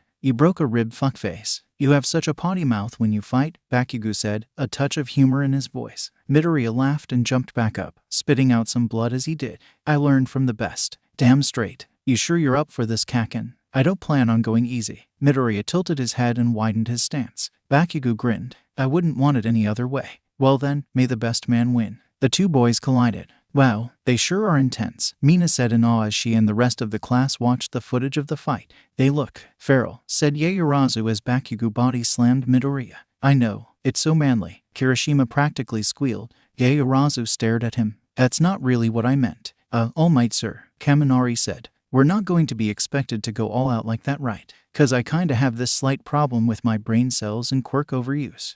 No, young Midoriya and Bakugou are an exception. The class watched in silence for another minute. They all collectively winced as they watched Midoriya throw a punch into Bakugou's gut and did not stop wincing as Bakugou retaliated with a wicked uppercut that quite literally caused Midoriya to fly several feet into the air. Now to the typical outsider, this fight was starting to look like a mostly one-sided beating of Midoriya by Bakugou. This was not true, of course. As Midoriya was immortal, it was actually Bakugou who was in a bad position. Unfortunately, this was difficult for most people to realize. Don't you think you should stop them? That looks pretty rough, Ajiro asked hesitantly. All Might hummed. Perhaps you're right. He turned on the intercom that was hooked up to the building. Young Midoriya, please take it down a bit and refrain from causing serious injury to Bakugou. The rest of the class stared at All Might. What? Young Midoriya, please take it down a bit and refrain from causing serious injury to Bakugou. Don't you fucking dare. Wasn't planning on it. You're joking, right? Huh? All Might asked Ajiro, genuinely confused. Ayui's fighting a bomb.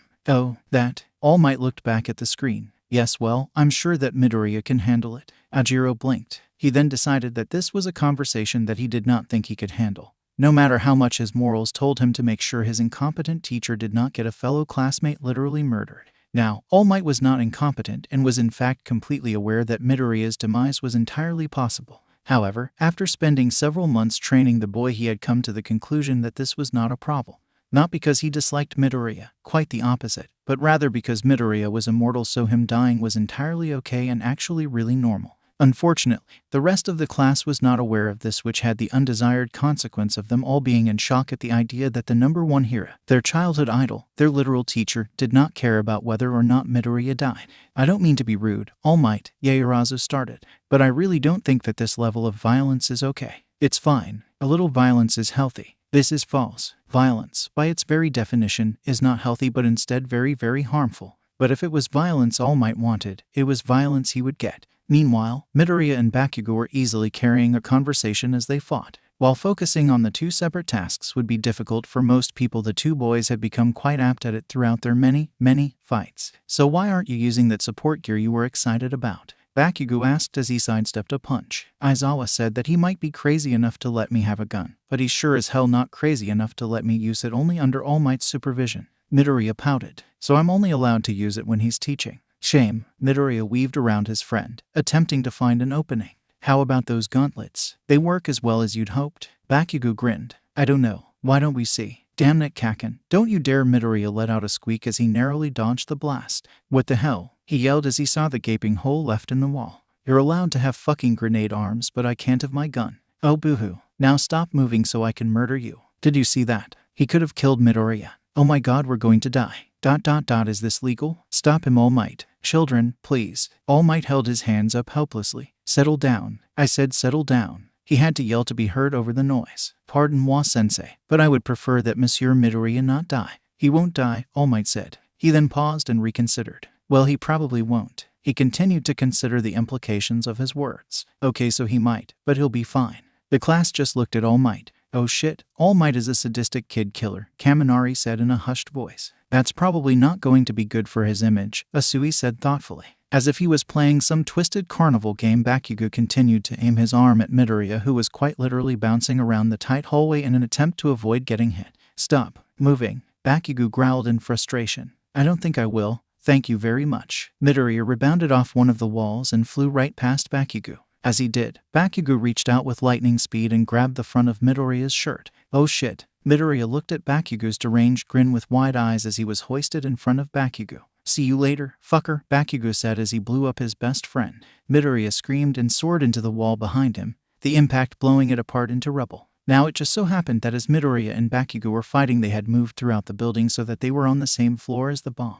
This meant that Midoriya blew through the wall, separating him and Bakugou from Ida and Uraraka. The boys' partners both watched in amazement as Midoriya flew into the room, yelled Uraraka get the bomb, and then proceeded to fly through the opposite wall and out the building. Now provided with a sufficient amount of ammo, Uraraka used her quirk to fling rubble at her opponents and successfully secure the bomb. Hero team wins, All Might yelled, voice crackling on the speaker. Hero team wins. The class erupted into insanity. Is Midoriya dead? He was. The class was in the middle of berating both All Might for not stopping the fight and Bakugou for blowing up his friend when Midoriya walked in. Did we win? He looked no worse for wear other than a smudge of soot on his cheek and an unreasonable amount of glitter falling off him. You fucking cheated. Nice job, Uraraka, Midoriya said, correctly surmising from Bakugou's anger that they had won. Thanks, I couldn't have done it without that rubble you made. Oh, I'm sure you would have found a way. Your quirk is versatile enough. You're alive. Midoriya looked at a very shocked Mainta. He looked down at himself. He looked back at Mainta. No, he said in a monotone voice. Bakugou smacked Midoriya upside the head. Stop being stupid, Izu. It's a stupid question. Perhaps, Ida interrupted. A better question would be, how are you alive? I am also curious, seeing how I saw you fly through 2 walls down to the ground 5 stories below and then walk in with no injuries to speak of.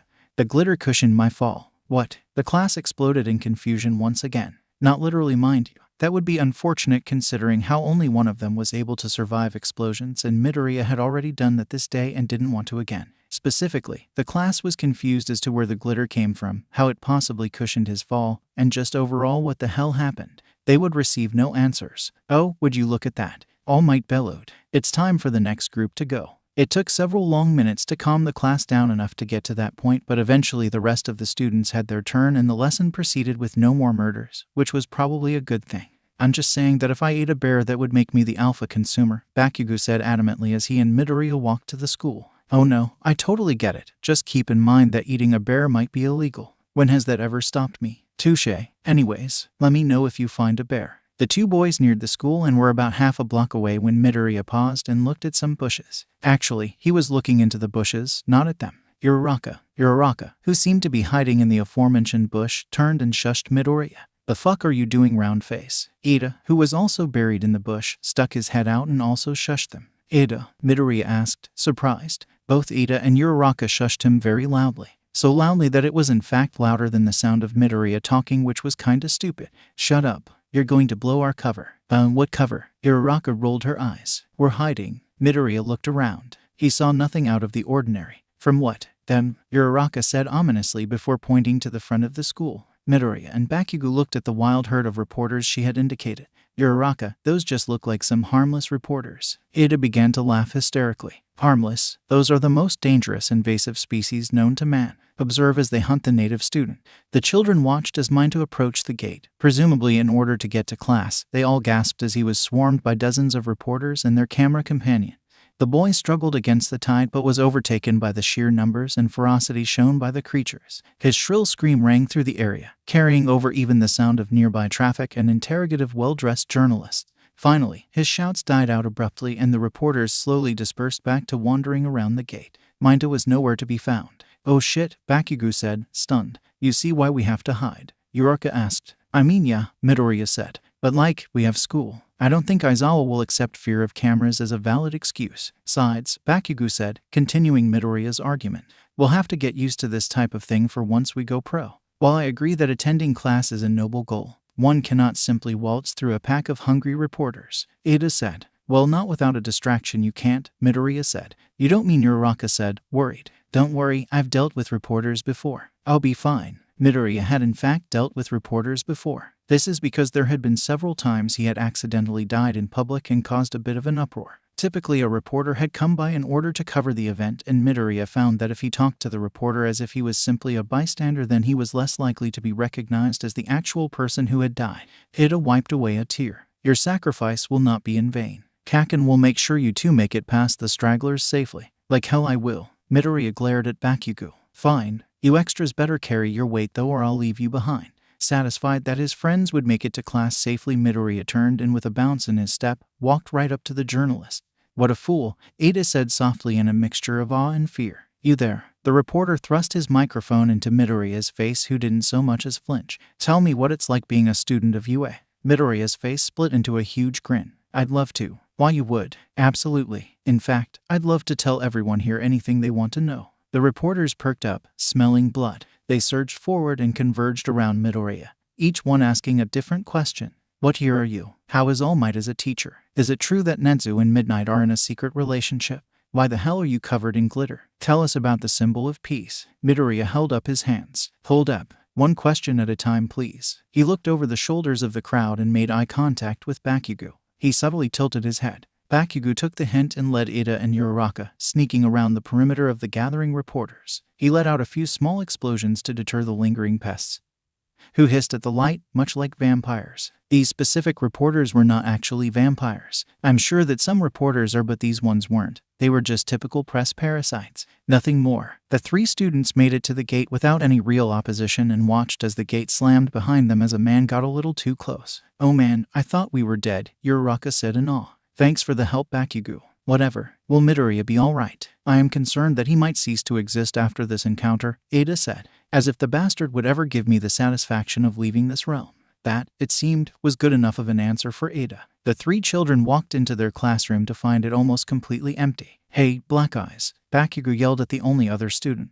Where the fuck is everyone else? Probably stuck hiding from the reporters, Ashido said. If you don't mind me asking, how did you make it through? Ada asked. We only managed upon utilizing Midoriya's brave sacrifice. He sniffed. My apologies. I'm still emotional about the whole situation. Aizawa, I just answered their questions. You talked to them? Uraraka asked in shock. Sure. All they wanted to know was about All Might. I told a couple of them about that hero training exercise we did and then excused myself to go to class. What did you tell them about it? Reporters only let you go after getting juicy information, Ada said. Oh, I just told them how he's a sadistic monster that enjoys watching children get blown up and pitting them against their friends in battles to the death. Ada, Uraraka, and Bakugou were quiet for a solid minute. What? Ada eventually said, chopping his arms frantically in a spastic fit. ... Was that bad? Ashido asked hesitantly. Is this about the situation with Midoriya? Uraraka asked. You don't get it, Ashido said. It was scary. He was getting all exploded and All Might was all like exploding will make you a great hero someday. It was terrifying. Bakugou rolled his eyes. Please, the bitch was fine. I don't see what the big deal was. Can we please not sully his memory so soon after his passing? Ada said, tearing up once again. The fuck? 4 eyes. He ain't even dead this time. This time? Uraraka asked suspiciously. Oh shit. Bakugou paled. I meant yet. He ain't even dead yet. Yeah, 'cause this time implies that he's died before. Which he hasn't. Because he's alive. Oh alright. That makes sense, Uraraka said, stupidly accepting the poor excuse. Bakugou let out a sigh of relief. Meanwhile, Midoriya was still surrounded by journalists and cameramen. He knew it would be a while before he could get out of the situation, so he decided to have some fun and improve his, as Aizawa would call it, logical ruse skills. Tell us about All Might, a reporter yelled. His voice carried above the rest, so Midoriya chose his question to answer. Oh well, he's a wonderful. Midoriya stopped mid-sentence. I'm sorry, did you say All Might? Yes, we have word that All Might has taken up a teaching job in UA.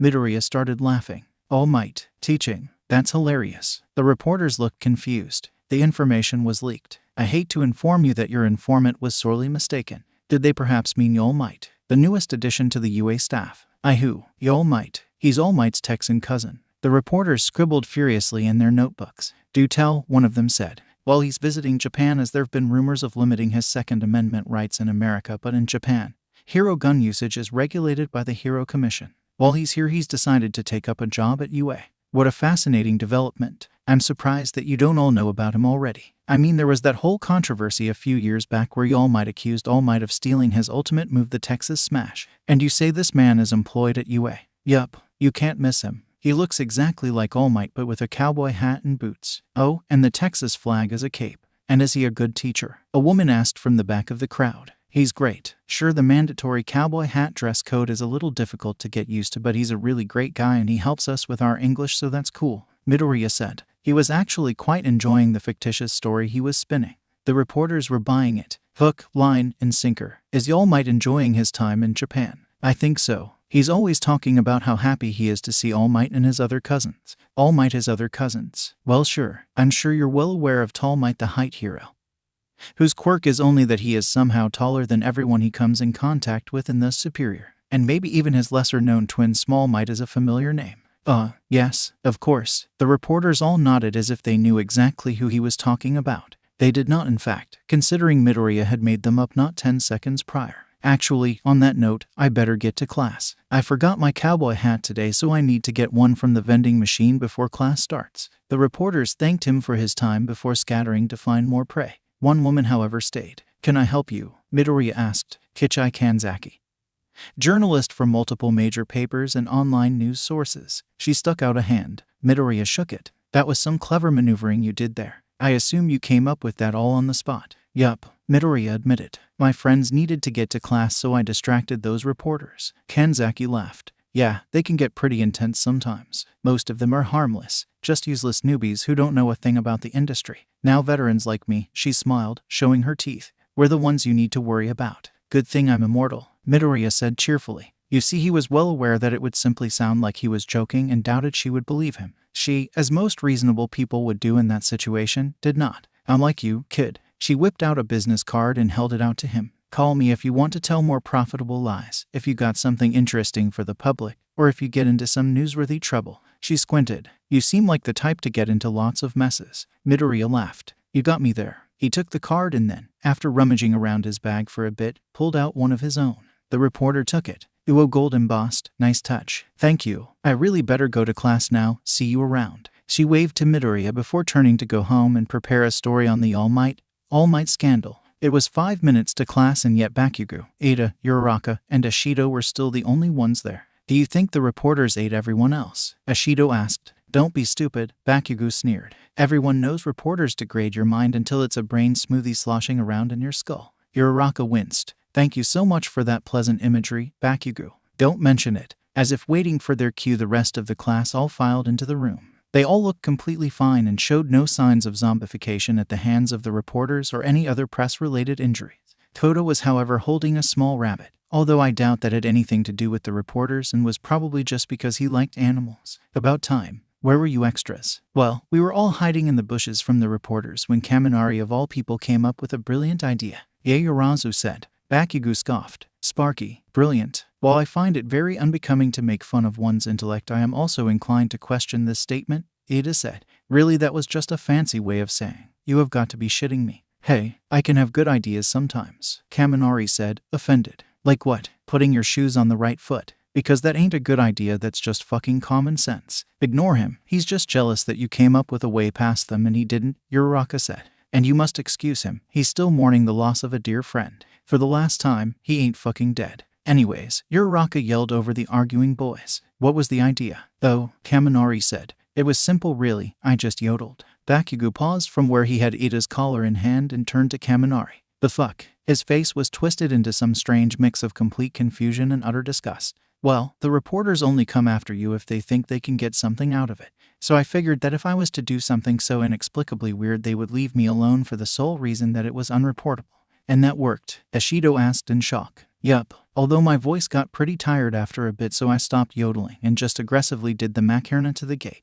And we all saw that his plan worked, Jiru cut in. So we did what any rational person would and yodeled and Macarena'd our way to school. This is not actually what most rational people do in such situations, as effective as it was. Rather, if you ever find yourself to be surrounded by crazed reporters, I would recommend simply swearing nonstop and causing any footage they pick up to become unusable once contaminated by the fuck. This is Bakugou's go-to solution when dealing with the media, although I'm not sure it's completely on purpose. Naturally, Ada said as he nodded. How did you guys get in? Zero asked. Ada sniffed. It was tragic. Midoriya heroically sacrificed himself for us. Stop acting like he's dead. He has plenty of experience with reporters. He'll be fine. Is Monsieur Midoriya still out there? Aoyama looked around, seeing that Midoriya was indeed not in class yet. For the record, Minda was also still missing, but no one mentioned him because frankly, no one cared. He'll be back soon, Bakugou growled matter-of-factly. Unfortunately, soon wasn't before the bell. Aizawa took one look at Midoriya's empty seat and let out a sigh of relief. Seems the problem child is skipping today.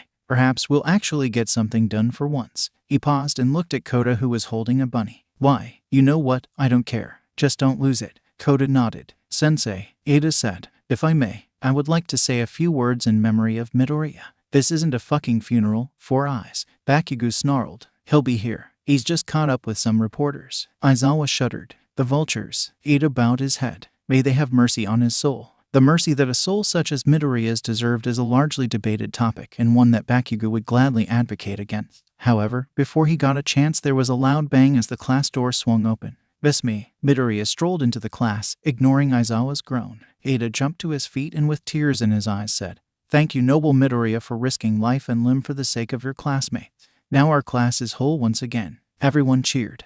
They ignored the fact that Minda was still missing. He would return only minutes before lunch started. Uniform ripped in multiple spots, a microphone stuck in his ear, and an insistent mutter about crazed demons. No one would care. Yes, well, enough of that. I am going to take a nap. You have 15 minutes to decide on a class president and vice. Have fun, don't kill each other, said Aizawa as he pulled himself into his sleeping bag and fell to the floor. President, Uraraka asked, surprised. You heard me, he grumbled. Now let me sleep. I motioned that we use the time-tried method of democracy to decide. Ada said, chopping his arm. That's all fine and dandy, but first I want to pet the bunny, Midoriya said, running over to Koda. It's so cute. Can I pet him? Koda said nothing. Thanks. Midoriya ran a hand gently across the bunny's fur. Oh man, it's so soft. Midoriya, I'm glad you're enjoying yourself, but don't you think that we should work on picking a president now? Uraraka questioned. Midoriya ignored her. What's its name? Koda simply stared. Huh, is that Spanish? Koda continued to not speak. Midoriya giggled. Well, I think it's a cute name.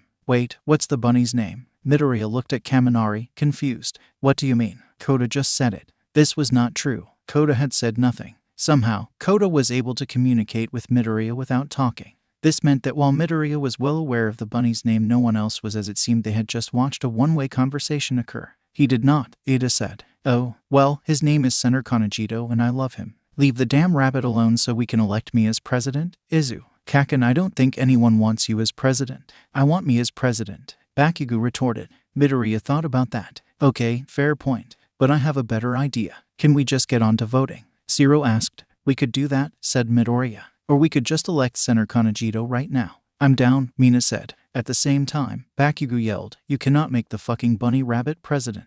Actually, Ida stuck a finger in the air. There is not a single rule in the student handbook that says you can't. I'd know, I read the whole thing. So as much as I think Senator Kanejito would be underqualified for the position, I believe we should honor his nomination and vote accordingly. All in favor of making Senator Kanejito president say aye. There was a resounding chorus of ayes from the class. There was also the polite nay of Ida and the much louder cursing of Bakugou, but everyone ignored that. Oh, and I suppose we need a vice president too, huh? Midoriya asked. I'd be delighted, Midoriya. You have my word, then I will. Ada started. Of course, Koda. That only makes sense, since having Senator Kanejito as president does come with the slight problem of none of us being able to understand him. Then, of course, you should be vice. Ada made a sound that was much like a microwave that forgot how to work properly and was now on the verge of exploding. That's a lovely idea, Midoriya, but I just have one question, Yaoyorozu said. None of us understand Koda either. Well, he doesn't talk. That's not a problem. I understand him fine. Oh, okay then. You see, for some reason, the class, which was full of some very interesting and very energetic characters, had decided to follow the advice of one Izuku Midoriya. While there were a multitude of reasons for this, one was simply that his energy was somehow enough to rival theirs, and as such, they felt intimidated by his clear superiority. Another was, of course, that he could somehow control Bakugou, which was far more than the rest of them could claim.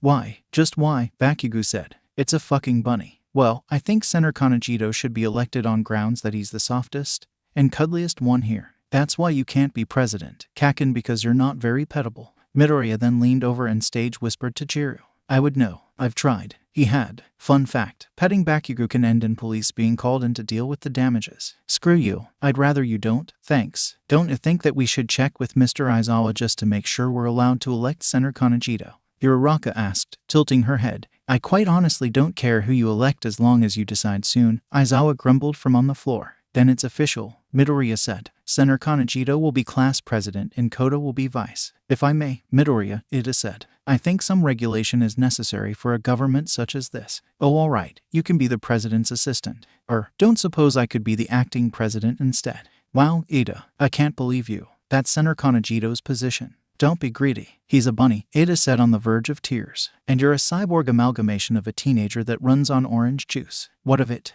Nothing. Would you rather be the president's secretary? How about the junior president?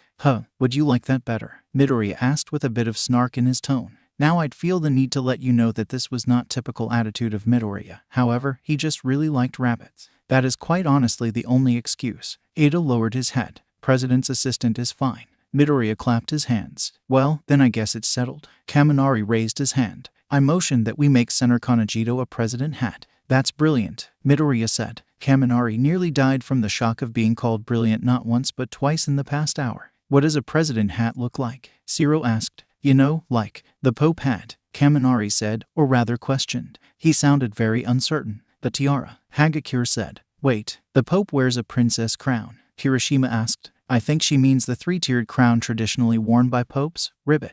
But that hasn't been used since the 1960s, Ada said, appalled that his class lacked this trivial piece of knowledge about a religion that none of them practice.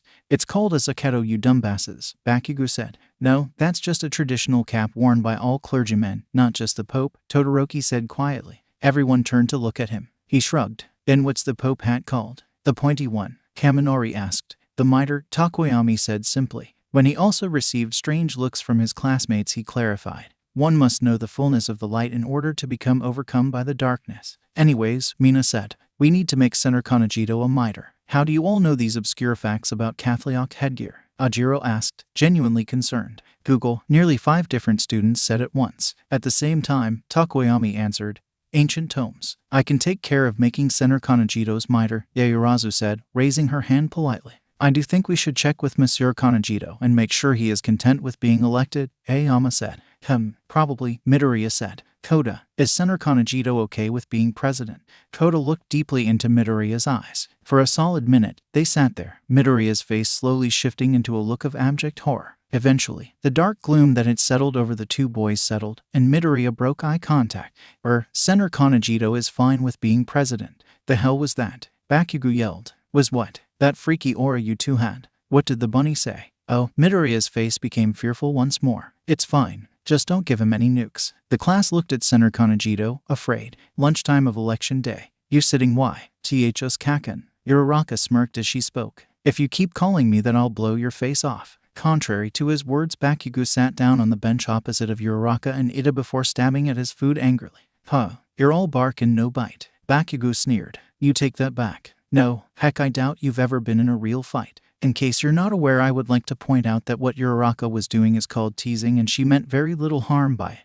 The truth was that Bakugou is quite easy to tease, and doing so is very enjoyable. I've been getting into fights since I was fucking 6. Meanwhile, I doubt your weak ass could even control your quirk. Ida intervened, chopping his hands with the ferocity of a literal axe. Bakugou, please watch your language. 6, I'm not convinced. Uraraka smiled, enjoying how Bakugou's face reddened. I single-handedly took on 3 kids twice my age. It's unheroic to discuss your delinquent behavior. No, Uraraka said. I want to hear this. They were extras from the middle school, tried shaking me down. Just establishing dominance or some shit. Oh, are we talking about those kids who picked a fight with us in elementary school? Midoriya asked as he came up behind Bakugou. Single-handedly, Uraraka teased. Shut up. Dumbass didn't even do anything. He got put out of commission in the first 5 minutes like a weakling. Hey, that one kid had a powerful quirk. Please, Bakugou rolled his eyes. His quirk is piano. Piano? Ida questioned. He can summon pianos, Midoriya said. I was still pretty bad with my quirk back then, so I was just trying to fight him without breaking any bones. His bones? Ida asked.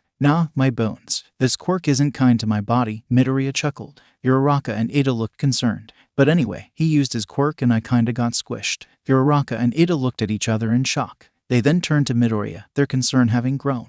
A piano fell on you. Ida stuttered. Actually 3. He also couldn't control his quirk very well. Shut up, Izuku, Bakugou groaned. No one cares. Besides, I was going to tell them about how I beat up those losers. This was a lie, as both Uraraka and Ida cared very much. However, it seemed they would never get closure, as Midoriya shrugged and began eating while Bakugou recounted the admittedly thrilling fight. Unfortunately, the two struggled to pay attention as they were too occupied with the confusion one faces upon realizing their friend somehow survived getting crushed by a piano. Not once, but 3 times. Bakugou was cut short, however, by the sound of an alarm running through the school. He swore as his story was interrupted. Heck yeah, Midoriya jumped up. Finally, something interesting happens. I thought electing Senator Kanejito was pretty interesting, Uraraka said. Well, sure, but that was like regular interesting. This is ultra interesting. That alarm means someone broke into UA. Don't you think we should evacuate then? Ada questioned while gesturing to all the panicking students around them. Evacuate, investigate. Same thing. For your information, these are not the same thing, and if you find yourself in a similar situation, then I would suggest you evacuate rather than investigate. If you are not convinced, then I hope that you will be by the time I finish telling you what happened to Midoriya, who, as I'm sure you can imagine, did not evacuate. Midoriya, I know, Ada said. Midoriya, yes, Midoriya said before running in the opposite direction. Bakugou shrugged. Might as well follow him. Not like there's anything better to do. The 3 of them ran off, Ada somewhat reluctantly. At least I assume he was reluctant, considering how he was screaming about how unheroic they were being the entire time. They found Midoriya only a few minutes later, looking out the window rather disappointedly at the crowd of reporters on the lawn.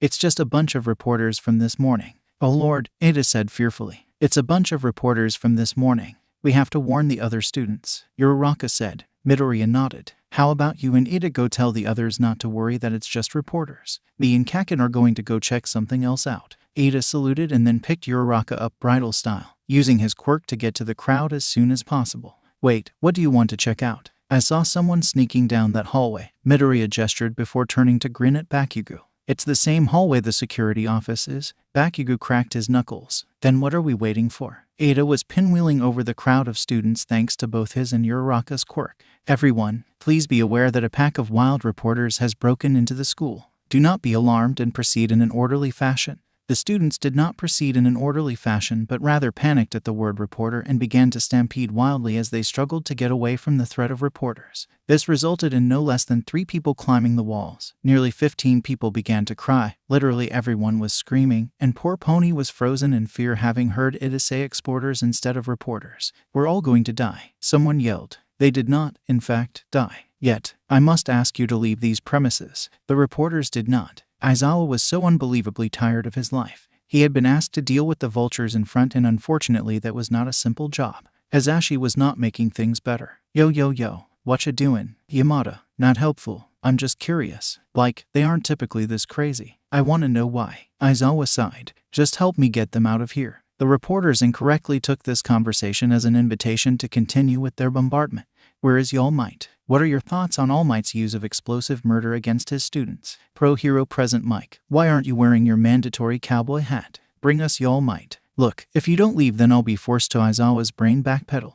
Excuse me, did you say All Might? Of course. We have word that All Might's Texan cousin All Might is currently teaching at UA. What are your thoughts on this development? Aizawa was cut off by Snipe, who had just been told that his presence was desperately needed at the front gate. Howdy y'all. Don't suppose y'all would mind hightailing it out of here. I'm afraid this here property is private. The reporters were silent as they looked at the fresh meat that had just entered the ring. There was a certain quality to the air around them, as if the very atmosphere was charged with the utter need the media felt to dissect poor Snipe.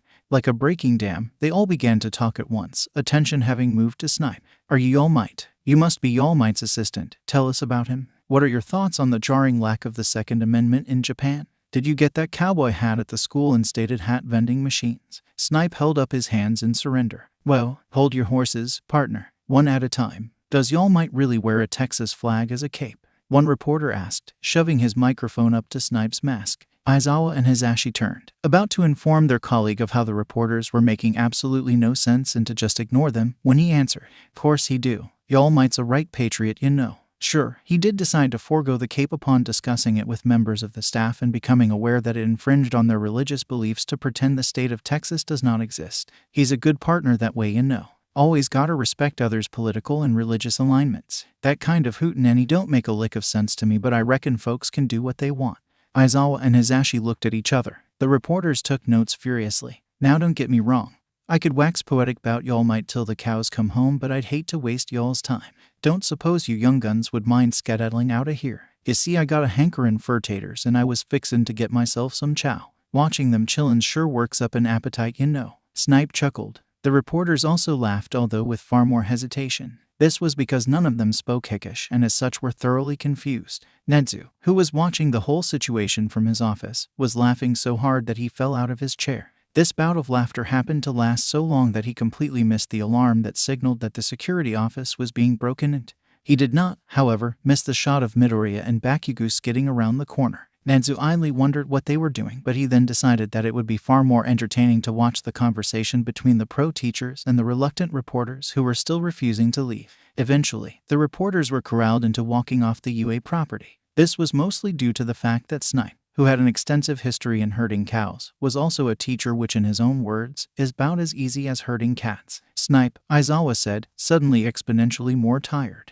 What on earth was that? Heck if I know. I hear tell from Nedzu that some downright good-for-nothing Yankees were making their way yonder, so I get her here all lickety-split and give them uppity varmint what they want, rather than rile them. I hadn't figured on them being all confused as a fart in a fan factory. Just kept going on bout some Texan bloke or something. But I go long for they darn tootin' make me fit to be tied. Aizawa and Hisashi sat in silence for a moment. Yeah, Hisashi said at last. I'm going to just pretend like I understood that. Aizawa nodded in agreement. Let's just go get the kids. Yeehaw. Snipe pumped his fist into the air. The other teachers just wondered what they had possibly done to cause them to be in such a position. Meanwhile, Midoriya and Bakugou were of course getting into trouble. As per usual. You see, upon seeing an intruder following the same route they had on that fateful day in which they had broken into UA, they began to race each other to the security room. Midoriya won, only because he tripped Bakugou on the last stretch. You fucking cheated. Dumba's Bakugou faded out as he walked in on a particularly interesting scene. Now he had seen many interesting scenes.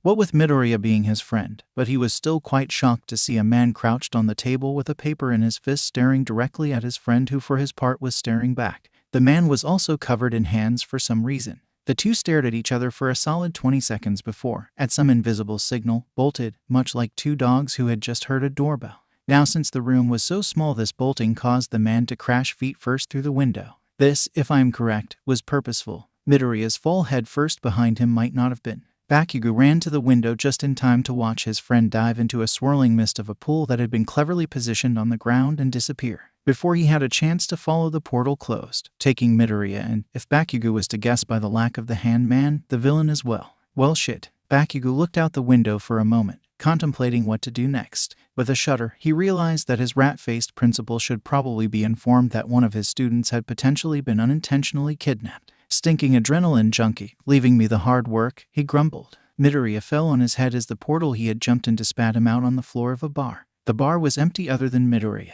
the man responsible for the portal, and the villain he had been chasing at the school. This was fortunate considering Midoriya would have been thoroughly embarrassed had he fallen out of nowhere in front of an audience. He jumped to his feet and brushed off his pants as the two villains stared.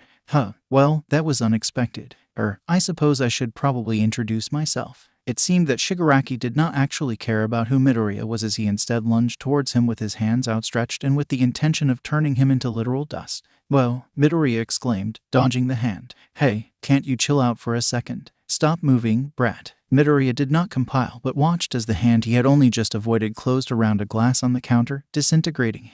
Well shit. You see, Midoriya had absolutely no intentions to become disintegrated and as such was not very pleased with this development.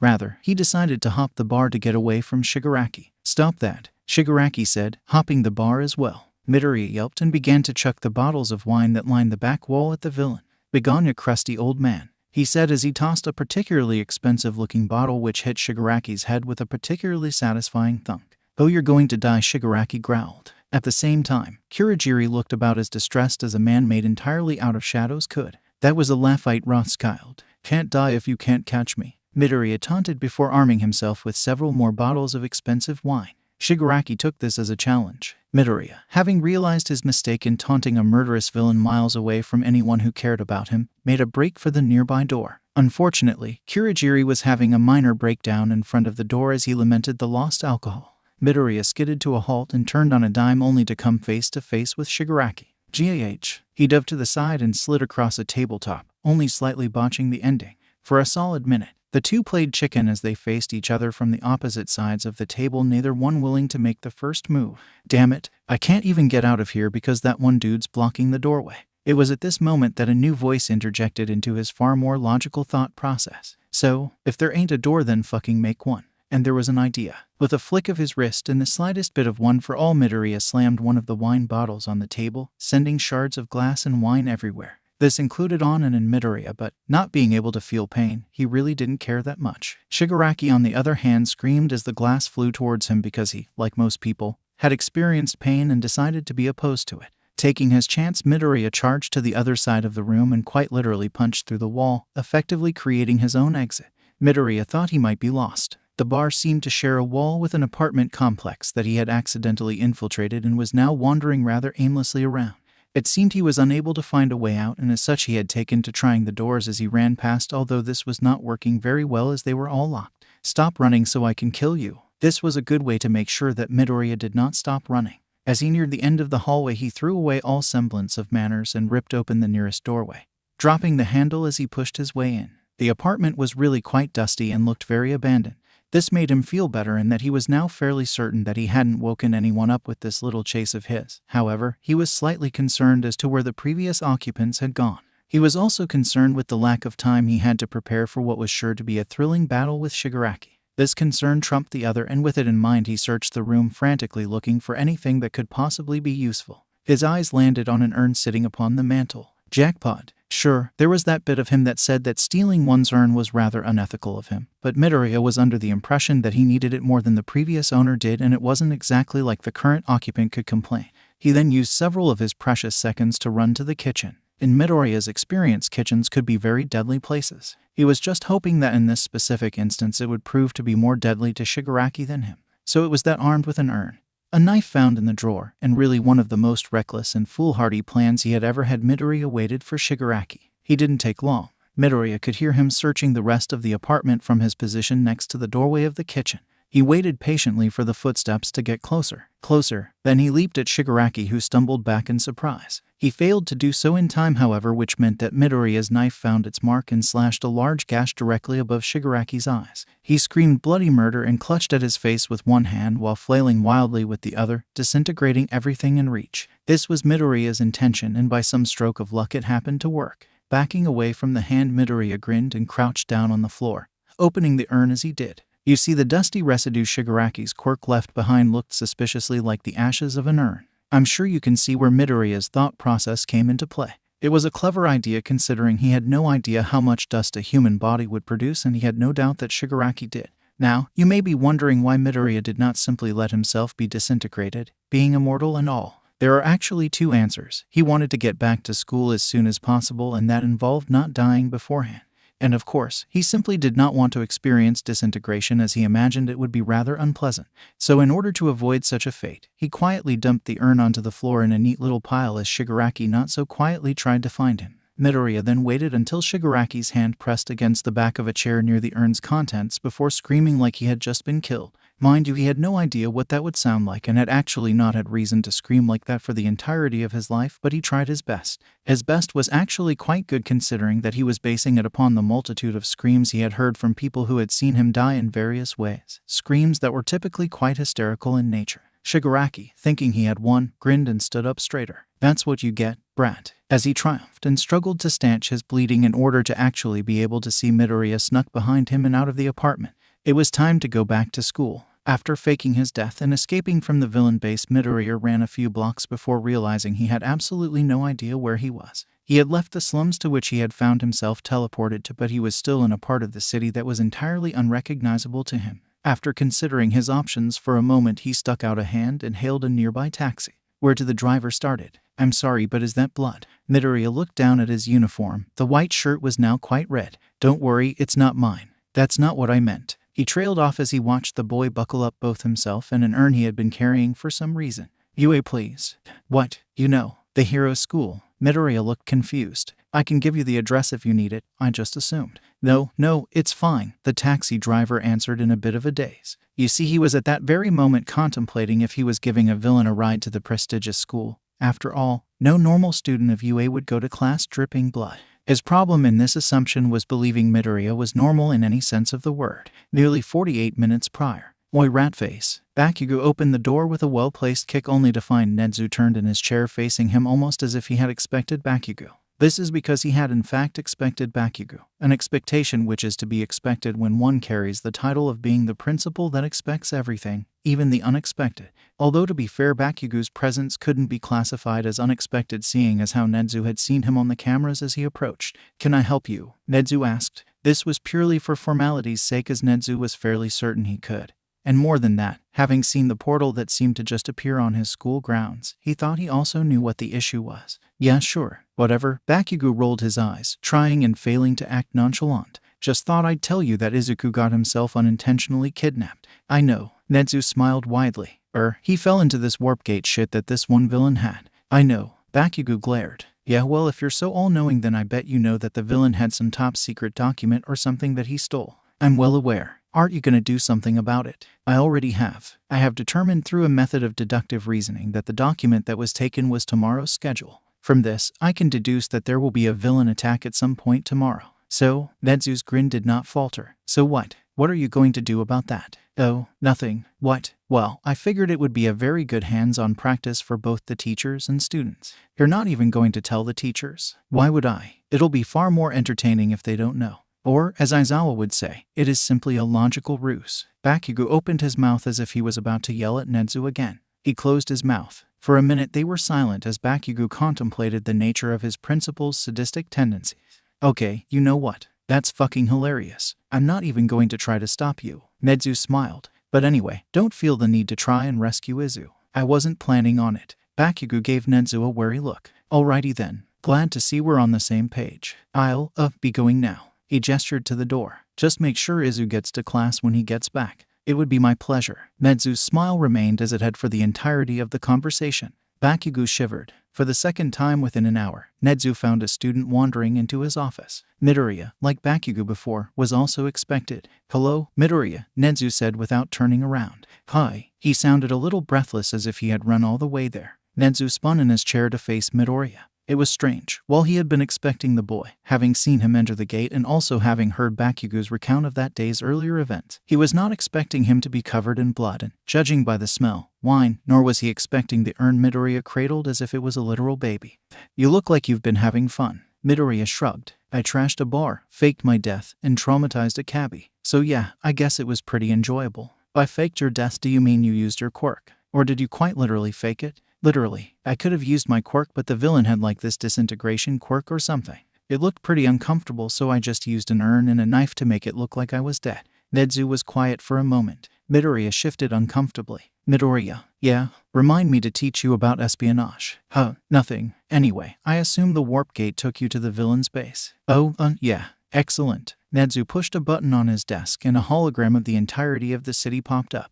"Would you mind directing me to the area?" Midoriya smiled. "No problem." He looked at the map. His grin faltered. He started to point. He stopped. "Gosh darn it. You don't remember, do you?" "Not even a little." "No matter. I mean there was like a bar and there was an abandoned apartment building next door and it was kinda in a scary area." "Don't worry about it, Midoriya. Just do try to increase your awareness, won't you?" Midoriya nodded. "Now I promised Bakugou that I'd send you to class when you got back. Why don't you get back and we can talk about this more later? I believe that Aizawa is teaching currently." "Oh good." Midoriya smiled. "Aizawa doesn't scream when I do things like some of my old teachers did. He just sighs. He is quite wonderfully resigned, isn't he?" Nezu agreed. "And on that note, I don't suppose you brought any alcohol from that bar, did you?" Midoriya looked down. Only what's on my shirt. I didn't take any of the bottles." "Why?" "No reason." Nezu made a mental note to ask Hizashi what Aizawa's favorite brand of whiskey was. "I'm back." Midoriya kicked the classroom door open. Aizawa took one look at the state of his resident problem child and dropped his head onto the table and groaned.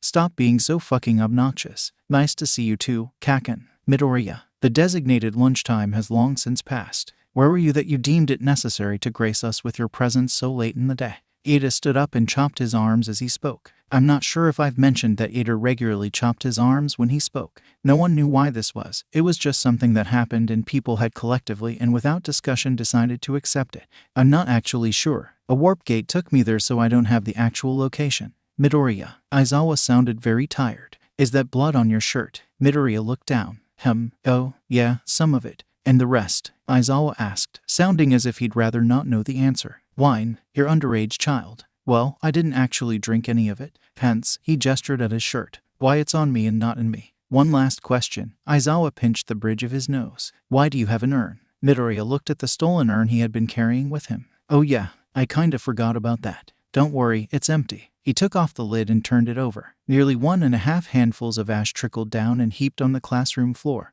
Now it's empty. Okay, yes. But why do you have an urn? Midoriya shrugged. Why not? Because no one here has need for an urn. I seriously doubt that. Midoriya held the urn up in the air. Anyone here want an urn? Slowly Kota raised his hand. See, Aizawa turned his attention to the resident shy child. Kota, why do you want an urn? Midoriya scoffed. Well, obviously he doesn't want it for himself. He wants it for Senator Kanejito. What on earth does Senator Kanejito want it for? What do you think a bunny would want an urn for? Aizawa had no answers. The obvious explanation was that Senator Kanejito wanted it for the exact same reason anyone else would want an urn.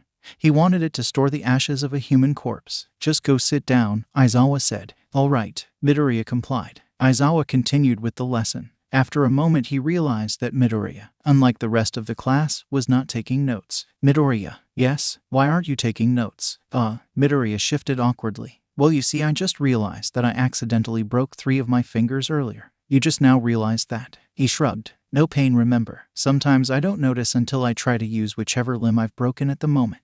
Midoriya put a finger to his lips and began to mutter. I assume it was when I cut the hand, dude, or maybe when I hopped the bar. Oh, wait, probably actually when I punched through the wall. Get out. What? Midoriya looked back up as Aizawa regained his attention. He looked both confused and slightly afraid at the harshness of his tone. You see, Aizawa simply did not have enough energy to deal with Midoriya that afternoon. This was quite understandable when you were to consider that there were very few people that could deal with Midoriya's unending chaos even on a good day. You heard me. You clearly can't do anything in this condition. Go fix yourself or whatever. Oh, okay then, Midoriya said with obvious relief. And maybe you can change shirts while you're at it. Uraraka asked. Yeah, that's probably smart. After grabbing a spare shirt from his gym bag, Midoriya began to wander down the halls in search of a janitor's closet or something similar in which he could kill himself. This was because the last time he had used a bathroom he had been caught mid-death by Aizawa, an incident he would rather not repeat. Unfortunately, this ended up being a rather difficult task as any door he came upon seemed to be locked. He was almost ready to give up and just use the bathroom again when he walked into the D-wing, which was, for plot purposes, almost entirely empty. You see, it was actually entirely empty except for one particularly interesting character, the one and only Mei Hatsum. Hatsum was, by all means, a support prodigy. This was because of a combination of talent, refusal to listen to reason, and an overall disregard for common sense. It was because of the latter that she was testing a new version of a blast shield she had made, on herself and against a high-powered bomb of her own invention. There was a very large explosion as the bomb detonated, destroying a large portion of the hull. Luckily, Hatsum and the shield survived. Midoriya, however, did not. To elaborate, the force of the blast threw him against the wall with so much raw firepower that the impact quite literally caused his spine to shatter upon impact. As if that wasn't enough, the heat caused near instantaneous burns to bloom across his front, incinerating not only the already ruined shirt he had been wearing but also the spare he had been holding. Now, typically in such a situation, Midoriya would have screamed. However, for better or for worse, Midoriya was dead before he could even register the heat of the explosion. Hatsum lowered the shield and turned around, surveying the damage she had caused. It was, to put it lightly, quite extensive. It was during this inspection that she noticed the body slumped against the wall. She also noted that it carried the irrefutable markings of a corpse. Specifically, the blood and blistering skin were quite telling. Oh shucks, she said. Now I must interrupt to tell you that you should never ever follow the example of Hatsum. Rather, if you happen upon a corpse, you should most likely stay away and call your local authorities. If you, like Hatsum, were the cause of the corpse, then you should proceed in an entirely different manner, one I am not equipped to teach. You see, upon realizing that she had just committed manslaughter, Hatsum decided that the best course of action would be to dispose of the body, and thus any evidence of this egregious error. She began to drag Midoriya back to her workstation with the intention of using her newly created flamethrower to incinerate him. This was easier said than done, considering the consistency of Midoriya at this point made him quite difficult to handle. For a second she wished she had an urn that she could use to store his ashes after blasting him with the previously mentioned flamethrower. This was quite funny considering how up until half an hour ago Midoriya had been carrying an urn rather religiously. However, I do not think he would appreciate becoming the one to occupy it. Hatsum dropped him once she reached her now demolished desk and shifted through the rubble to find her flamethrower. She dropped it almost as soon as she found it. This was not because she was clumsy. Whatever Hatsum might be, she was not clumsy. Actually, it was the shock of seeing the body she had been dragging glowing with some sort of gold thing coating it. She flattened down to the ground and watched as the corpse pulled itself back into a not corpse. Whoa! All of a sudden it exploded in a cloud of gold glitter, much of which went directly into Hatsum's face. She didn't actually mind too much considering she thought all explosions were very neat. She did look at the now fully restored boy in amazement and wondered if some combination of the chemicals she had used in the bomb had acted as a sort of reviving potion by healing Midoriya. Briefly, the thought passed her mind that the key to immortality was in gunpowder. This is not true. Gunpowder is explosive and does not restore anything. Do not attempt to concoct any healing potion using gunpowder. If you do, then at least don't hold me responsible and tell the rest of your friends and loved ones not to eat. I'm afraid I simply don't have the time to fight more lawsuits about causing dead bodies right now, so this is your warning. I'm back, Midoriya yelled as he woke up. This was sort of his default phrase to say when he woke up after dying. Oh, nice. My fingers are better. Fascinating. How'd you do that? Midoriya looked up at the strange girl that he was pretty sure had not only just killed him but was also trying to get rid of the evidence, going by how he woke up in a different location than the one he had died in.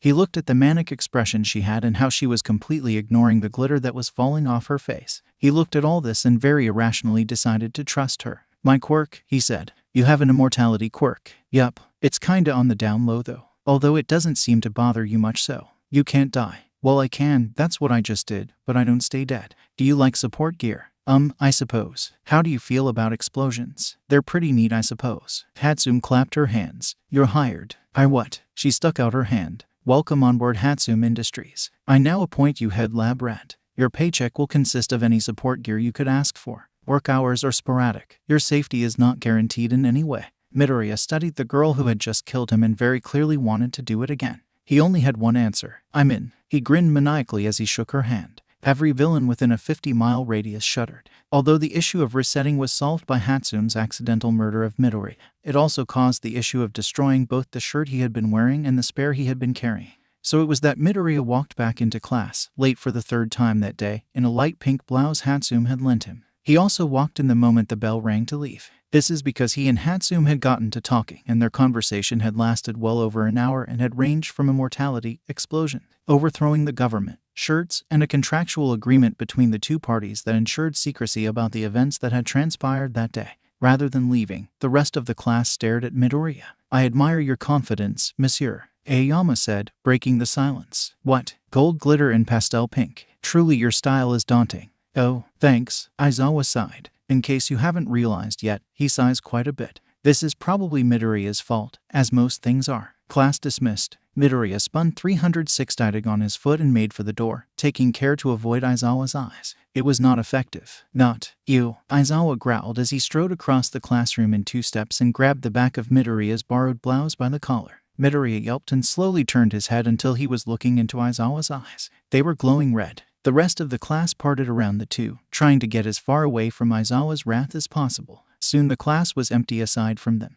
How can I help you, sir? Aizawa smiled in what was perhaps the most unnerving way possible. You and I need to have a little talk. Midoriya gulped. No more than 5 minutes later the two of them were seated with only a table separating them. Aizawa stared. Midoriya squirmed. After Aizawa decided that Midoriya had been sufficiently prepared for the verbal beratement he had prepared, he spoke. So, Nedzu tells me you had quite the day. Midoriya narrowed his eyes. What do you know? Aizawa gave away nothing but did begin to wonder if he knew the full story. How about you tell me about how rather than obeying the alarm you decided to convince Bakugou to go chase after a mysterious villain with you. Believe me, he needed no convincing. Regardless, you completely disregarded the rules. Aizawa watched as Midoriya's eyes began to glaze over at the mention of rules, his natural instinct being to tune out the familiar speech. You not only put yourself in harm's way but your friend as well. Kaken was fine. Besides, he can take care of himself. But what about you? Aizawa's voice took on a far more serious quality. Midoriya, I've had students like you before. I'm familiar with the self-sacrificial quality you children have. This is true. It seemed that one of the qualifying factors for UA students was to have a bit of a death wish. However, Aizawa, although not aware of the fact, had never had a student quite like Midoriya. This is because Midoriya was not only semi-suicidal from an outsider's perspective, but he was also immortal and as such allowed such liberties such as death. Sir, I'm fine. You got lucky, Aizawa argued. You easily could have been hurt. Can't feel pain, Midoriya reminded him. Seriously injured yourself? Aizawa tried again. Can heal myself. He started once more, growing desperate as a reaction to Midoriya's nonchalant answers. You could have been killed. Can't die. There was a second of silence as both parties struggled to internalize Midoriya's latest rebuttal. What?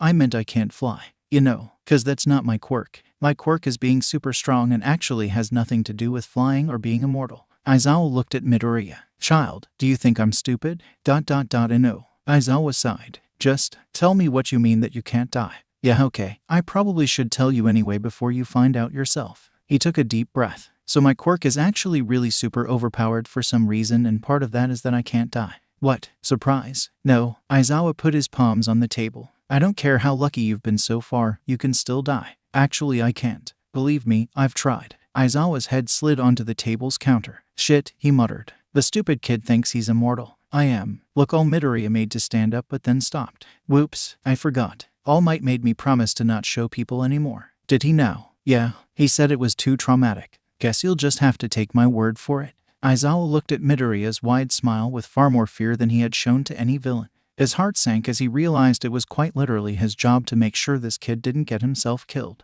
I'm screwed. Hisashi was grading papers at his desk when Aizawa barged in rather loudly. He didn't mind too much. In fact, it would be entirely hypocritical for him to complain about people making too much noise. However, this volume was not typical of his friend, and as such he found himself worried.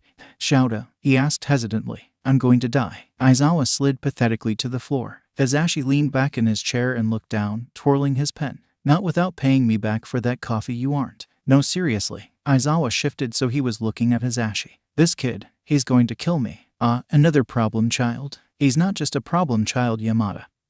He's a full-on natural disaster. What did he do? Hisashi asked, intrigued. He ignored an alarm to go chase a villain through a suspicious portal in which he ended up fighting said villain in a bar and then faking his death. And then he came back and gave the already terrifying class president an urn as if Senator Kanejito needed more ways to dispose of bodies, and left for an hour only to come back having replaced his bloody shirt with a pink blouse covered in glitter. Oh geez, and I thought the swearing bomb child was going to be the issue this year. Well, that's not too bad, Hisashi said, trying to console him. At least he's not hurt, right? Aizawa laughed maniacally, causing Hisashi to slowly lean further back in his seat. Oh, I didn't even get to the best part. What? Hisashi doubted he actually wanted an answer. This damn kid thinks he's immortal. Well, you always get that type when you teach hero wannabes. There's a reason recovery girls paid so well, Hisashi yelped as Aizawa stood up and leaned over him, eyes wide and crazed. You don't understand. He put his hands on the armrests of Hisashi's seat, causing him to sink lower in an attempt to get away from Aizawa, who was acting far more insane than typical. This kid literally does not think he can die.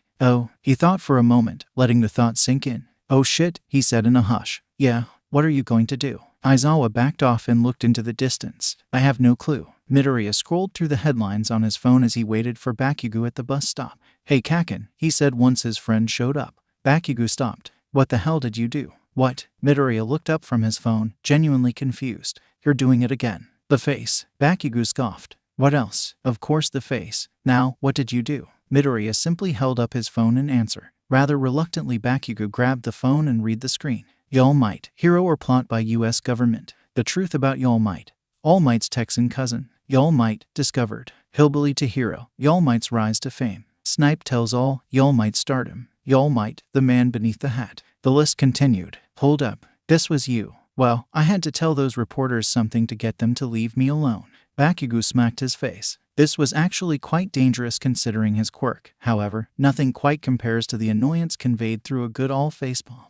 So you came up with a cowboy hero from Texas. Hey, that took some true comedic genius. You just added a letter to the already existing #1 hero and gave him a cowboy hat. Your point. Why would anyone believe that? Midoriya shrugged. Not sure why, but clearly they are. Bakugou looked back at one of the articles. I'm pretty sure this picture is just All Might with a cowboy hat photoshopped on. You got to give the people what they want, Kaken. He squinted. I think it's clip art. Besides, Midoriya said, standing as the bus arrived, Texas has already claimed responsibility and has even put out several first-hand reports from people who supposedly knew him as a child. They've got his entire life story figured out, including a trip to see his cousins in Japan at age 13. Supposedly that's when his love of the country developed. Bakugou looked at Midoriya with an expression that could only be described as uncomfortable admiration mixed with disgust and a healthy dose of confusion. So he has lore now. Midoriya shrugged. Suppose so. Although I'm nearly positive that they're just messing with us. He tilted his head. I still can't believe you. Bakugou grumbled as he sat heavily on the bus seat. I swear, you're completely mental. Hey, just be glad I went with you, All Might. All Might's Texan cousin, and not All Smite. All Might's disgruntled brother turned villain after their parents praised All Might more than him. Bakugou glared at him. You're only confirming my suspicions that you were dropped on your head as a kid. Kaken. Midoriya started with a teasing voice. You blew up my head as a kid. Any relevant mental trauma I might have sustained in adolescence is entirely your fault. That is slander. Tell it to the judge. We both know your mother would take my side if it went to court. Like she'd ever represent a murderer like you. Bakugou grinned fearfully. Please, I could tell her stories about you that would make me look tame in comparison. Touché. The two sat in silence for a bit, seemingly unaware of how the rest of the bus's occupants had drifted as far as physically possible from them. Bakugou kept scrolling, growling at the more ludicrous accusations. These amounted to conspiracies about the falsified All Might's even falser love life, theories about his relationship with other heroes and villains, and claims that he was actually a genetic experiment by Texas based on All Might. Midoriya, having nothing to distract him from the constant high of his quirk as Bakugou still had his phone, was humming a song he had heard earlier and tapping his foot. This had the added effect of concerning the passengers even more. So, he said once they neared the school, what do you suppose we'll be doing today? Fighting villains, Bakugou said matter-of-factly. Well, we are training to become heroes. I suppose villain fights are just par for the course. I hope we get to fight the hand dude. I want a rematch. Probably. Bakugou continued to look at the phone. After all, he is the one that stole today's schedule. That's what he took. Why didn't you tell me? How do you even know? Ratface told me. You do realize that this is kinda a big deal, right? Does Aizawa know? Nenzu said that it would be a good hands-on exercise. So, nope. Midoriya thought for a bit. I mean, he has a point. Bakugou looked at his friend curiously. Really? I thought you'd be against it. Well, it's not perfect, but I think it could be fun. Fun? You do realize that people could die. Hey, been there, done that. Nothing to write home about. Bakugou rolled his eyes. Whatever. You can tell the extras what's going to happen if you want. Not like I give a fuck. Actually, he did. Against his best efforts, Bakugou was finding that he actually didn't totally hate the presence of some of the extras. However, he also realized that Midoriya was able to fake his death with nothing but a knife and an urn. From this, he gathered that these villains couldn't be all that bright, and he surmised he could take them out single-handedly if it came down to it. And if he couldn't, then he was pretty sure Midoriya could, mostly due to the fact that Midoriya could not die, and as such he had everyone beat in stamina. Wait, did you say the attack is going to be today? Yeah. Give me back my phone, I gotta make a call. Suit up, children. Today we're going to do some rescue training. The class started to talk amongst themselves immediately. This talking meant that they were not getting into costume, as it is quite hard to change clothes when talking. What part of suit up do you not understand? Aizawa asked tiredly. Midoriya stood up and raised his hand. Aizawa tried to ignore him, but he found this to be very difficult considering how Midoriya's eyes seemed to bore into the side of his head. What? Can we bring Center Kanajito? No, now let's get moving. Please, Midoriya asked, pulling out his puppy eyes. Aizawa rolled his eyes. Midoriya, I would think you of all people would be opposed to taking Center Kanajito to a rescue operation, being well aware of his violent tendencies. The violent prone rabbit was sitting on Koda's desk. He scratched his ear with his back leg, disrupting the hat Yaoyorozu had made him. Exactly why a rescue training would be helpful for him? The answer is no. But he's our class president, Nina protested, going along with Midoriya. Then you should have picked a class president that was actually a part of your class. The class collectively gasped in offense. Several of them began to shout in protest. How dare you insinuate that Center Kanajito is not part of our class, monsieur? Aoyama said. Fine. Aizawa shouted over the uproar. You can take the stupid bunny. Just please, be quiet. The class drifted into a much more content uproar, but one that was no less loud. Aizawa groaned and silently lamented how long the day was looking to be. He didn't know the half of it. I typically say what's on my mind. Suyu said once they were all loaded up onto the bus. Oi, Bakugou said as he slapped the back of Midoriya's head. Put away your phone, asshole. Fucking Frogface is trying to talk to you. Huh. Midoriya looked up from his phone. What do you say, Asui? Call me Tsu. I was going to say that you're terrifying. Oh, thanks. It's not a compliment, Ribbit. Just an observation. Your quirk prevents you from feeling pain and you kinda run with that, Midoriya. He scratched the back of his head nervously. Yeah, well, it also heals me so I can push myself more than most, I suppose. Plus Ultra, you're going to die. As wonderful as Tsuyu was, she had the tendency to put a damper on light-hearted discussions by mentioning the cold, harsh reality. Eventually, I suppose. No, soon. She's got a point, Mina said cheerfully. Just 'cause I'm not the safest. Don't kid yourself, nerd. You don't have an ounce of self-preservation, Bakugou said. Doesn't mean I'm going to die. Please note that at this point Midoriya was simply humoring his classmates. He knew full well that he would die, having done so more times than he could count. It seemed his classmates knew Midoriya well enough, as his statement was met with much disagreement. 1,000 yen says he'll die before we graduate. Kaminari piped up. Make it 2,000, Kirishima said. Bakugou scoffed. You're overestimating him. I'll give you 20,000 if he lasts today. Hey, Midoriya said, annoyed. It is not appropriate to bet on your friend's demise and highly unlikely lifespan. Ida said. Well, Bakugou raised an eyebrow at Kaminari. Nope, no way am I taking that. Gosh, doesn't anyone have faith in me? Midoriya lamented. No one spoke. It was as good of an answer as any. And if you were to ask me, a very intelligent one. No offense, Midoriya, but you hang out with Bakugou. That should already put you on suicide watch, Uraraka said. Watch your fucking mouth, round face. Midoriya rolled his eyes. Kaken wouldn't kill me. He paused, realizing that Bakugou had in fact done that multiple times. Deliberately, he reconsidered. Okay, he wouldn't kill me without reason. Oh, that does sound bad, doesn't it? The rest of the class stared. Welcome to the Unforeseen Simulation Joint, or USJ for short. I'm Space Hero 13. I'm your biggest fan, can you sign my face? Midoriya said in a single breath. While 13's eyes widened, taken aback by Midoriya's enthusiasm. Not that you could see their eyes widen, what with the helmet and all, but they did regardless. Maybe later. We really should cover today's exercise first though. Oh yeah, sorry. 13 turned to the rest of the class. So, the purpose of this practice is to show you all how to use your quirks to save people. Some of you may be aware of my quirk, Black Hole. It allows me to save many people, but if I'm not careful I could seriously hurt or even kill someone. Many quirks can be very dangerous if used incorrectly. It's important to learn how to control your quirk for the safety of those around you. Aizawa nodded in agreement. Bakugou turned and whispered in Midoriya's ear. And some quirks kill their own fucking users. Shut up, Midoriya hissed. Now if you could turn your attention to each sector. 13 waved over at the simulations. We have a flood zone, a fire zone, a landslide zone, and many more. Each one was designed personally by yours truly. Wow, Bakugou said sarcastically. What could go wrong? Not like you're letting a bunch of quirk teens lose on a bunch of literal disasters. Several of the students chucked. I assure you, the USJ is completely safe. Nothing will go wrong. This was slightly presumptuous of 13 considering there were a great many things that could go wrong.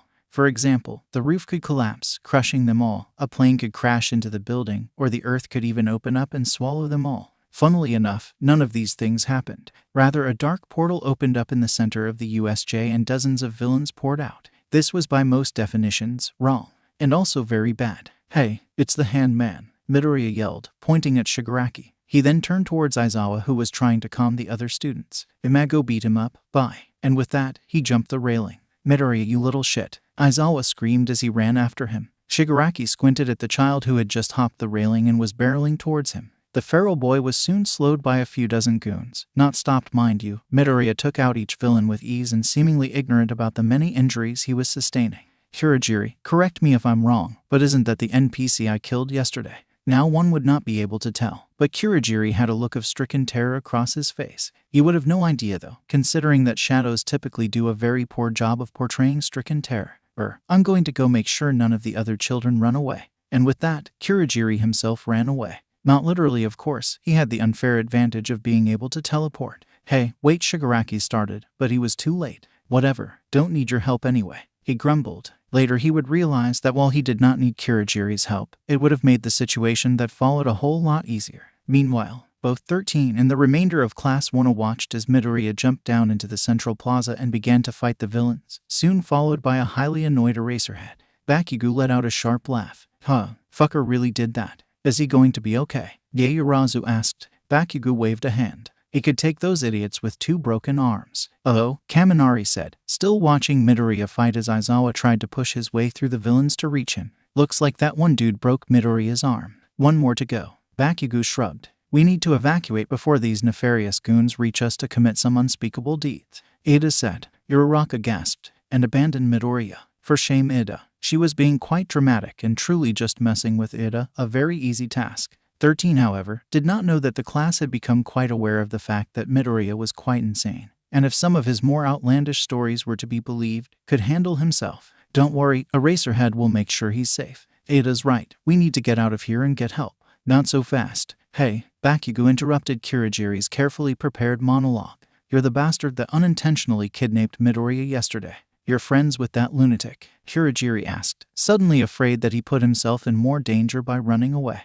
Friends is a strong word. We're more like the only people who can stand the company of the others, so we hang out together out of necessity more than anything. Oh, I'm still gonna beat you up though. Bakugou cracked his knuckles. Wait, hold on a minute. Kirigiri held up his shadowy hands in surrender. As you said, the whole kidnapping situation was unintentional. Besides, your friend, not friends, acquaintance, destroyed my bar. So I think we're even. And it's not like I've done anything to you, so there's really no need to fight me. Did you forget the whole part about how you're currently blocking our escape from the murderous villains who want to kill us? Oh, he had, in fact, forgotten. Sorry, can it? I'm going to beat this bastard up. You extras are welcome to join me. Kirishima pounded his fist into his hand. Let's do it, man. For Midoriya. Kirigiri gulped as the two charged towards him. I'd rather you don't, he said as his body swirled into shadows, twisting to form a portal. Bakugou, Kirishima said nervously as darkness engulfed them. I'm beginning to think that your plan of punching a man that lacks a solid body wasn't exactly the smartest.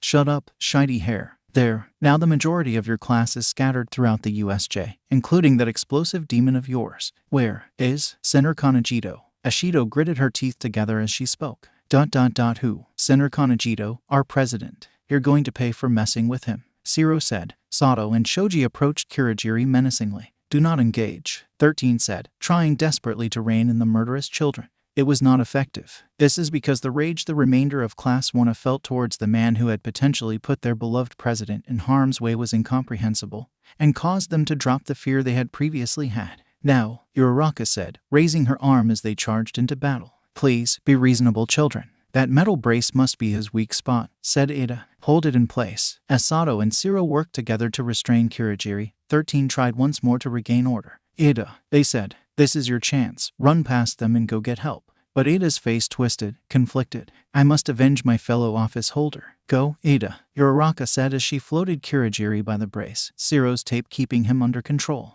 We'll make sure Senator Kanejito's honor is upheld. Ada wiped a tear from his eye. I will. I'll inform the teachers, for Senator Kanejito's sake. Now, let us turn our attention back to Midoriya, who, at the same moment that his classmates were separated, was punching villains as passionately as a toddler at a whack-a-mole machine. Midoriya, stop that right now. I'm fine, Mr. Aizawa. You're going to get yourself killed. Don't you remember our conversation? Midoriya ducked under a punch. Whoa, you almost got me. Aizawa growled and sent his capture weapon after Midoriya as soon as he got close enough. It wrapped around the boy's waist and pulled him back out of the fray. Hey, what was that for? You were about to die. You don't remember. Was that too subtle? I know Pig Latin, Midoriya, Aizawa groaned. But you are not immortal. Keep it quiet, won't ya? That's kinda like my surprise attack. Aizawa was spared from having to come up with evidence to support Midoriya's mortality by Shigaraki deciding he had quite enough of watching the two destroy the entirety of his army. I thought I already killed you, he said, finally vocalizing the fact that had been bugging him since he had first watched Midoriya jump down to fight. You sure tried, but I saw your ashes. Midoriya shrugged as he untangled himself from the scarf as Aizawa was distracted by a man with a fist for a tongue. Not mine. Then whose? Dunno. Whoever was in the urn, I guess. What? Midoriya. Aizawa yelled. Stop confusing the villain. You'll only make him madder. Yeah, about that. Why are you here in the first place? He sidestepped another goon, slowly making his way over to Shigaraki. I'm going to kill the symbol of peace. Midoriya tilted his head. Wait, All Might. Do you know another symbol of peace? Well, no. But in case you haven't noticed, he's not here. I'm aware, Shigaraki growled. Then what? The schedule said he'd be here. I find that incredibly unlikely. He doesn't even work here. Shigaraki recoiled in confusion. Huh, yeah, Midoriya continued. You must have misunderstood. Yue hired All Might, not All Might. Who the hell is All Might? All Might's Texan cousin. Midoriya dusted off his hands as he punched the last villain unconscious. It wasn't actually the last. Shigaraki was still there with the looming figure of the Namu to his side. Also, a good dozen or so of the villains had decided to run away from the two maniacs that were wreaking havoc on their forces. This was largely due to the fact that Shigaraki hadn't put too much thought into who he was hiring, and as such, many of those that were a part of his forces were wimps. Wimps that valued their lives, but wimps nevertheless. Now I would implore you to learn a lesson from Shigaraki's failure, and if you find yourself in a similar position to his, in which you need to hire multiple goons to assist you in committing a crime, I would suggest requiring a resume and references in order to make sure that they are not quite as cowardly as the ones mentioned in this story. A resume would also have the added benefit of determining if any of them have previous experience as a politician, which, depending on the task at hand, could be a detail that acts as a huge benefit to you or a huge hindrance. As important as the information I have just relayed might prove to be, it is slightly off topic, so if you'll forgive my ramblings, I'd like to continue now. You see, as Midoriya was talking to Shigaraki and drawing the vast majority of his attention, Eraserhead had taken the opportunity to sneak behind the villain, giving up on his attempt to make Midoriya stop fighting and trying a different approach of taking out the villains with Midoriya's help. His what? Shigaraki asked, very confused. Texan cousin. Although to be fair, he's not here either, so there's not a whole lot you can do right now. Aizawa took that as his cue and ran towards Shigaraki. Not so fast, Shigaraki growled as he turned, grabbing a hold of Aizawa's elbow. It seemed he was not quite as distracted by the news that his arch-nemesis had a Texan cousin who had seemingly stolen his identity as he first appeared to be. For your information, Aizawa was very good at not blinking. This did not, however, mean that he never blinked.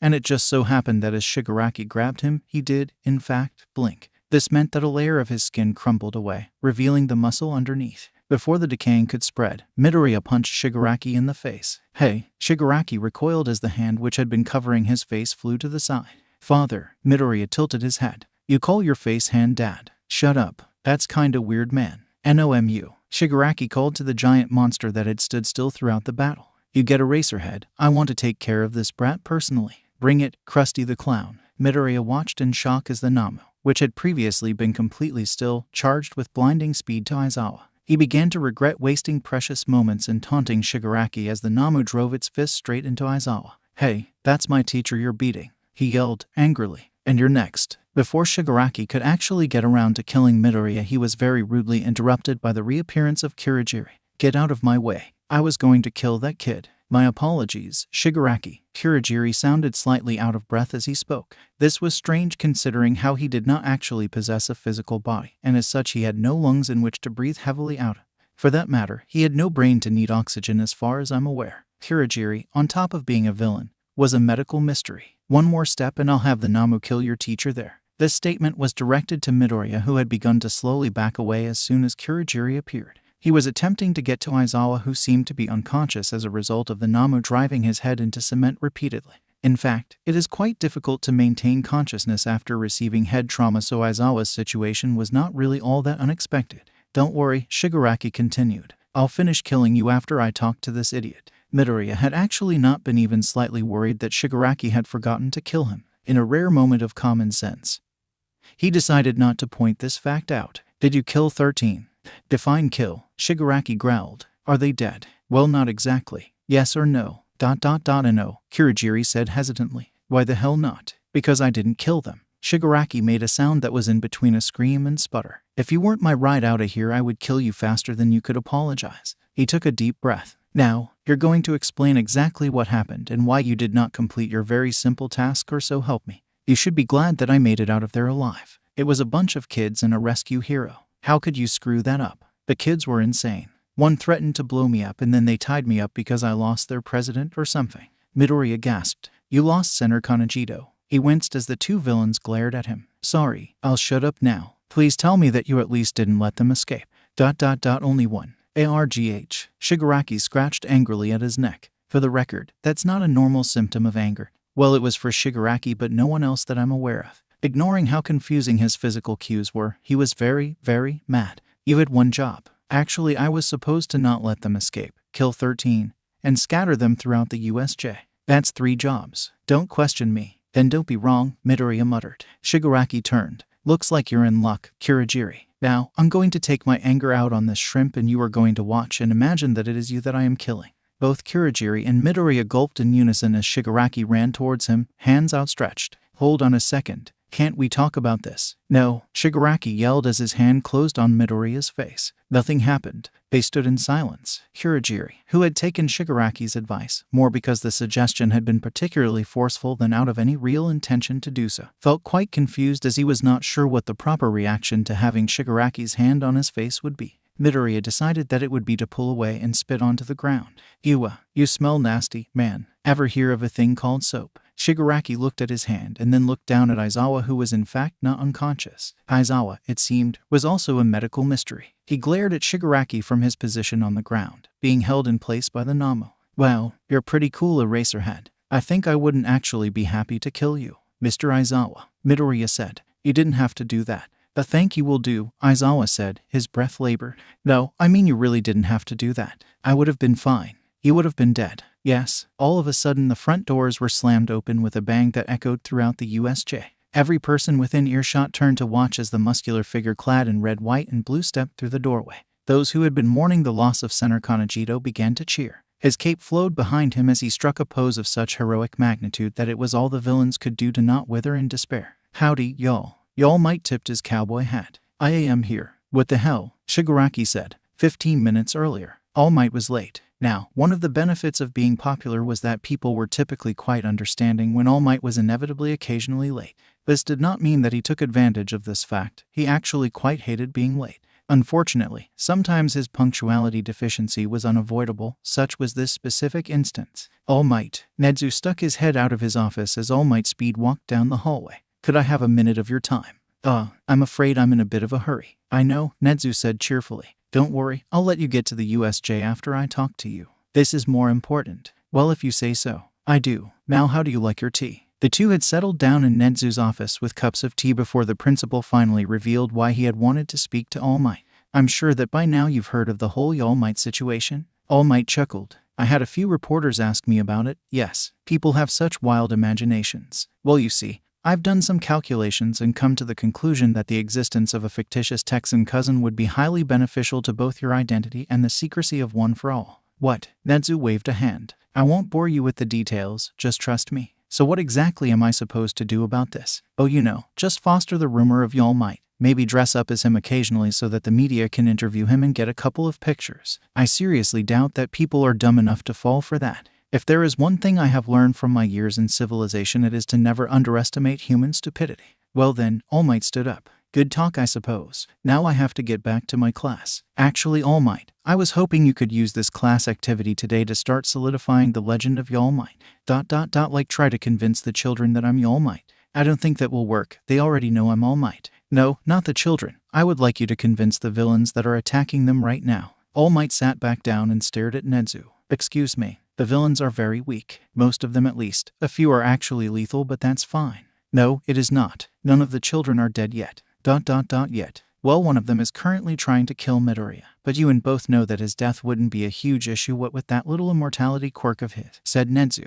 Although I'd rather he didn't, as it would set an unwanted precedent and encourage the villain to kill other less immortal children. You can see how that would be a problem, of course. I think I'm going to go help them now. All Might said, in shock. Of course, please just take the little gift under your chair with you. All Might reached under the chair to pull out an extra-large cowboy hat wrapped in a Texas flag that had been altered to be a cape. Look in the hat. All Might did. There was a small book on Southern slang. Snipe has also agreed to tutor you on your Hickish. I don't know what to say. By this, he meant that he quite literally did not have the capability to respond to such a strange situation.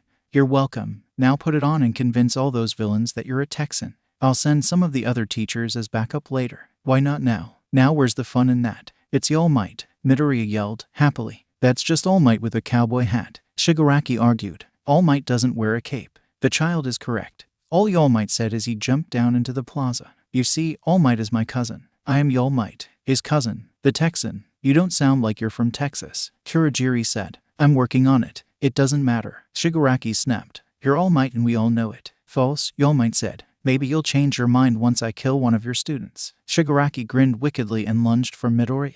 This was some terrible reasoning on Shigaraki's behalf. Both All Might and the non-existent All Might would prefer that their students stay alive. And it wasn't exactly like Shigaraki would stop trying to kill Midoriya if All Might admitted to being All Might. Now Aizawa had been watching this entire situation with much confusion. It was unfortunate that he was completely incapacitated by the Namu, so there wasn't a whole lot he could do to intervene. His last hope of erasing Shigaraki's quirk once again before Midoriya was murdered was no longer an option, as All Might was blocking his line of sight. "Move your fat ass, All Might, so I can erase his quirk," Aizawa yelled, somewhat panicky. All Might complied, ignoring that Aizawa had called him by the wrong name. It was too late. All that remained of Midoriya was a pile on the floor. Everyone stared. "What the fuck?" Shigaraki said quietly. The remainder of the gold glitter slowly drifted down to join the rest on the ground. "He turned into glitter," Shigaraki said, confused. He then proceeded to grab the nearest object, which just so happened to be his left shoe. He disintegrated it. It turned into the dust that was a typical byproduct of his quirk, confirming that his quirk was still functional. He looked at the glitter that was Midoriya's corpse. He looked at the dust that used to be a shoe. "What the fuck?" he repeated. Now, I'm sure some of you are utterly appalled at Shigaraki's foul language. Please note that he is both a villain, murderer, and a poor example of those who indulge in the sophisticated medium and undisputed art of video games. This means that he's not actually the best person, and so his cursing habit is quite understandable. This does not mean that those who participate in the occasional fuck are all horrible people, quite the contrary. One only has to look as far as Bakugou for an example. While Bakugou is not often regarded as kind, he is actually a decent fellow if you are to ignore his more violent tendencies and bad habit of exploding things. "Oh my god," Aizawa said. He was in a state of complete shock. Not because of Shigaraki's language, although I can see why you might think so, but rather he was troubled by the fact that Midoriya was, by all medical definitions, dead. "He's dead. Midoriya's dead," he said, pointing out the obvious. All Might looked at Aizawa. "I thought he talked to you about his condition." He had, but if you'll recall, Aizawa did not actually believe Midoriya. This was a shame considering that his denial was now costing him his sanity. "Midoriya's what?" Asui asked. All Might turned around to see that somehow his student had managed to sneak up behind him without him realizing it.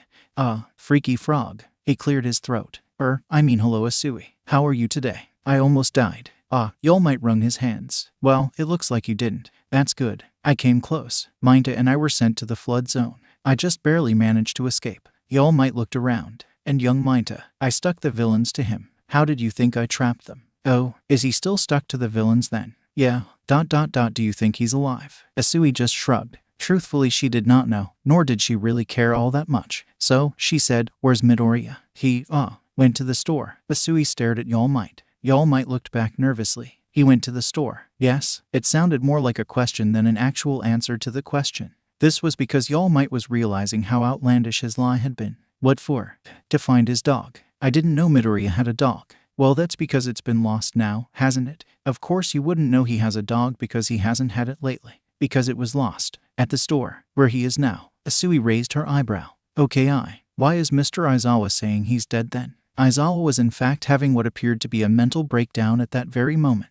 "Kid fucking died, told him he wasn't immortal. What the actual hell? I don't believe it. This totally ridiculous. What kind of stupid fic is this? You can't just kill him. Why is he glitter? Does no one care that he's dead? Oh my god, he's dead. Why is All Might wearing a cowboy hat? Why isn't he freaking out? Idiot problem children. I'm going to need more therapy after this. Heck, he's dead."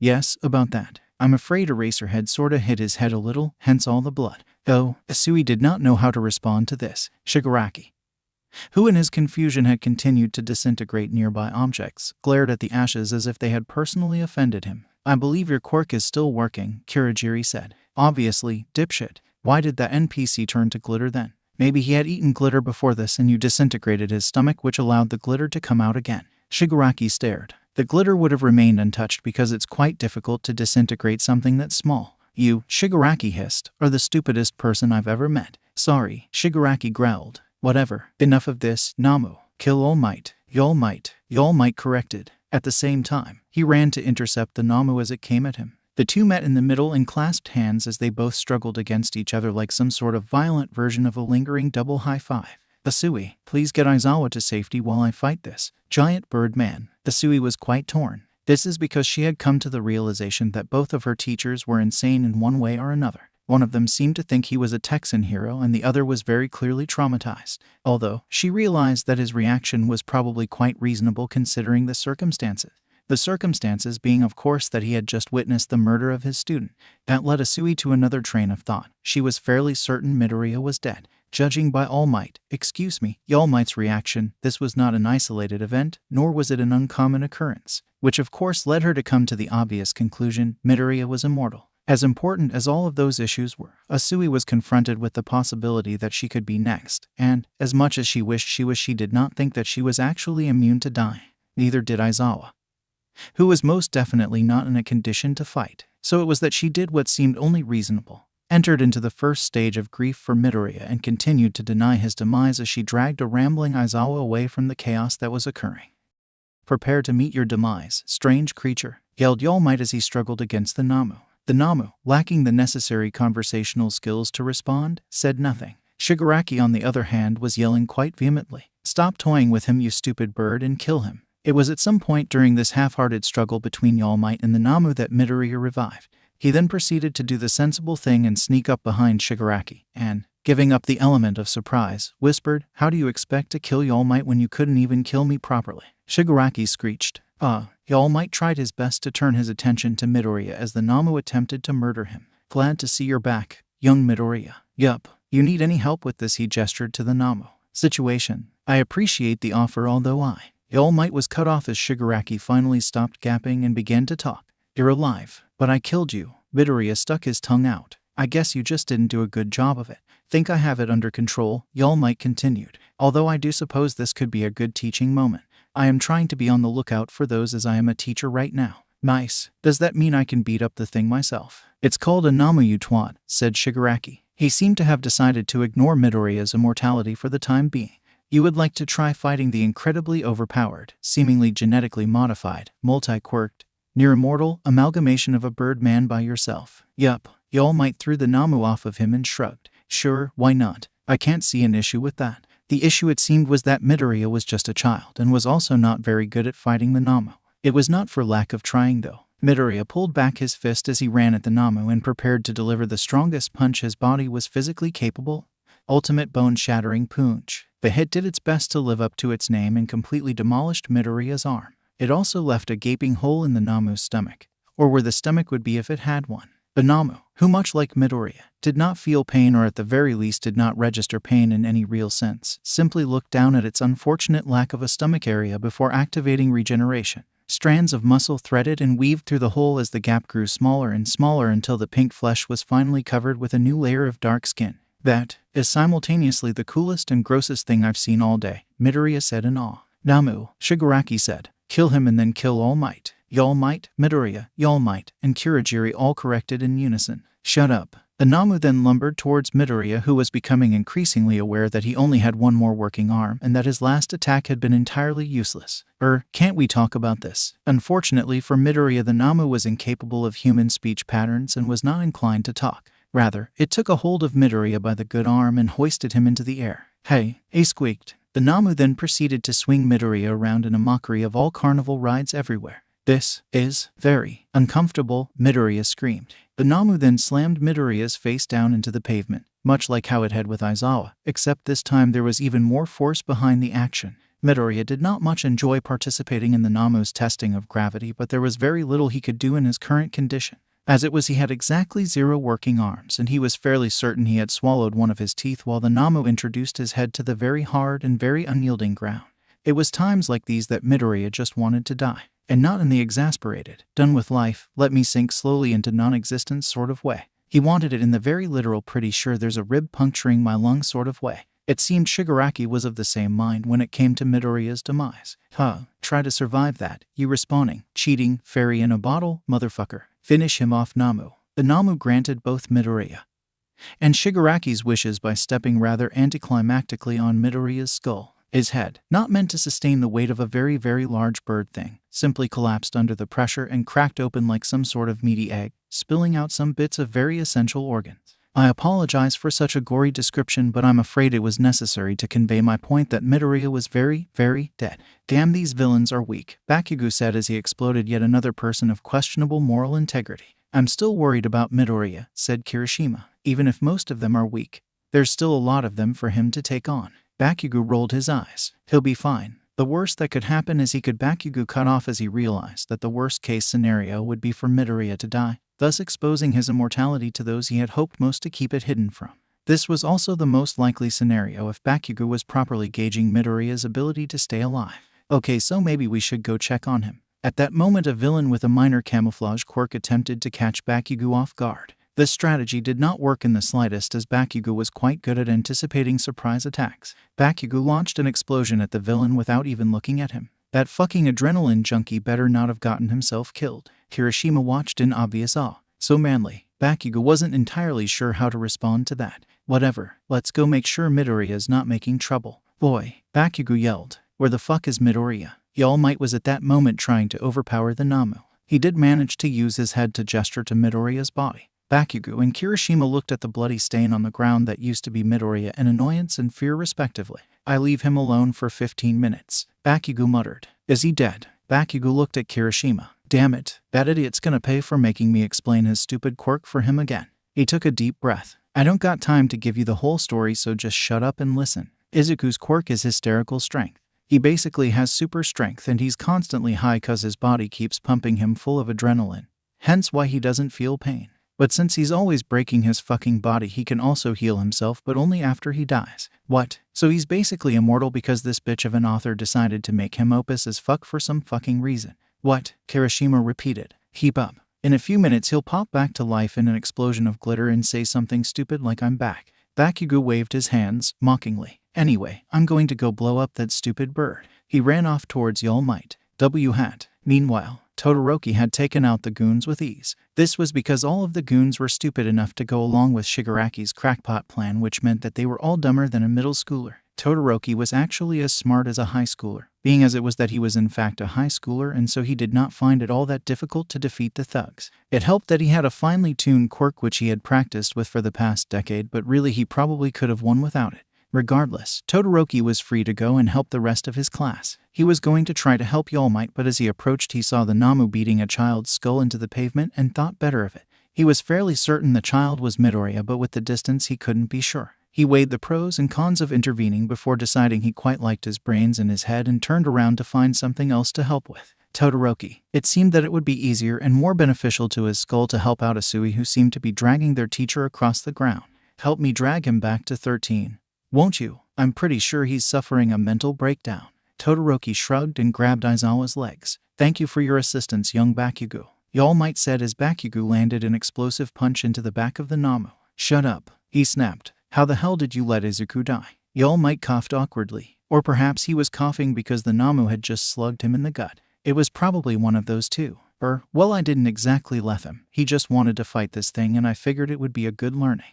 You let him fight this monster alone. Yes, Bakugou face-palmed. Izuku has no sense of self-preservation. You should know by now that he relies on the common sense of those around him to prevent him from dying an unreasonable amount each day. Now I would personally argue that not even a single death a day could be considered a reasonable amount, but in Midoriya's case the unreasonable amount was nearer to 6 times, a number he still managed to surpass quite often. Oh, said All Might. Bakugou rolled his eyes. Whatever. It's not like he's going to prove his immortality in front of the very people who should never be allowed to know about it, he said sarcastically. Wait, he didn't want the villains not knowing that he couldn't not live. As he spoke, All Might tried to punch the Namu's exposed brain, which was an obvious red herring when you consider that the Namu clearly did not use it. No, you idiot. He didn't want the villains to not know that they couldn't kill him and not have him die for an extended period of time.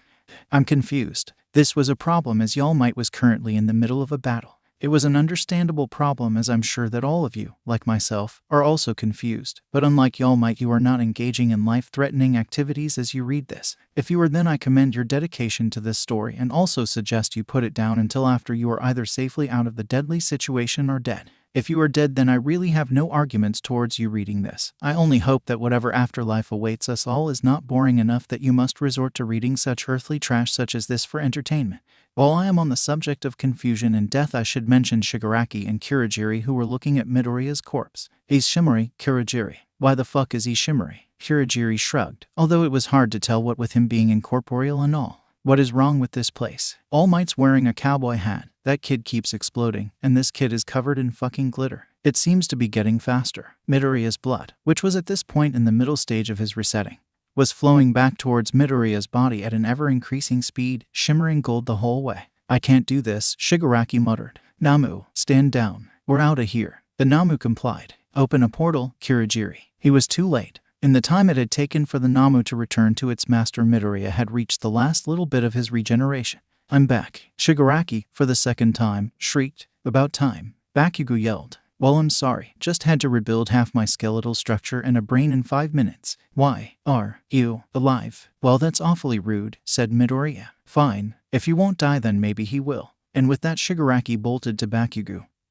Hand outstretched. Midoriya panicked. Bang! Shigaraki fell to the ground, clutching his hand. ARUGHFLIBKNICERYOULITTLESHITIMMAKILLYOU. Ops. Midoriya slowly lowered his gun. I kinda forgot that I wasn't supposed to shoot other people. I technically only have a license to shoot myself. Shigaraki stumbled to his feet and looked at Midoriya with fear. You shot me. You're fucking insane. You're one to talk, Mr. Murder Maniac. Bakugou growled. And I definitely didn't need your help, Izu. Obviously. Midoriya nodded. I'll get you next time, Shigaraki hissed as he backed up through the portal with the Namu still clutching his hand. We still have our Namu, you're dead meat, kid. This isn't over. And then he was gone. Actually, Kanzaki said as she and a cameraman stepped out from behind the fountain they had been watching from. I'd say that it is. That's a wrap, everyone. Beautiful work. Bakugou groaned. Can this day get any weirder? Kichai Kanzaki was eating breakfast the morning of the USJ attack as she received a call from an unknown caller. Now, while most people don't answer unknown callers, Kanzaki was not most people. She was a reporter and a notoriously neutral one at that. This meant that quite often she'd receive calls from less savory characters, many of which felt the need to conceal their identity.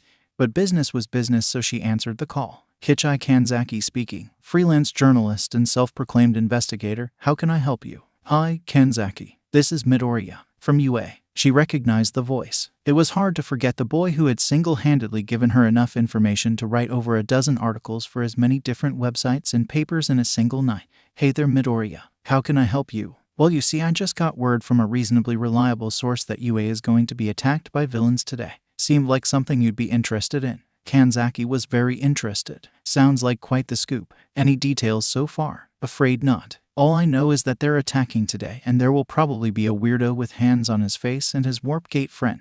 Anyway, I gotta go, but I'll keep you updated. Alright then, I'll see you there. Kanzaki quickly wrote down the details before dialing another number. Yamanaka, grab your camera. We got a story of a lifetime. The taxi pulled up outside the gates of UA and dropped Kanzaki and Yamanaka off. Classes had already begun, so most of the reporters who had been standing around hoping to get an update about the whole All Might situation had already started to disperse. Amateurs, Kanzaki thought, as she and her partner walked up to the gate. She rang the doorbell and looked up into the nearby camera with a cheerful smile. Hello, Netsu. I'm Kichai Kanzaki, freelance reporter and self-proclaimed investigator. She flashed her card. My associate and I are here to report on the yet-to-occur villain attack. Are you now? May I ask who hired you? Midoriya Izuku, sir. Sounds about right. Well, I can't see an issue with that as long as you sign a contract for me. There was the sound of a printer as a sheet of paper slowly slid out of a slit in the door. Nothing too big. It just gives me jurisdiction over any footage that you take, as it's possible you might catch some things on tape that I cannot allow to be made public at this time. Kanzaki read over the contract before deciding it was acceptable and signing it.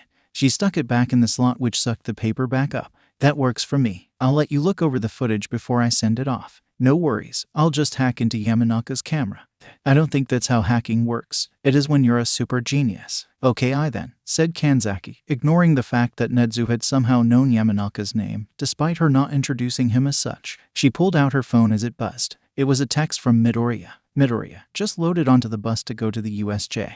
I assume that's where they'll attack. She typed out a quick reply and spoke again. Oh, and I don't suppose you could send over a shuttle to take us to the USJ. You are surprisingly well informed, Miss Kanzaki. I'll send one out right now. And with that, the gates opened. We still have our Namu, your dead meat, kid. This isn't over. Kanzaki watched as Shigaraki backed through the portal and it closed behind him. Actually, she said as she and Yamanaka stepped out from behind the fountain they had been watching from, I'd say that it is. That's a wrap, everyone. Beautiful work. You made it. Midoriya said as his friend muttered something. Like I'd miss a story this big. Oh, she gestured to Yamanaka. This is my cameraman, Yamanaka. I don't believe you two have met. Nope, I'm Midoriya. Nice to meet you. Yamanaka nodded but said nothing. Now, most people would assume that his silence was just a character trait of his. This would be a reasonable assumption as he had not said a single word since arriving at UA. It would, however, be incorrect. Actually, he had simply eaten a Jolly Rancher prior to getting there. and in a momentary lapse of judgment he had bitten down on the candy, effectively rendering him unable to speak. Out of embarrassment, he had decided to simply play mute till it dissolved. Izuku, Bakugou said as he stared at Kanzaki in disgust. Please don't tell me you hired a reporter. It was the smart decision. How? Well, it's like my mom always says, each reporter you employ is one not employed by your enemy. This, in my opinion, is very wise advice, especially if you take into account the continuous tension between heroes and the press. Midoriya's decision to involve a reputable journalist was perhaps the sanest one he'd had in a while. You'd never think it looking at her, but your mother is a terrible influence. Midoriya rolled his eyes before looking back at Kanzaki and Yamanaka. Did that camera capture everything? It sure did. Oh, on that note, you are immortal, correct? That is what I saw, yes, Kanzaki asked, with far less surprise and confusion than such a question would typically warrant. Midoriya shrugged. I haven't been proven to be mortal yet. Good, just making sure. Don't worry about the public finding out though. Nedzu technically owns all footage. Like that isn't even more concerning, Bakugou scoffed. It is what it is. Now Midoriya, could you grab me some teachers and your classmates to interview while I call some of my contacts? Sure. You'll want to talk to All Might first, I assume. Absolutely. Oh, Yamanaka, call Fred, won't you? I heard that he's doing a piece over in America on All Might. Yamanaka nodded. And of course I'll need a full interview with you, Midoriya, she said. Midoriya smiled in a way that promised this could either be a very good idea or a very, very bad idea depending on her intentions.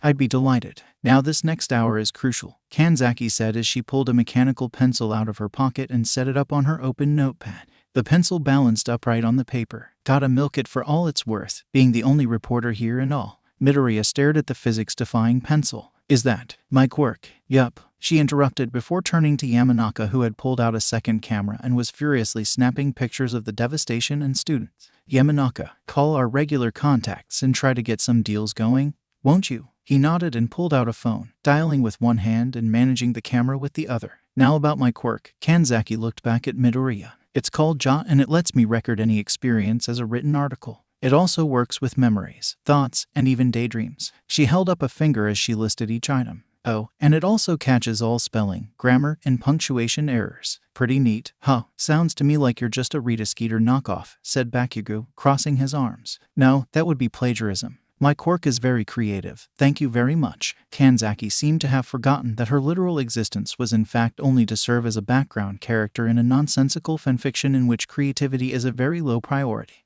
Bakugou scoffed. That's such a cool quirk, Midoriya said, his eyes seeming to glitter with excitement.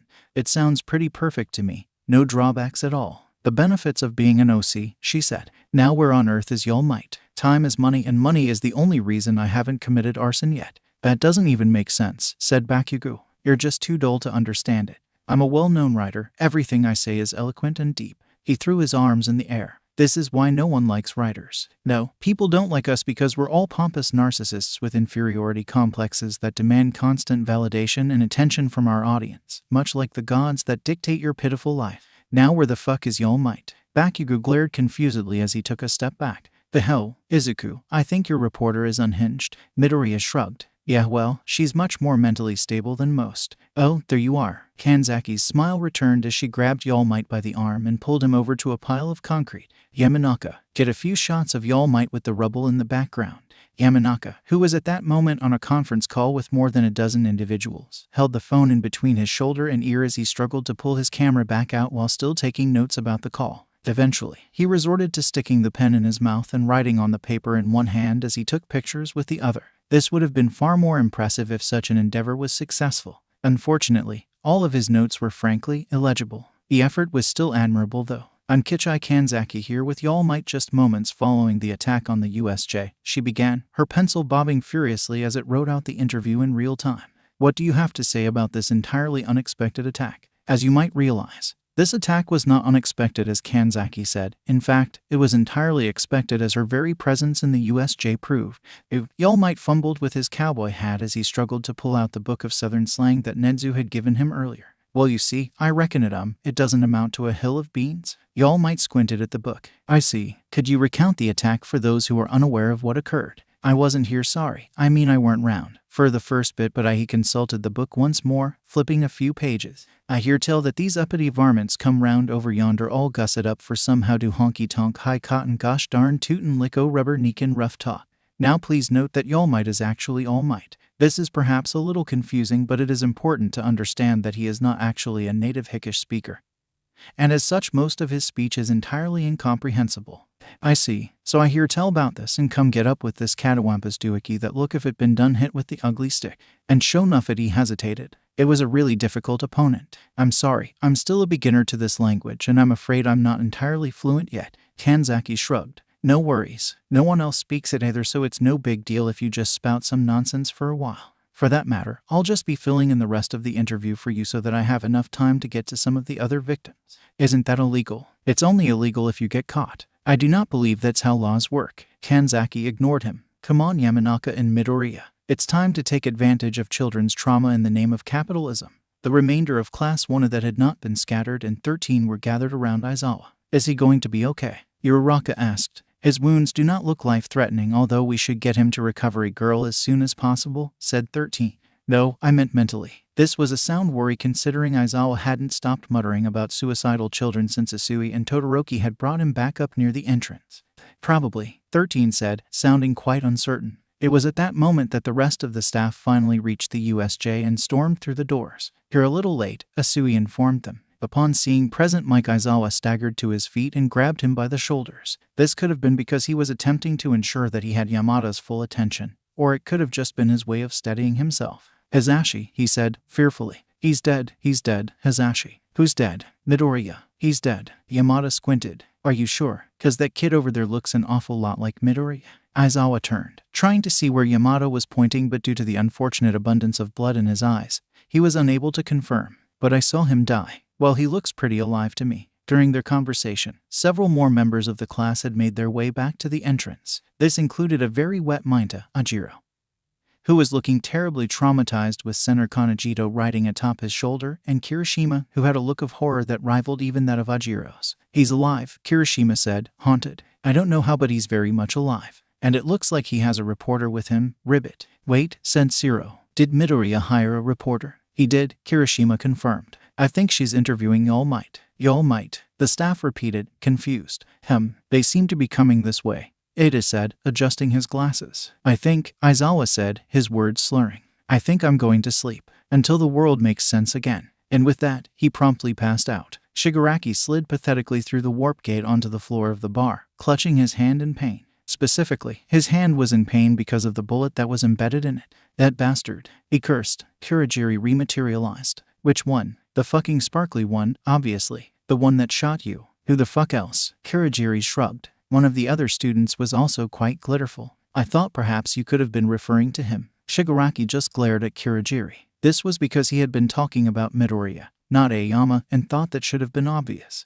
Would you like me to take the bullet out of your hand? Kurogiri asked, attempting to change the subject. Shigaraki simply thrust out his hand in way of response. The two of them were quiet as Kurogiri worked on his injuries, the silence only broken by the sound of the news playing on the screen in the corner of the bar, yet again by the up-and-coming Mount Lady. Listen to them, Shigaraki grumbled after the report had played for a few minutes. Stupid NPCs go wild for these idiot heroes. To be fair, she did save the lives of nearly 200 orphans, Kurogiri said, repeating the statistic the news anchor had said not 30 seconds prior. Somehow Shigaraki's glare intensified. So, who the hell cares about orphans? Are you not an orphan, sir? I'm a fucking orphan by choice. You murdered your parents. By choice, he said again, harshly. If you say so. Kurogiri lowered his head and continued to pull the bullet out of Shigaraki's palm.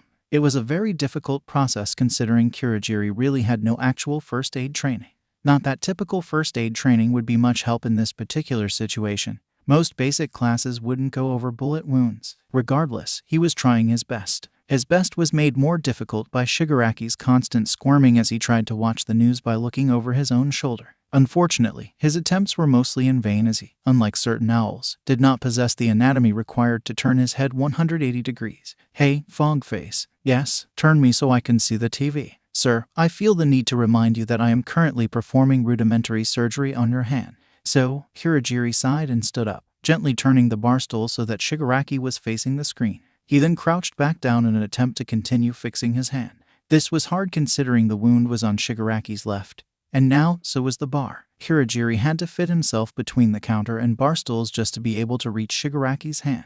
You're blocking the TV, asshole. Kirigiri grumbled and shifted once more, packing himself more tightly into the corner. Word that the USJ, a branch of the famous UA, was attacked not 10 minutes ago by an army of villains. We go there now. Hey, Shigaraki said. They're talking about us. The picture shifted as it turned to a live recording of Kichi Kanzaki and a student by her side. A very familiar student, in fact. Hey, Shigaraki shouted quite angrily as he stood up, causing Kirigiri to curse as he lost his grip on his hand.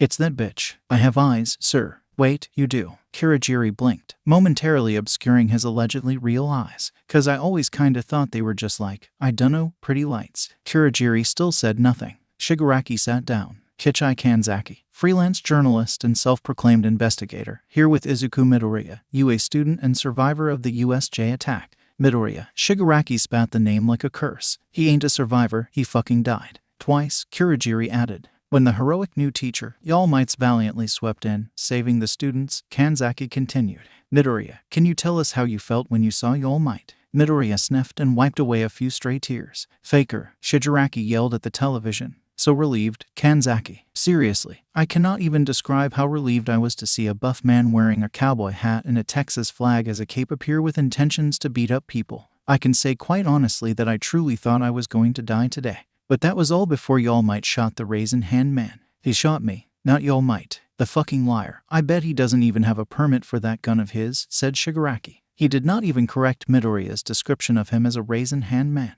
He was, however, actually half correct in this statement. The truth was that Midoriya did have a license for his gun, but it only allowed him to legally shoot himself. This meant that Midoriya had done the reasonable thing, and arguably the heroic thing, by lying to the entirety of the country on national television. I can only imagine, Kanzaki continued. Is there anything else you'd like to tell Japan, Midoriya? Only that I've never been so proud to belong to a country that kinda sorta associates with America over a few specific issues. Kanzaki turned towards the camera. You heard it here, All Might is out. His American cousin All Might is in. Yes, about that, the news anchor interjected. Is All Might still around? Is it possible we can get an interview? Unfortunately, All Might exploded into a cloud of smoke soon after the battle and is currently hiding behind a bush. But I promise to publish my interview with him in every magazine and news source who can afford my fee, so read all about it there. Oh my, is he okay? Kanzaki shrugged. Possibly. How do you get there so quickly? The news anchor asked suspiciously. I plead the fifth.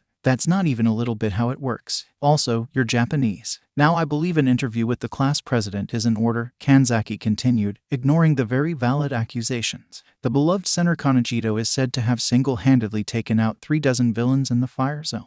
The screen went black just as Shigaraki started to scream incoherently, much like a toddler who had dropped their lolly would. I would remind you, however, that he was shot only 15 minutes ago, and that was actually a very valid reason to scream. It was not the reason he was screaming. He was just very annoyed at Midoriya's general existence. Tamura, said the voice from the screen. I see your mission did not go as well as you had hoped. I was shot. ... Yes, I can see that. However, the Namu was not lost. This is largely a success. And All Might wasn't even there. It was just his Walmart version, All Might. Sir, Kirigiri said. Are you forgetting that they are the same person? I will admit that All Might's brilliant tactic to create an entire alter ego was unexpected, but I remain confident that we can overcome this setback. But sensei, there was also this one brat that was completely immune to my quirk. Oh, it's true, master, said Kirigiri. I saw the boy myself. He goes by Izuku Midoriya and appeared to have a quirk that healed him from Tamura's disintegration. Fascinating, all for one muttered. Shigaraki and Kirigiri shared a look. They knew what that voice meant. Midoriya would not survive the week. Sakurai-jun was not a proud man. He did not enjoy his work. He took no pleasure from it. Rather, he felt immense guilt from it. But he did it anyway. His work was of course that of an assassin. Not a very pretty job, although arguably a necessary one. And in Sakurai's own opinion, one of the worst things he could have ever become. But he told himself he had no choice. From the moment he gained his quirk, his fate had been decided. His quirk was one made for destruction, the part of him he hated most. But it was a part of him, as much as he tried to deny it. He took the name of his quirk when working, Bullseye. Sure, it wasn't the most interesting of a name, but it was, in Sakurai's eyes, a fitting one. After all, it was better his successes be known by the name of the quirk that caused them than by the name of the pitiful man the quirk controlled. It was a coward's move. Cowardly because it wasn't the recognition that he feared. Not really, it was the recognition being attached to the name of Sakurai-jun. That small separation between the man Sakurai and the assassin Bullseye was a necessary one for that which was Sakurai's fragile psyche. He was, in my opinion, of the worst varieties of villain. The half-hearted kind. You see, I believe that the best villains are those who throw themselves into evil headfirst and without a second thought, much like a drunk college student might fling themselves into a kiddie pool of beer from the second-story floor, the product of which, in both cases, is very messy and extremely entertaining to those watching. But I digress. The point was that Sakurai was the type to blame his circumstances on his quirk and his quirk exclusively. Sometimes he wondered how different his life would have been if he had been born with a different quirk. He lamented this fact quite often actually, far too much to be considered reasonable. But regardless, the simple fact was that he was too tied up in the business to quit even if he wanted to. And it was because of this that when he received a target from All for One, he accepted. Not because he wanted to, but because for his own safety he had to. He reasoned that if he didn't take the job, someone else would, so it didn't matter what he did in the end. This, while true, was still a bitch move. Sakurai-jun was not a proud man, nor was he a selfless one. So he watched the boy, for Midoriya was just a boy, not even fully grown, and he mourned for him, because he was certain that Midoriya would die at his hands. And he was the only one who knew it. In truth, Midoriya would, but what Sakurai was not aware of was the trauma he would face as a result. So it was that Sakurai was hiding in an empty apartment the day the UA students were to return to school after the USJ attack. He watched, gun ready, as Midoriya made his way to the bus stop. There was another boy there, and Sakurai's stomach twisted at the thought that Bakugou would be forced to witness the murder of his friend, but he put his finger to the trigger regardless. He closed his eyes as he aimed, his quirk allowing him the luxury of avoiding being a witness to his own murder, and without a second thought, he shot. There was a silence that settled over him, rather than the screams he had expected. He opened his eyes to see Midoriya still standing, with the bullet firmly embedded in his skull. Bakugou looked at him with exasperation as Midoriya blinked a few times and then exploded. Sakurai watched in disbelief as what used to be Midoriya flew apart in a cloud of gold glitter, slowly settling on the pavement below. "What the hell?" he said quietly. Bakugou sighed and rolled his eyes. He then continued to walk to the bus stop. This was not because he did not care about what had happened to Midoriya. Rather, he just did not want to miss the bus. And since no one else was around to see what had happened, Bakugou figured it would be in his best interest to leave Midoriya to figure things out for himself once he woke up. "Hey, boss," Sakurai said nervously. I was wondering when you would call." "Bullseye. I take it the job is done." Sorta. All for One repeated. "Well, I mean, I shot him, which was my job. But I assume your intention was to have him be shot and then die, which did happen. But why don't you just tell me what happened?" "Yeah, okay. Well, like I said, I shot him, but he kinda exploded." "Please elaborate." "He just exploded into glitter like a fucking pinata." There was the sound of a very drawn-out, tired sigh over the phone. "And I kept watching and he sorta stopped being unalive. I was afraid of this." "You were. It was a possibility. No matter. You did your job to the best of your ability and I will see that you are paid accordingly." "Oh, thank you, sir. That's very kind of you." All for One hung up the phone. It seemed his suspicions had been confirmed. Midoriya was not, as Shigaraki seemed to think, simply immune to decay. He was, in fact, immortal. This meant that to All for One there was only one solution. He had a quirk to steal. "Tell me, Bakugou," Aizawa said after class had officially begun. "Will our headache of a child be joining us this morning?" He was referring to, of course, Midoriya, who had quickly become Aizawa's biggest headache and favorite topic during his therapy. Bakugou shrugged. "Dunno. He missed the bus after someone murdered him." Aizawa's eye twitched. Not that you could see it as his head had been completely covered by a layer of bandages that were yet to be removed. I see." Even though he had taken the entirety of his break to come to terms with Midoriya's confirmed immortality,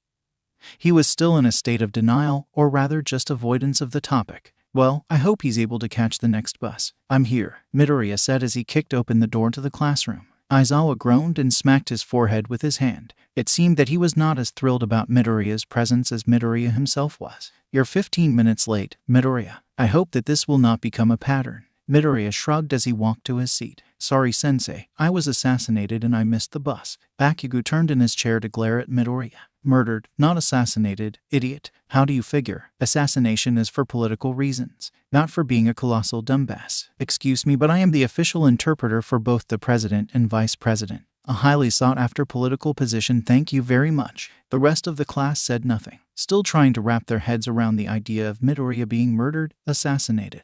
The president of a high school class, idiot, who, might I remind you, is a fucking rabbit. For shame, Ka. Aizawa cleared his throat loudly, cutting Midoriya off. "If you two are done discussing Midoriya's tardiness, I'd like to finish teaching so I can sleep." "Sorry, sensei," said Midoriya. Bakugou just rolled his eyes. "As I was saying before," Midoriya interrupted, "the sports festival is right around the corner." Midoriya jumped up. "The sports festival? Omen the sports festival is only theku less than jever. Holy crap, I can believe it that I'm gonna bunt this is one.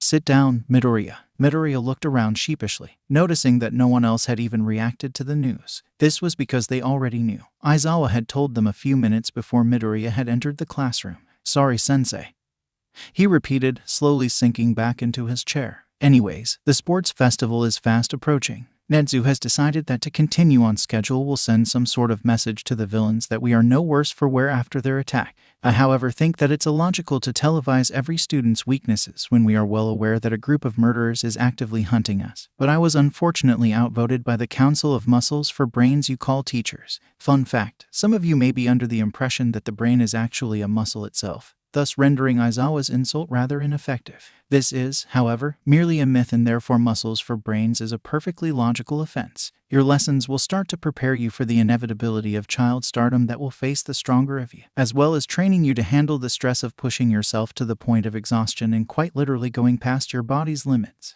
And before you say anything, Midoriya, yes, I know that breaking your bones does not necessarily bother you, but it does bother those watching, myself included. This means that you will not be exempt from these classes. Do I make myself clear? The class nodded. Ida raised his hand. And I assume you're wondering, of course, what the point of the sports festival is? Actually, I was. Well, you should be. Nedzu says that it's to interest mentors for your internships. But that's just a cover. Todoroki leaned closer, intrigued at the prospect of a conspiracy. Really, it's just a massive fundraiser for the school. We sell those seats at outrageous prices, and Nedzu coaches all the business students on setting up betting rings based on his analysis of each student. Midoriya tapped Bakugou's shoulder and whispered once he turned. Aizawa only got into the hero course because of the sports festival. He's still bitter. Now Midoriya's definition of a whisper was much louder than most would consider. As such, the entire class heard the comment that was intended for Bakugou's ears only. I am not bitter, said Aizawa. He was. Other schools have bake sales, he continued. Ours makes children fight each other. Plus ultra, I guess. This was unfortunately a very acute observation. Not that it was necessarily a bad thing. There was a reason the school could afford all those robots, and it started an N and ended with an Edzu selling the rights to broadcast and advertise. Anyways, Aizawa sighed. The whole situation makes me tired. You have the rest of the morning off. I don't care what you do as long as you don't wake me up. And with that, he zipped up the rest of the sleeping bag that he was seemingly halfway into already and fell asleep. Ida and Uraraka walked up to where Midoriya and Bakugou were arguing at their desks. See, an assassination is the murder of an important person which is conducted for political or religious reasons. They didn't fucking kill you for religious reasons. Midoriya rolled his eyes. It was political, I swear. You don't even know who did it. How the hell would you know that it was fucking political? Excuse me, Ida said, chopping an arm directly between the two. I hate to interrupt, but I am very concerned about the implications that Midoriya possibly came close to finding himself in death's icy grip. Bakugou scoffed. No need to worry, the dumb fuck has already made death his bitch. Midoriya glared at him before turning his attention to Ida. Sorry for worrying you, Ida, but clearly I am fine. I just got a little shot this morning. Ida did not know how to respond to this. His quirk heals him, Bakugou said, noting Uraraka and Ida's stunned expressions. Remember. Oh yeah, said Midoriya. Right, it heals me. That's why I'm alive now actually. My quirk. Not 'cause I'm immortal, because that would be stupid and not even a little bit possible. Now it would do you good to realize that at this point Midoriya was only barely trying to hide his immortality. This was because he figured that now that Shigaraki knew the only thing holding him back from shouting his quirk from the rooftops was that it would cause an unimaginable amount of trauma, and Midoriya didn't actually think that was wise. How have you not died yet? Uraraka asked in awe. Believe me, I have. Anyways, Midoriya stood up suddenly. Lovely talk, but I'm afraid there's only about a month till the sports festival, and I really should talk to Mei about speeding up production on my grenade news. Bye, he said as he skipped out the door. The three were quiet for a moment. What's a grenade noose? Ida asked. How the hell should I know? Bakugou said. Uraraka shrugged. You and Midoriya seem to function on the same wavelength. Bakugou looked at her in disgust. Take that back. Midoriya quite literally ran into All Might as he exited the room. Oh, young Midoriya, I was just about to see if I could grab you from class. What exactly are you doing out of your class? Midoriya shrugged. Aizawa let us out early. I was going to go talk to Mei about finishing up my grenade news. You're what? All Might asked, confused and concerned. Never mind. Can you spare a moment? I have a few things I wish to discuss with you. I dunno. It's pretty important that I talk to Mei before she decides to scrap the original design and add spikes. Would that be an issue? Of course it would. What if the spikes stab the grenades? They might explode. This left All Might in quite the predicament. You see, he had assumed, logically so I might add, that the purpose of the grenades was in fact to explode. He avoided this conundrum by deciding to drop the topic altogether. Yes, well, I promise to not take too much of your time. Midoriya sighed. Okay then. The two of them found a quiet office to talk in and All Might returned to his skinny form. I'm afraid, All Might started, that the USJ attack has once more limited my time limit. I can now only hold my All Might form. Y'all might, Midoriya interjected. All Might glared at him. This is rather serious, you know. Sorry, for about an hour. All Might sighed. As it is, I'm nearly out of commission, which makes your mastery of one for all even more important. How is the quirk treating you, my boy? Midoriya shrugged. Fine, I guess. I've got it up to the point where I can use a few hits at 20% without dying, so that's an improvement, I guess. And how is it working with your original quirk? Is it bonding all right? Oh yeah, I was gonna talk to you about that. All Might looked worried. Is everything all right? Just dandy, I think. Actually, my quirk has been acting a little strange lately. I was wondering if it's in any way related to One for All. Strange how, exactly? Well, you know how when that funky face hand man killed me, it'd be difficult to forget. Yeah, well, I turned into a pile of glitter. Midoriya paused, letting his sentence sink in. That doesn't actually happen. I was under the impression that your quirk produced glitter as a byproduct. Well, yeah, but that's always after I come back to life, not while I'm still dead. I see, and it happened again this morning. Someone decided to assassinate me. Is an assassination only for those in political positions? All Might interrupted, ignoring the far more important issue. Midoriya glared. It was assassination. Believe me, All Might said nothing. But when whoever it was shot me, I sorta just exploded into glitter. Usually when I'm shot I just sorta bleed out till my quirk resets me, but not this time. And it's only happened these 2 times. Everything is normal when I kill myself, which makes me wonder if the addition of One for All is causing me to react to deaths by certain other quirks. That's my running theory so far, at least. All Might nodded. Seems reasonable. Oh, and I haven't really gotten around to proving it, but I think that the time it takes for me to come back to life might be shortening a little, which would be really nice. Well, I'm glad that you seem to be enjoying yourself. Personally, I wouldn't have necessarily said that Midoriya was enjoying himself. He was actually dying. Constantly. That's about all I had hoped to speak with you about. I'll let you get back to your preparations. Midoriya stood and gave a curt bow to All Might. All right then. Oh, and Midoriya. He stopped and turned back. All Might smiled. Give him hell. Hello everyone and welcome to this year's UA Sports Festival. I'm Present Mike and I'll be commentating on the first year competition today with my colleague and friend, Eraserhead. Aizawa's much more tired voice came on over the speakers. I was kidnapped. This is a literal abduction. Someone call the authorities. Azashi laughed nervously. No, don't do that. His presence here was actually very consensual. He's just joking. I am not. He is. Now, the events aren't scheduled for another half hour, so feel free to enjoy our lovely concession stands set up by the business course. You may also look at the program that came with each of your tickets, which explains the order of each event. I've also been told by our principal Nedzu to remind you that while buying concessions from the business students is entirely legal and very encouraged, taking betting odds from them is not, strictly speaking, condoned by the law. As such, if you do participate in such activities, which UA does not endorse, you will be held fully responsible for any legal action that will probably not happen. To learn more about how to avoid this not entirely lawful practice, please consult the pamphlet titled Double Your Money by Betting on Children. The pamphlet for more information on how this process works, where bets are placed in order to avoid those areas, and how to avoid free money by not participating. Now get comfortable. Today you get the exclusive privilege of buying overpriced seats in order to watch children beat up other children, our country's favorite pastime. You are of Japan's elite. Can I get a yeah?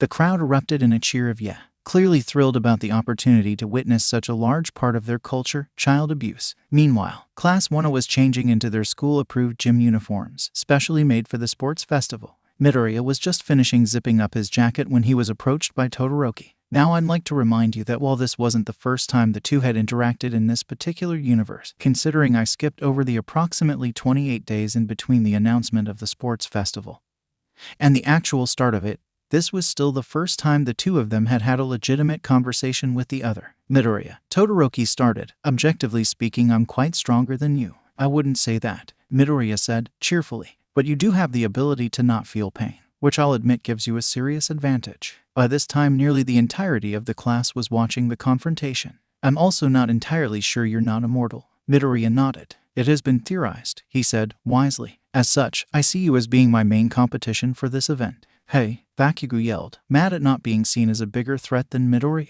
Todoroki ignored him. This is a declaration of war, Midoriya. May the best man win. There were gasps all around the room and the loud swearing of Bakugou. I accept. What? Bakugou said, you can't do that. I declare war against you too. Both of you. Midoriya also ignored him. I will warn you, though, I don't plan on going easy. I'd expect as much, said Todoroki before turning his back to Midoriya. Hey, Bakugou yelled, I'm talking to you two dipshits. You gotta beat me first, you hear? This is war. Everyone continued to ignore Bakugou as the bell sounded for them to take their places, except for, of course, Midoriya, who simply smirked at Bakugou. In your dreams, Kaken. And here comes the long-awaited Class 1A.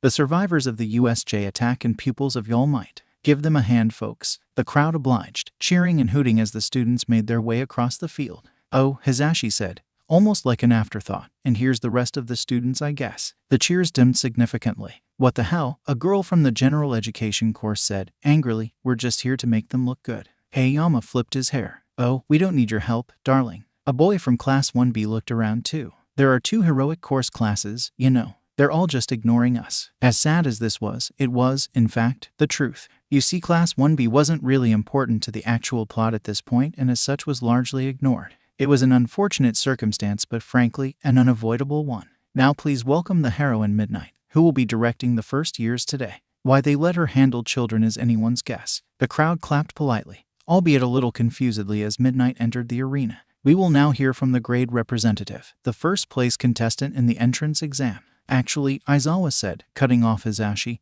there was a tie this year. We'll be hearing from both winners. Ah heck, you don't mean. Midoriya and Bakugou made their way up to the platform, Bakugou rather reluctantly. He was still quite bitter about the whole tying with Midoriya's situation. Midoriya motioned for Bakugou to go first. Listen up all you fuckfaces. Kaken, you can't curse on national television. Bakugou didn't even look over at Midoriya as he flipped him off and continued. I'm gonna win this thing, no doubt about it. Get ready to see me on the top of that podium. You hear? Iman wiped the floor with all these half-brained extras. The crowd watched in stunned silence as he handed off the microphone. Midoriya rolled his eyes. Sorry about him, typical Kaken. But what's a little competition between students, am I right? The crowd cheered, matching Midoriya's excited tone. Today we're going to show you all what UA is really about. The struggle to rise up against adversity. The ongoing fight between good and evil. Today you'll watch the new generation show you what we're made of. Today you see the future of heroes. The crowd went wild. Midoriya wasn't done. And it wouldn't be possible without our good friends at Hercules, he said as he unzipped his jacket, revealing the shirt underneath to be covered with a familiar logo.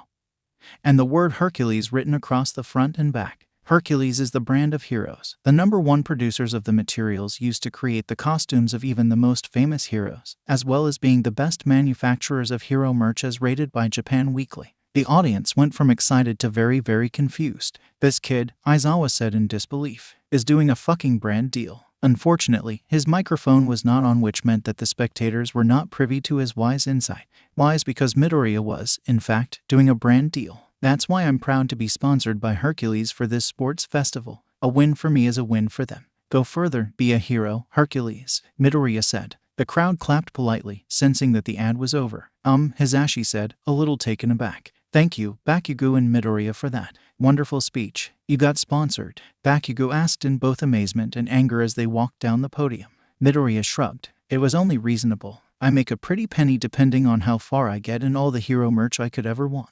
You never cease to amaze me. Thank you. It wasn't a compliment. Now, Hisashi called over the speakers, it's time for the first event. Let the games begin. All right, settle down everyone. The first event is about to begin. Welcome again to the Sports Festival. For those of you who are just tuning in via broadcast, know we have all our legalities in order and insurance will cover any casualties, or so Nedzu tells me. We will be starting today's event soon with an obstacle course to weed out the weaklings, Hisashi said excitedly. The Gen Ed students are not weaklings, Yamada never said they were, just heavily implied it. Aizawa started. Who do you think will win this round, Shouta? Hisashi said, changing the subject. Aizawa groaned. I couldn't care less. I think Midoriya, that's the broccoli-haired kid for you, listeners, has a shot. Please don't mention him, for the sake of my mental well-being. I am only allowing myself to acknowledge his existence twice a day. Speaking of which, Hisashi said, ignoring Aizawa. Now's the time to cast your bets if you haven't yet. It seems that Midnight is motioning that they're about to start. I hope you all are ready for a show. Midoriya started to shove his way out of the gate as soon as the race started, but soon found that this was rather difficult as he had almost immediately tripped and was at that very moment being quite literally trampled by the student.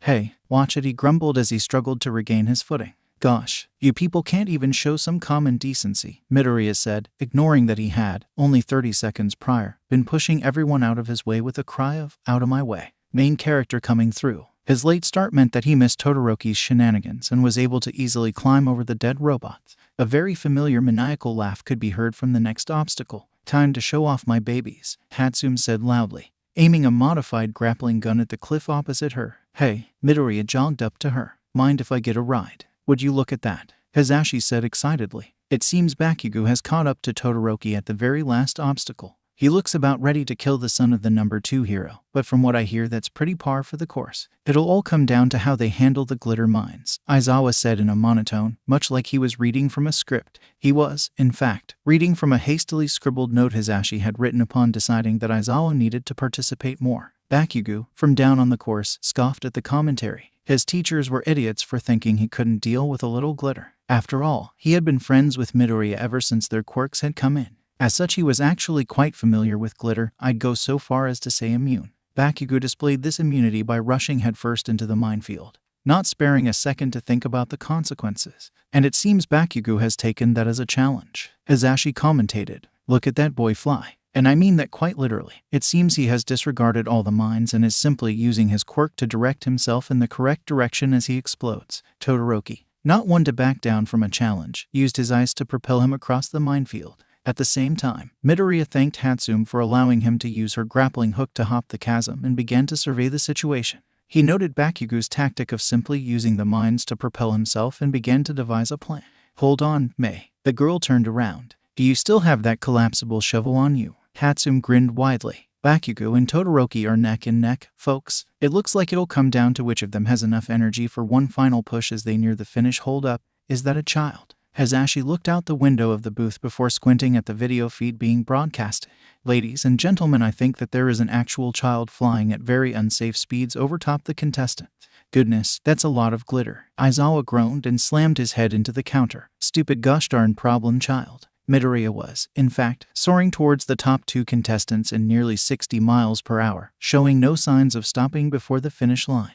This was because he had actually dug up nearly 24 glitter mines and then jumped onto the pile of highly dangerous explosives in order to propel himself through the last stretch of the course. This was, of course, a terrible idea that shouldn't have had any chance of success. However, Midoriya is the main character and as such is privy to luxuries like immortality. "No you fucking don't." Bakugou launched himself into the air with his quirk and intercepted Midoriya mid-flight. Unfortunately, he forgot to account for the fact that Midoriya still very much had momentum. This meant that the two of them continued to fly over and across the finish line before tumbling head over heels together into the dirt as Todoroki watched in shock. The crowd was silent for a moment, watching as the two boys slowly stood up, seemingly unsure of what happened themselves. I believe we have our winners, folks," Hazashi said. "There is no way that was legal," Aizawa argued. Midnight looked up at the booth and shrugged. In an unprecedented finale, both Midoriya and Bakugou tie for first place. "Give them a hand." The spectators obliged. "No." Bakugou turned to Midoriya in fury. "No." Midoriya smiled. "Gosh, looks like we tied again, huh Kaken?" "No." Bakugou launched himself at Midoriya, and the two tumbled back into the dirt. They continued their brawl as the media vultures approached, cameras raised. "Get the hell away from me," Bakugou yelled at them, pulling himself away from Midoriya with a newly split lip. "I ain't gonna give you a fucking interview about my win or shit, so don't even think about it." "Our win, Kaken? You fucking communist." He threw himself at Midoriya once again. The reporters coughed as the new assault created a cloud of glitter from the mines to fly at them. "What about you, Midoriya?" a particularly brave reporter asked, shoving his microphone near the tumbling children. "Mind giving the public a statement?" "Sorry," Midoriya grunted as he pushed Bakugou back to the ground. "I'm afraid I'm contractually obligated to only speak to one particular reporter." "Oh." He looked past the dozen or so reporters. "Speak of the devil. There she is." Kichai Kanzaki walked confidently through the wall of reporters. "Midoriya, glad to see you won. You ready for this?" "Yup." "Hey Kaken, get off me, I'm trying to grow my fanbase, you nitwit." Midoriya brushed his clothes off and smiled into the camera. "Hey everyone, I'm Midoriya Izuku, winner of the first round of UAS First Year Sports Festival, live from the stadium. And I couldn't do it without the help of my sponsor, Hercules." "Oi, I want it too," Bakugou yelled, trying to shove his way into frame. "Ignore him." "Wow," Kanzaki said. "This sponsor of yours sounds quite interesting. Mind telling me more?" "Of course, mysterious reporter I've never met." Hercules isn't just for heroes. They're very appreciative of their civilian buyers and work hard to ensure that each customer receives the absolute best service. Really? You mean that even ordinary people like myself can take full advantage of the wide array of Hercules hero merch and their high-quality brand-name clothing line? That's right. For some of the cheapest rates of any company. You can buy clothes made out of the very same materials as used in many hero costumes, including yours truly. Bakugou looked at the two in confusion. What the hell? You two coordinated this. Midoriya turned and glared at Bakugou. Kaken, if you will shut the fuck up, I'll give you 12% of my cut. Deal? He hissed. Bakugou stumbled backward, surprised. Yeah, okay, sure, whatever. Wonderful. He turned back. Now, where was I? You were just telling our viewers about the wonders of Hercules and their huge selection of products. Oh yes, and for a limited time, you can use the code GOLDGLITTER for 20% off your first purchase in any Hercules store or their online website. Go further, be a hero, Hercules. And cut. Kanzaki lowered the camera. Beautifully done, I'll see you after the next event. Izu, what the actual fuck? Just how big was this brand deal? Bakugou asked. Midoriya shrugged. Pretty big, I guess. Don't worry, I had Mom look over all the legal paperwork before I signed anything. Still, you know, I think I actually pull off pink glitter, Midoriya said, changing the subject. He looked down at his shirt, which was still covered in the hot pink glitter from the mines. It's a nice change of pace. Izu, we should probably start getting ready for the next event, don't you think? Bakugou sighed, realizing that he would never get all the answers he wanted. Yeah, I suppose we should. Points are determined by each individual's place in the first task. The better the score, the more the points, Midnight explained. Of course, typically this would result in first place having a bounty of 10 million points. However, due to the tie, both Midoriya and Bakugou will have 5 million each. Thank you for that beautiful explanation of the second task, Midnight. Hisashi said. For those of you just now tuning in, please consult the anime or manga for a more detailed explanation of this round. The children are grouping up, Yamada, Aizawa said. That they are. Oh my, some of these combinations are looking to be quite interesting. I must say, I'm excited to see what this round offers. Aizawa, who was watching Midoriya and Bakugou exchange a knowing look, did not share his friend's excitement. I think the word you're looking for is afraid, Aizawa said quietly. What? I said you should be afraid. Aizawa turned to look at his friend, and his eyes, just barely peeking out of his bandages, were those of a man who had lost all faith in the concept of peace. Scared, Yamada, be scared. Kaken. Midoriya jutted his hand out at his friend as the two of them walked towards each other. Join me in the fight against evil. You mean our classmates? Evil? He repeated. Fair enough. Bakugou clasped hands with Midoriya. Obviously, you'll want me on your team to ensure that you move on to the next round. After all, we both know I'd beat your ass if I was on a different team. Who else were you thinking? Midoriya, who had tuned out Bakugou as soon as he began to ramble, turned. May, have you got all our gear? Hatsune, who was struggling to stuff a comically large pile of weapons and various support items into a souped-up backpack, turned to look at him. Almost. Hold on a sec, you asked her before me. Priorities, Kaken. Before Bakugou got the chance to explode Midoriya and tell him exactly where he could stick his priorities, Uraraka approached. Mind if I join you? Please do. Midoriya smiled at her. My plan relies quite heavily on you. Uraraka tilted her head. You have a plan. Already. Of course. It pays to be prepared. You know, Midoriya said. This was an understatement on Midoriya's part. He in fact had several plans, all dependent on different possibilities for the second challenge. At this point in time, he had almost settled on Plan F under the cavalry battle section. Plan F was specifically created with the quirks of both him, Bakugou, Hatsune, and Uraraka in mind. Since that appeared to be his team, he figured they had a good chance if they were to use it. Mind you, this extensive planning does mean that his plan did not, in fact, actually rely quite heavily on Uraraka, considering such a statement implied that he had one plan rather than the 57 he truly did, only 23 of which required Uraraka's quirk. However, his saying so did have the effect of boosting Uraraka's confidence, intentionally of course. Bakugou rolled his eyes, aware that Midoriya was simply taking advantage of opportunities as he saw them. Well then, care to enlighten us, oh great genius? I'd love to, said Midoriya, blatantly ignoring Bakugou's sarcasm. It's a pretty simple 3-step plan. Confuse, diffuse, and abuse. He stuck up a finger as he said each point. His team was quiet for a moment, at least Bakugou and Uraraka were. Hatsune was humming as she loaded her guns, but that was beside the point. After all, she had already been briefed on all 57 plans beforehand. What? Bakugou started, and I mean this in the most judgmental way possible. The actual fuck. I think I'm going to need a little elaboration. Uraraka said. It's simple really. Bay and I spent the last month designing support gear for this challenge. Just follow my lead and we'll be sure to win. Uraraka raised her eyebrow. Is that allowed? Using someone else's support gear, that is. Don't worry, I've read all the rules and it doesn't explicitly say we can't. As long as the gear has been registered ahead of time, it shouldn't matter who uses it.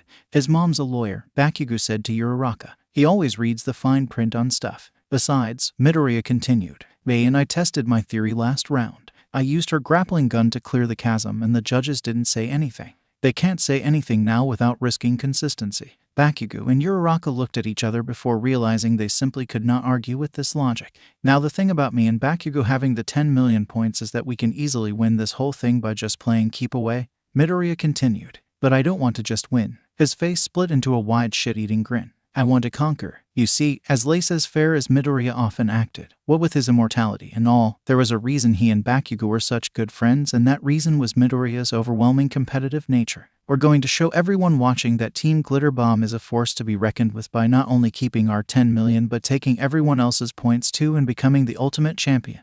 I'm in, Bakugou said, excited at the prospect of the challenge. But why Glitter Bomb? I'm the glitter, you're the bomb. May makes them, Uraraka detonates them. At what Uraraka started. You'll see. Okay, but Uraraka was cut off as a paper-like bag hit her face. She picked it up and then squinted at Hatsum, who had just chucked it at her. Is this a barf bag? Believe me, you'll need it, said Midoriya. Uraraka looked at him warily. Uraraka, he said, do you want to win? I mean really win. Uraraka smiled and rolled her eyes. I see what you're doing. You aren't going to get me on board that easily. Midoriya, of course, was trying to spur on Uraraka by reawakening her inherent determined nature. Such a tactic was highly effective if one was to go by the fire burning in her eyes already. Come on, I know you have a competitive side too. Now tell me what you want. To win. Uraraka, despite her earlier statement that she couldn't be persuaded, pumped a fist in the air. Let's win this thing. Yeah, the two of them, now essentially an echo chamber of pumped upness, then proceeded to scream at each other, each progressively getting louder. At that point, Bakugou joined, incorrectly interpreting this bonding experience as yet another challenge.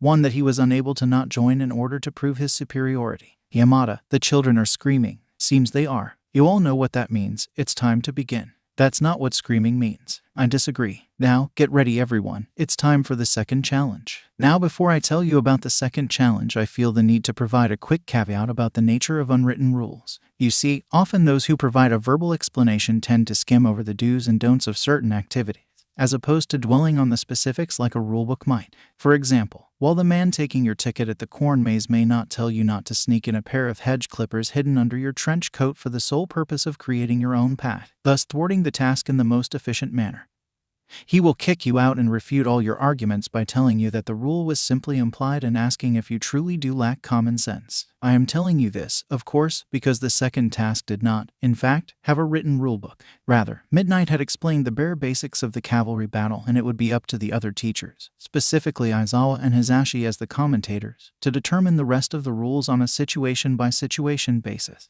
This meant that the participants were allowed the option of creativity and out-of-the-box thinking if they so wished and were brave enough. Out of the box, they thought indeed, or, more accurately, out of the ring, as Team Glitter Bomb flew nearly 2.5 stories into the air as soon as the whistle sounded, leaving both the ground and the competition behind them. Whoa, Hisashi exclaimed, is that even legal? I don't know, Aizawa replied. Aren't you the judge? Oh yeah, I guess I am. Well then, folks, Team Bakugou seems to be airborne. However, as a very qualified judge, I will allow this, as long as their feet don't touch outside of the ring. Back in the ring, the teams were looking up at the four in confusion. It seemed Midoriya was holding his teammates, a jetpack helping to keep them in the sky, as well as Uraraka's quirk if the slightly green tint to her face was any indication. May? Midoriya asked, concentrating on balancing the three teenagers he was at that moment holding while suspended in the sky. Now would be a good time for that new invention of yours. Just a second. Hatsum rummaged in her backpack, finally pulling out what looked like a gun in triumph.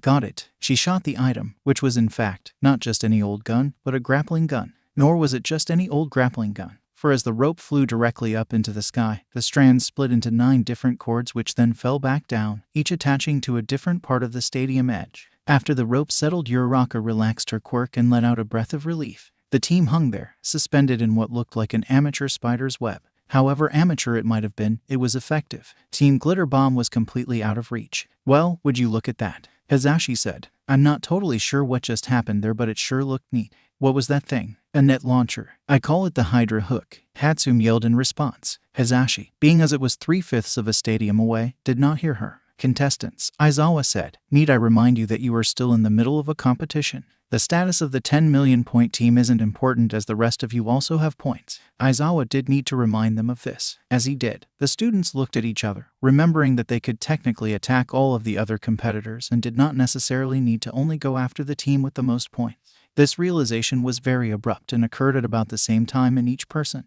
as they began to attack each other, creating a full-blown riot that the UA Sports Festival was well known for. Team Glitter Bomb remained safely suspended above the competition. That worked well, said Midoriya. Now everyone will just assume we'll try to stay out of reach and qualify for the next round through avoidance alone. But we won't, right? Bakugou asked, insistently. You see, he very much wanted to blow something up, and that was a very difficult task when one was dangling in midair. Of course not. It's time for stage 1, confuse. May, if you'd be so kind as to set the confusion grenades. Bakugou rolled his eyes, annoyed that they were confusion grenades instead of concussion grenades, his favorite flavor of grenades. As Hatsune reached into her pack and began preparing the weapons, Dark Shadow flew up to Bakugou in an attempt to steal his head.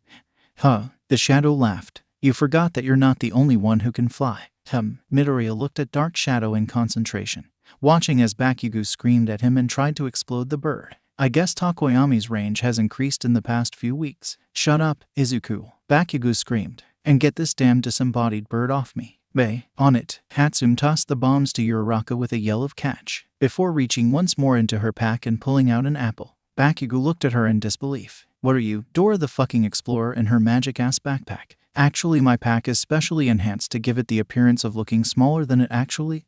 Did I fucking ask? Well, you. Hey, Dark Shadow, Midoriya said, interrupting the squabble. I'll give you an apple if you promise to stop attacking us. Dark Shadow scoffed at this. Do you seriously think I'd betray Fumikage for an apple? Midoriya just smiled. You see, while Dark Shadow was a product of a quirk and typically regarded as having no loyalty other than towards Takoyami, this simply wasn't true. He in fact had one other jarring weakness, and it was this that Midoriya was attempting to exploit. Because I totally will, Dark Shadow continued. Gimme. He grabbed the apple and flew down. Not to rush you, Uraraka said, trying her best to hold on to all the bombs that had been unceremoniously shoved into her arms. But can we hurry this up? Oh yeah, Midoriya said, suddenly remembering what his original plan had been. Don't worry about those, just activate your quirk on them and send them drifting down. May's work will do the rest. Uraraka looked at him skeptically but did as he asked. The rest of the competition hardly noticed the bombs floating around them, weaving in and out of the area of combat. But then Midoriya motioned for Uraraka to drop her quirk, and as she did, the bombs detonated. And then everyone noticed. I've never seen anything like it. As Ashi yelled, it's complete and total chaos. I'll be honest, folks, I'm not entirely sure myself what's happening. Isn't it obvious? Aizawa said. Team Bakugou is taking advantage of Netsu's no limits on support gear rule. Team Glitter Bomb had in fact released nearly a dozen miscellaneous bombs, each one a terrifying concoction birthed from the darkest recesses of their minds. In short, there was a lot of glitter. The four of them watched the mayhem safely from their perch in the sky. Uraraka watched her unlucky peers with the utmost concern. What was in those bombs? Midoriya shrugged. A bit of this, a bit of that. Some paint, a bit of liquidized hairspray, quite a bit of glitter and glue, Hatsune listed. I knew that a 12-gallon jug of glue would come in handy someday, said Midoriya. Why did you have a 12-gallon jug of glue? Reasons. Borax, shaving cream, alcohol ink, lemon extract, nitroglycerine, Hatsune continued. That one was Kaken's contribution, Midoriya interjected. Bakugou looked confused. I don't remember giving you any of my nitroglycerine. Well, technically you didn't give it to me. I just sorta took it. How the hell did you steal my own sweat? Aluminum, barium, a box of those tiny foam balls, Hatsune said, not even slightly deterred by the separate conversation. Quick-drying resin, super-absorbent polymers, and way too much gunpowder. Oh, Uraraka said. The gunpowder did explain why Kaibara's hair was on fire. And Oasis, and Sato's. Nearly 5 minutes later, and the disorder did not appear to be dispersing. If anything, the ring was becoming more chaotic as several of the students seemed to be attempting to use their quirks to overcome the absolute mass of what appeared to be the remains of an entire craft supply store that had fallen from the sky, was also on fire and exploding at random intervals for some reason. This was not effective. Instead, their efforts actually had the result of adding mushrooms, vines, ice, and electricity to the already overwhelming situation. As it was, nearly half of the students became incapacitated by the confusion bombs, with another quarter falling victim to their classmates, and in some cases, their own teammates' quirks. This was all covered, of course, by a running commentary from Hisashi with the occasional comment from Aizawa. His thoughts seemed to be more that of just a general annoyance but resigned acceptance to the entire situation. Bakugou began to grow restless at the very obvious lack of the violence he had been promised. This is not to say there was no violence, mind you, just that the violence that had been committed at that point had not necessarily involved Bakugou, unless you were to count the many bombs which they had thrown at those below. Bakugou did not. The clock had run down to only 4 minutes when Midoriya decided that their opponents had been sufficiently confused. All right, team. It's time for Phase 3, Abuse. What about Phase 2, Diffuse? Uraraka asked. The 3 stages were more of a suggestion, really. I just liked that they rhymed. To be honest, Midoriya said. Besides, they seem pretty diffuse to me. Well, most of them. Whatever, let's just get this thing fucking started, said Bakugou. Fair enough. Bae, you have my noose, right? At her nod and Uraraka's concerned stare, he continued. Let's prepare Kekken then and get back down there. I'm so confused, Aizawa admitted. About what? The fact that 3/4 of the competitors are covered head to toe in a glittery sludge that can be none other than the blood of some immortal god of toddler crafts? Hisashi asked, unaware that Midoriya himself happened to fit that description a little too much. Aoyama does seem to be enjoying himself. Or are you confused that Hatsum seems to be roping Bakugou? Specifically the latter, although the former is equally concerning. Well, I think it's rather obvious. You do. Of course. Clearly, Team Bakugou is paying their respects to their teacher and savior as of the USJ attack, All Might. Aizawa blinked. Excuse me. It's pretty evident that they're lassoing Bakugou, which is a clear allusion to All Might's signature brand. I feel very confident in assuming that they are attempting to win this round in honor of All Might. I, for one, commend their efforts. The crowd cheered in agreement. This was not, in fact, what Midoriya had in mind. Now upon hearing Hisashi's commentary, he was slightly regretting not leaning into the All Might theme, but it was far too late at that point. He sighed. Don't suppose you happen to have any spare cowboy hats in that backpack of yours? He asked Hatsum. She shook her head. Nope, only a single sombrero. Midoriya looked confused for a second before remembering the multiple backup plans the two of them had discussed. Oh, for Plan 7B, I nearly forgot. Before his other 2 teammates had a chance to question him, he clapped his hands. Anyway, let's get down there and get us some points. Getting some points was actually just as easy said as done. This was largely due to the fact that both Hatsum and Uraraka had been equipped with 2 very threatening guns that in actuality did nothing but spit bubbles that had the odd quality of looking like floating orbs of fire, although they were really quite harmless. The sight was threatening enough to cause most people to think twice before attacking the rampaging team.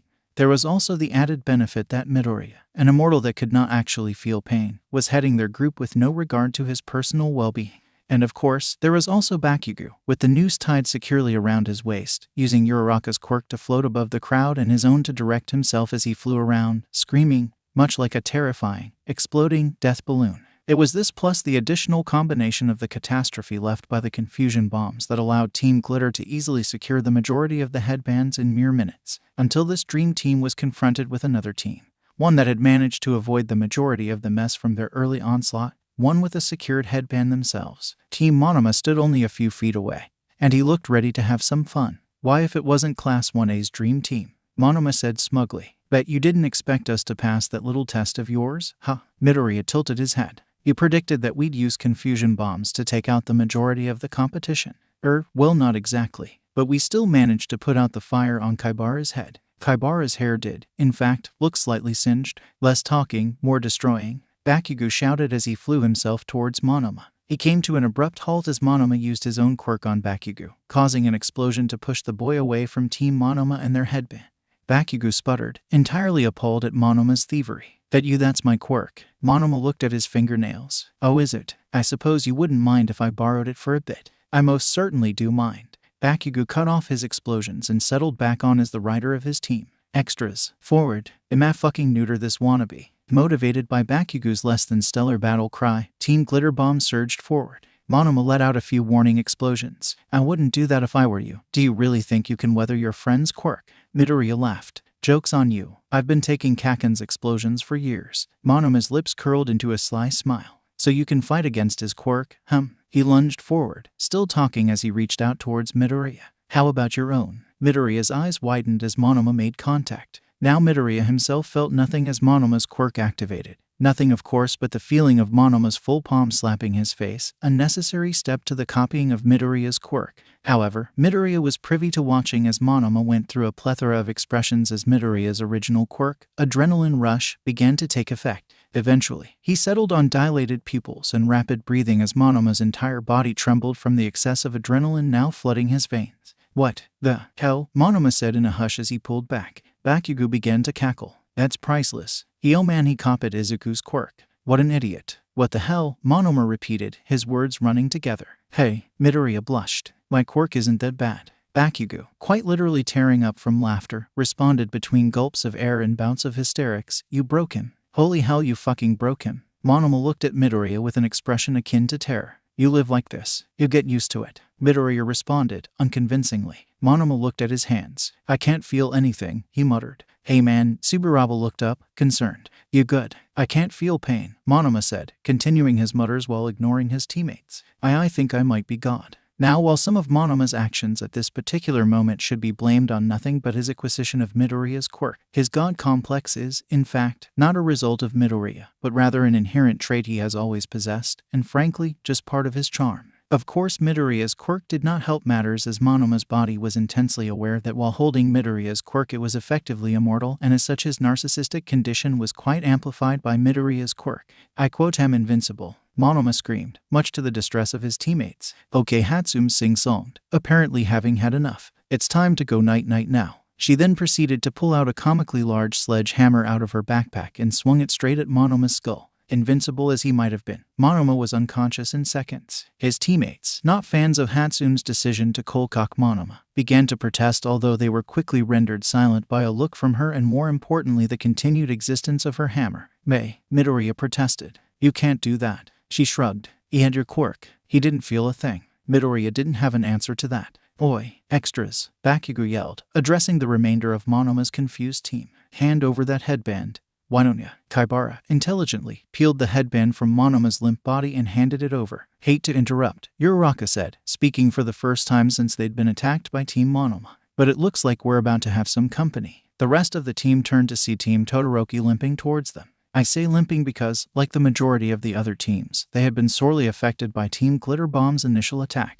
Specifically, it seemed that Ida's engines had been entirely gummed up by some sick combination of a fast-drying slime and high-fructose corn syrup. Additionally, Yaoyorozu had nearly exhausted her supply of lipids, creating the shovels necessary to dig her and her teammates out of the epicenter of the mess. This is not to say they were entirely crippled. Todoroki seemed to be at top physical form, and Kaminari hadn't used his quirk at all, opting to save himself for one giant blast when it mattered most. It seemed that a confrontation with Team Glitter Bomb was the appropriate time. "Now," Todoroki instructed Kaminari as they neared. Midoriya's eyes widened in realization. "Hold on," he yelled before proceeding to launch himself and his team into the air, shattering his legs as he did. The timing was impeccable and Kaminari's blast missed them entirely, rendering Kaminari useless and causing Todoroki to curse as he watched them fall back to the ground. At this point, Midoriya's legs had decided that continued usage was unadvisable and, in fact, impossible in their current condition. "Oops," Bakugou said angrily. "Fucking useless sack of glitter and bone dust. Can't even manage to survive a single event? Damn it. Hey, that's not fair. I'm still alive, I'm just crippled." Bakugou growled, unable to argue against this technically accurate point. "Round face, lighten the dumbass and toss him up here, won't ya? Aw, you're gonna give me a piggyback ride, Kakin? Don't call it that. The only reason I'm doing this is 'cause stupid half and half has the last headband and we can't just drag you around. Now can we?" As soon as he said this, there was a dawning realization as Bakugou came to the conclusion that he actually could do just that. In seconds he had untied the noose around him and had it securely fastened to Midoriya instead. "Wait a minute. You can't do this." "Just did. Glitter for brains." And with that, Bakugou unceremoniously shoved Midoriya to the ground and gave the end of the rope to Hatsu. "Get ready, Candy Cane," he yelled to Todoroki. "That headband is mine." Midoriya did not see the exchange that followed, but he could hear it. There was a loud sound that, if Midoriya had to guess, was the sound of a boy who can create ice on command and an overzealous boy who can, and will, explode constantly without reason, clashing. Now mind you, that was not what it sounded like. Rather, the noise was akin to the dropping of 1,000 glass plates onto a pile of TNT, but Midoriya's observational skills, while lacking in the majority of situations, were particularly attuned to sounds that involved explosions. What with being friends with Bakugou for so long. "Who's winning?" Midoriya yelled. "Can't tell." Uraraka responded unhelpfully. Midoriya decided to tell her this. That's very unhelpful. There were more explosion sounds and Midoriya could hear Bakugou cursing. This was also unhelpful as he would be making those sounds regardless of if he was winning or losing. Midoriya eyed the timer on the scoreboard nervously. It read 10 seconds left. Hurry Kaken, he yelled. There was no response. Did he get it yet? Can't tell. Uraraka repeated. Can't you have eyes, don't you? There's a lot of smoke and steam. The timer hit 0 and a loud buzz resounded through the stadium, silencing Uraraka mid-sentence. And, time, Hisashi announced. Now let's all turn our eyes to the scoreboard, which he cut off in surprise. Midoriya looked up at the scores and let out a loud whoop of excitement. We did it. We did it. Well, this is highly unconventional, Hisashi said finally. With a grand total of 10,004,305 points, Team Bakugou seems to be the only team with any points at all. Aizawa groaned. Well folks, take a little break I suppose. Us judges will figure out how to choose the other students. Congratulations Team Bakugou. You're moving on to the final event. Team Glitter Bomb cheered. And we're back, Hisashi said. After a very interesting talk, us judges have decided to break out the old swords from last year's round 2. They're plastic, mind you. He chuckled. We might be sadists, but we aren't stupid. That's debatable, Aizawa grumbled. The remainder of the children, at least those not incapacitated from Team Bakugou's assault, will make their way down to the newly constructed arena where the swords are being distributed. The rules are simple. If you are touched by a sword, you're out. Other than that, it's a complete free-for-all. No restrictions whatsoever. The last 12 will move on to the one-on-one battles along with Team Bakugou, so if that's actually something you're interested in, then try your best to do that. Personally, I can see the appeal of both winning or losing. If you win, you get fame and prestige. If you lose, you don't have to fight Team Bakugou. Difficult choice for these children to make. Aizawa, believing that the answer was rather obvious, grunted. That's just the life of a hero though, Hisashi continued. Tough decisions on the regular. The impromptu battle was quite fascinating to watch. Although there were those wise souls that opted to forfeit rather than risk being paired up with any member of Team Glitter Bomb, the majority chose to fight. It was a shame that Midoriya was unable to witness the spectacle. He was instead collecting on several bets he'd placed with the business students. Those were some great odds you gave us, Midoriya, one said. Everyone was willing to bet against a single team winning the whole thing. Midoriya thumbed through some of the bills. When Kaken's involved, it's a safe bet that anything other than complete obliteration is not an option. Another student nodded. Noted. Any predictions for the one-on-one battles? The first one asked. Midoriya laughed. I want to say I'll win, of course, but I can't be sure if Kaken's involved. I will say this though, he said, smiling. There's a good chance that I'll die at some point during it all. The business students laughed with him, not knowing that he was in fact entirely serious. Midoriya. Midoriya looked over to see Todoroki standing in the shadows as he walked towards the cafeteria area. Oh, hey, I guess round 2.5 is over, huh? Todoroki nodded. It was much less dramatic than the first half. I blame the lack of Uraraka. Todoroki, not one for jokes, looked confused. I'm pretty sure it was because you, Bakugou, and the support student weren't competing. Probably, Midoriya said awkwardly. Anyway, what can I help you with? I wanted to talk. I think I gathered that. Midoriya paused before motioning between the two. You know, what with the whole you talking to me situation? Privately, the two shuffled into an empty area, the awkwardness nearly palpable. So, Midoriya said finally. What? Do you know about quirk marriages? Yeah. So, Todoroki avoided his eye.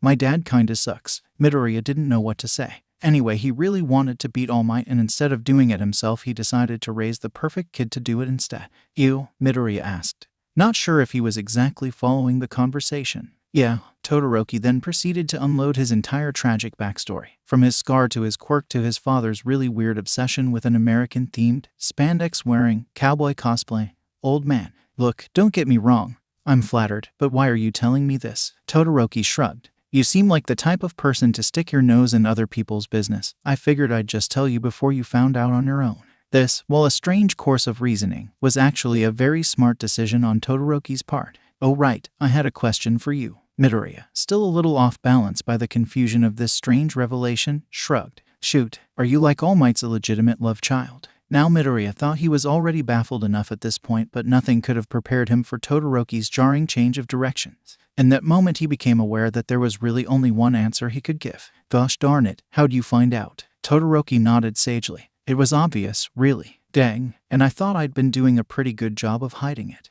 Well, that's just one more reason why I have to beat you. Now it's a matter of a generational feud. I agree. Clearly, we were fated to be enemies, because I am most definitely the son of the #1 hero. Good old Papa All Might. Till we meet again, son of all might, Todoroki said before leaving. As soon as he was away, Midoriya allowed a wide grin to appear on his face. All right, Kaken, he called. You can come out now. Bakugou, who had been spying on the whole conversation, dropped from the ceiling. What the hell, Izuku? I don't know what you're talking about. Good old Papa All Might. Really, it was a logical ruse. Aizawa would kill you if he heard you use his terms like that. You're not even going to question the fact that Todoroki is apparently the result of the number 2 hero illegally buying himself a wife for the sole reason to beat All Might, and that one of society's most trusted heroes is an abuser. Bakugou waved a hand. That much was obvious. Half and half is clearly traumatized. Oh yeah, big time. The two of them were quite familiar with the symptoms of trauma, considering Midoriya tended to dish it out like free samples, and as such they had become quite attuned to recognizing those who were, for all intents and purposes, traumatized.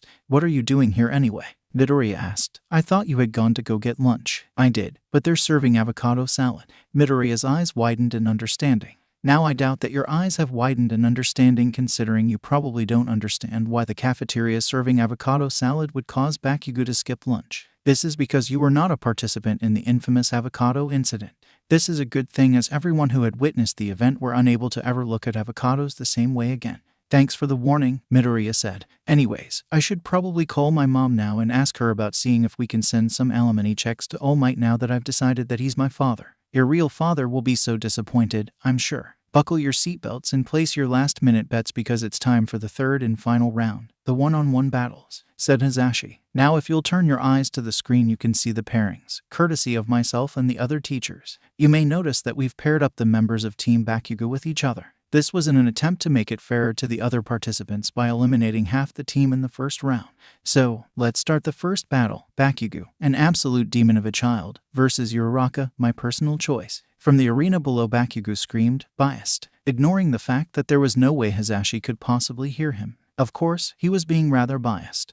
But his favoritism could be excused, as Uraraka did seem to be the obvious choice if the cheers from the crowd as she made her way into the arena were any indication. Don't go easy on me just 'cause I'm a girl, she said cheerfully as the round began. Bakugou raised an eyebrow. I might be an asshole, but I ain't fucking sexist. Oh, that's a pleasant surprise. Sexism is gay, Bakugou scoffed. Uraraka did not know how to respond to this statement, so instead she decided to try to beat him up. This wasn't because she was a violent child that often beat up other children, but more because the two of them were actually in the middle of a battle. Bakugou said as he dodged her attempt to use her quirk on him. If you beat me here, you'll have to go up against Izuku. Uraraka raised an eyebrow. He's on the other side of the bracket. What makes you think I wouldn't get out before then? Bakugou rolled out of the way as Uraraka lunged once more, aiming a half-hearted blast at her as he did. Nah, you're probably stronger than the rest of those weaklings. I'm flattered. Uraraka jumped back as one of Bakugou's explosions came a little too close for her comfort. Doesn't mean you can beat me. Uraraka smiled.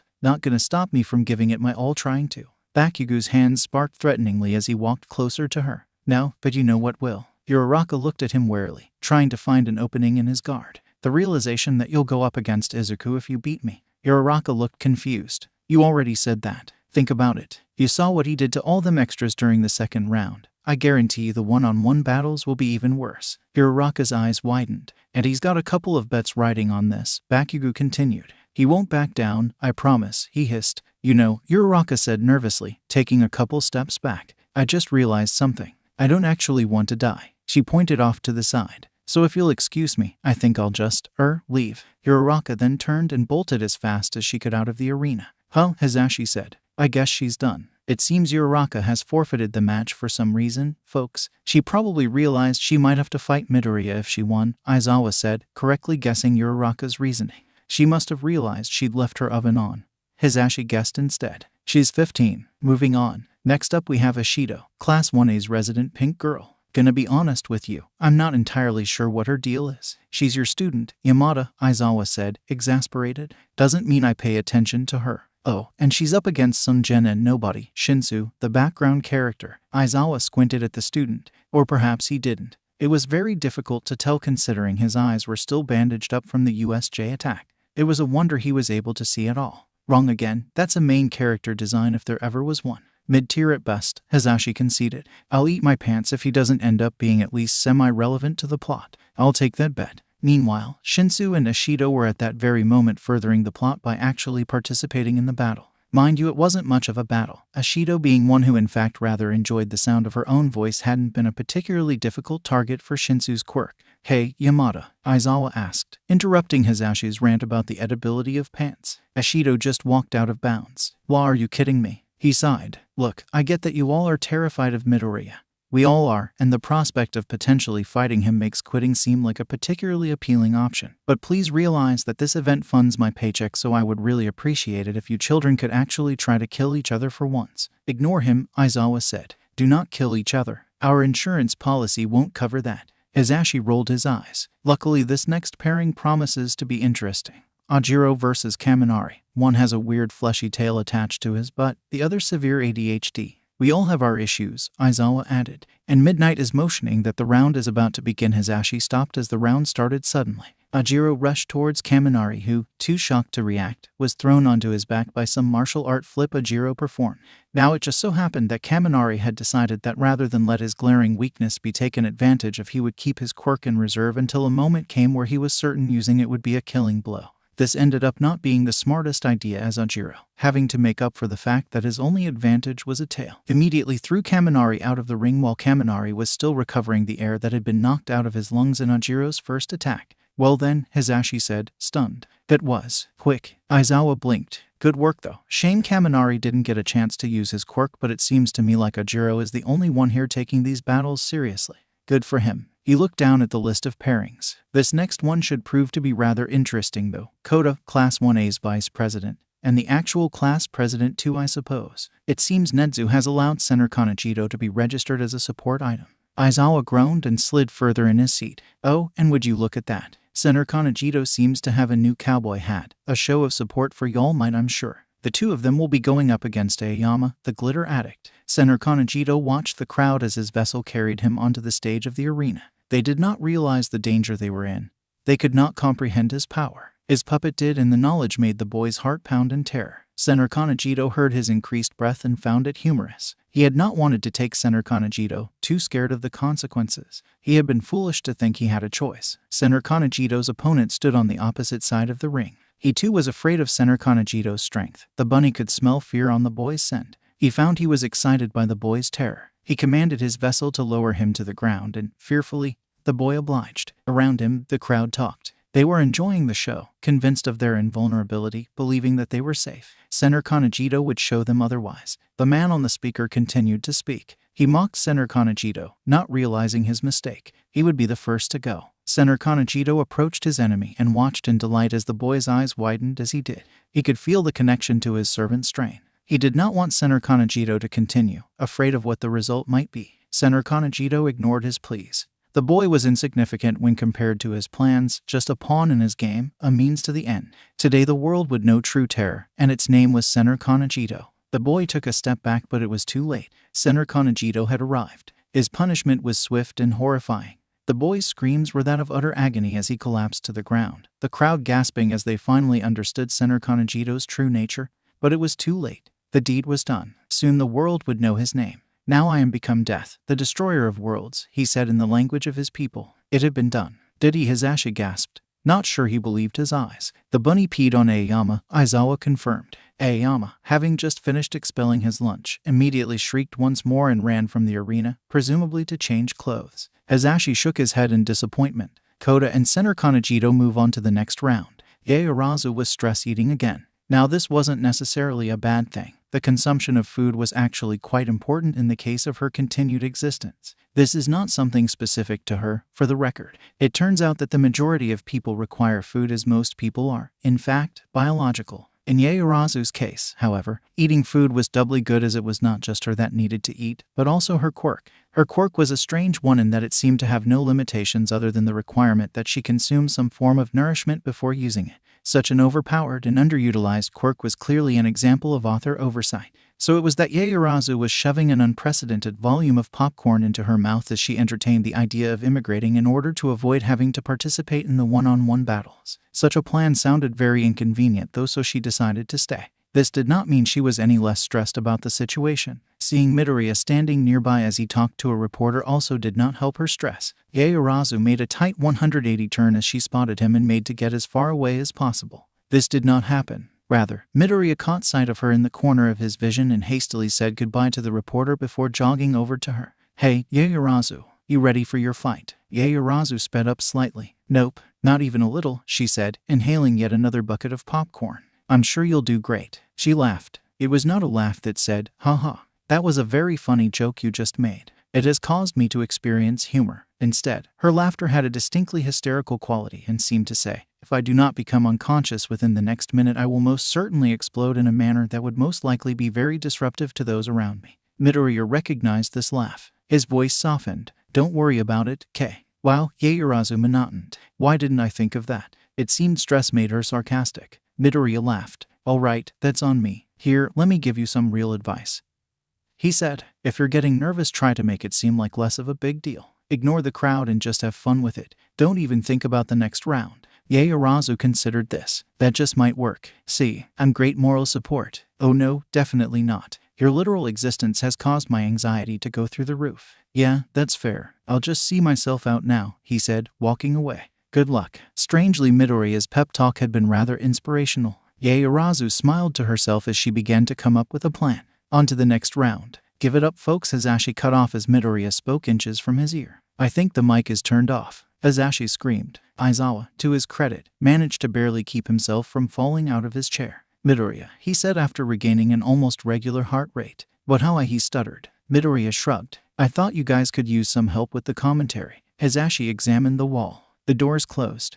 "What the?" Midoriya gave them both jazz hands, spraying glitter all over them as he did. "Magic. Now turn on the mic and let's get started. I'm excited for this one." Not being able to form a coherent objection, Hazashi complied. "Everyone give it up for Yaoyorozu, the girl with unlimited potential, and Ida, the boy with rocket legs." The crowd cheered as the two entered the ring. "And begin," Hazashi said. "Wow, look at Ida go. Just an immediate charge, ruthless." It seems Yaoyorozu has dodged his kick though, and she seems to be creating. "Well, I'm not sure what it is, but I can only assume it will be beneficial to her position." He squinted. "I think it might be a shield." "Actually, I think it's a cape," Midoriya corrected. "What? Why would she have a cape?" Below, Yaoyorozu answered this question as she finished pulling the small red cape from her arm and threw it over Ida's head, temporarily blinding him. She then blinded him in a much more permanent way as she used the cape as a barrier and, much like one would use a bag to pick up their pet's excrement, plucked his glasses from off his face and crushed them in her grasp. Hazashi gasped. "It seems the polite young heiress plays dirty." Ida, now unable to see in any real capacity beyond his own nose, threw out his arm and tried to feel his way around. Yaoyorozu, of course, ran to the other end of the ring. "Now I must interrupt to make one small clarification. I realize that a good portion of you reading this do not understand the pain of being visually impaired. Chances are many of you simply exist with the ability to see and do not even appreciate how blessed you truly are. As such, I will now attempt to demonstrate what Ida was at this moment seeing. If you will hold your hand out in front of your face, focus on it. Now, without shifting your focus, acknowledge how very, very blurry the world around you is. This is how the typical optically challenged individual views the world. With this newfound realization, please understand that Ida's impairment was far above average, and as such his sight was more a massive blend of colors and nothing else. So it was that his only hint of Yaoyorozu's location was the blur of red that was her cape. As intended, Ida charged towards the red cape, doing all he could to continue the battle in his current condition. "And Yaoyorozu spins out of the way at the last second," Midoriya said as he grabbed the microphone from Hazashi. "Oh, just look at Ida stumble." Yaoyorozu was the epitome of grace as she dodged each of Ida's blind attempts. This was mostly due to the several years she had spent in dance lessons as a child. "What a matador," Midoriya continued. "Can I get an ol?" The crowd obliged, cheering loudly. Several roses landed at Yaoyorozu's feet as she danced through the ring. Ida, still disoriented, continued to play the bull as he followed the red cape. "And Yaoyorozu wins," Midoriya screamed. "Ida is out of bounds." Hazashi, having spent several minutes following the match struggling to get his mic back from Midoriya, finally introduced the next fight. "Please welcome Todoroki and Hagaric," he said. "One is the overpowered son of the number 2 hero, the other invisible." Midoriya, deciding Aizawa's mic was a far easier target, leaned over his teacher, causing Aizawa to look all too disturbed by Midoriya's close proximity. Hagaric starting off strong by stripping in front of a live audience. Hazashi gasped. "Is that allowed?" Aizawa face-palmed. "It's her quirk, you idiot." "Doesn't matter," Midoriya said. "Todoroki won anyways." "What?" Hazashi turned so fast he almost got whiplash. "How?" The entire arena was covered in what seemed to be an entire iceberg. Midoriya shook his head slightly. "Dramatic much. Sorry about the wait, folks. Turns out ice is actually quite difficult to get rid of."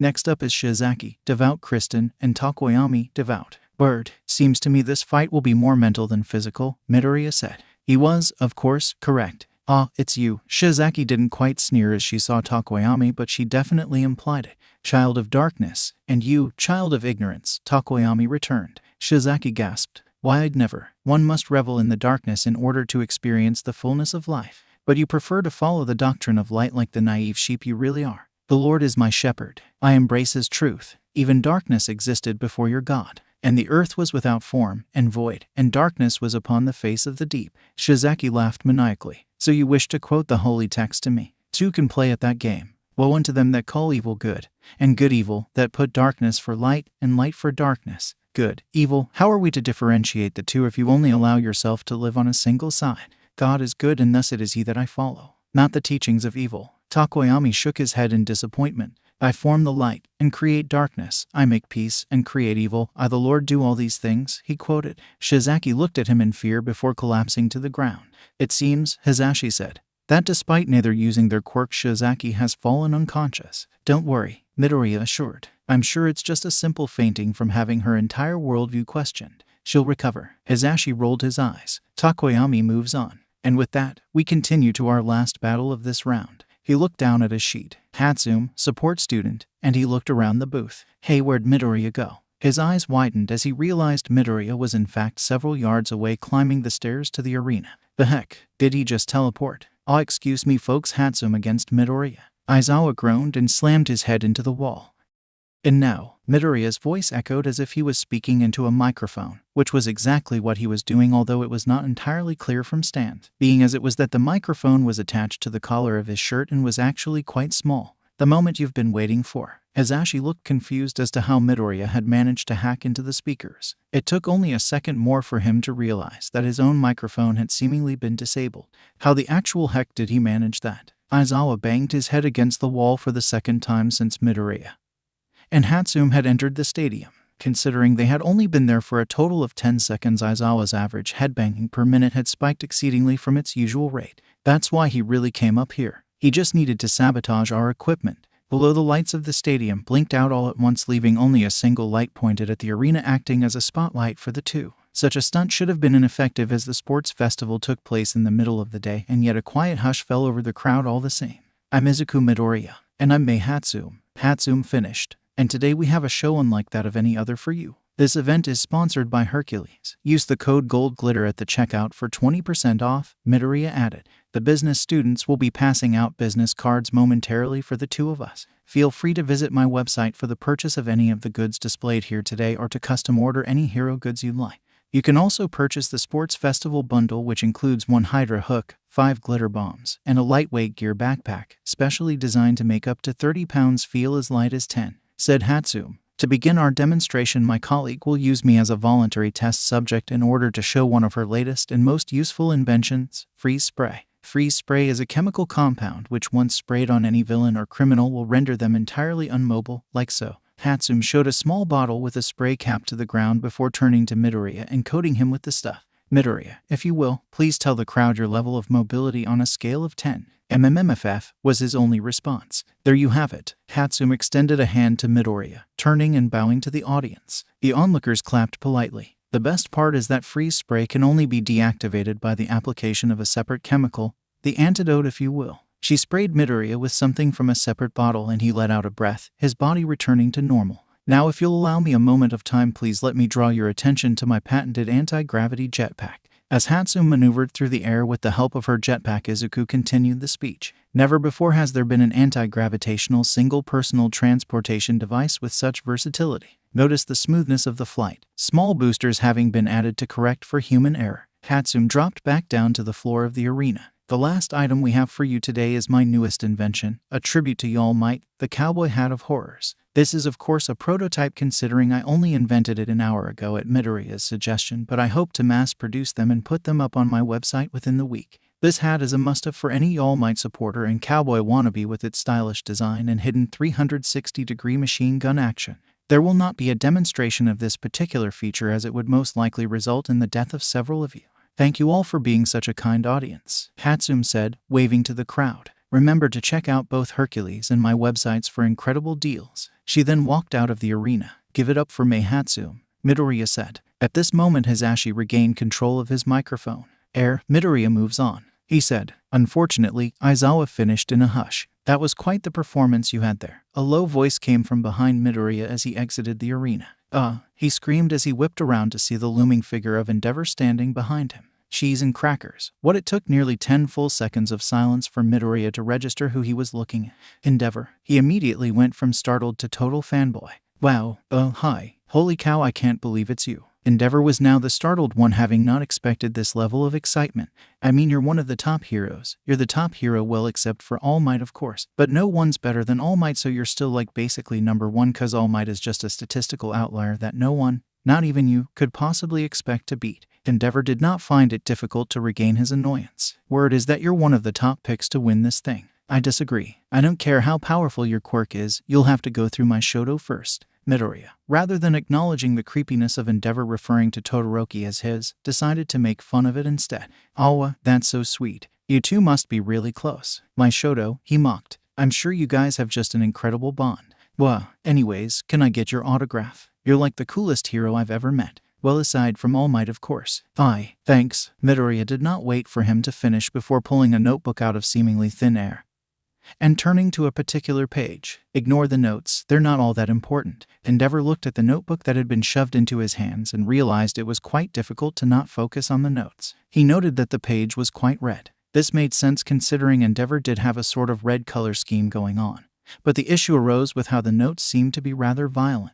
Endeavor shivered at a particularly threatening drawing of a fire extinguisher. He hurriedly signed it and handed it back without further discussion. As I was saying, thanks. Endeavor glared at Midoriya. I was saying that you'll have to try a lot harder than all that if you are to have even a hope of beating Shoto. You may have beat him in the first 2 stages, but you can rest assured that my son will be winning this whole thing. Probably not, Midoriya said cheerfully. Excuse me, you're excused. As Endeavor sputtered, Midoriya continued. Yeah, I can't say for certain, but I've got my money riding on me or Kaken. I mean that quite literally. I have a couple thousand on a bet for this. How dare. So as much as I think Todoroki is a fun, if majorly traumatized, guy, I will not be cutting him any slack. The flames that made up Endeavor's facial hair roared. You insolent little brat. Geez, keep it down, old man, Midoriya interrupted once again. You're gonna set the whole building ablaze, Grandpa. Pretty sure your insurance policy won't cover that. Endeavor growled in pure frustration. Anyways, Midoriya said as he waved goodbye and turned to continue heading back to the stands. See you in the finals, bitch. Endeavor was left confused, angry,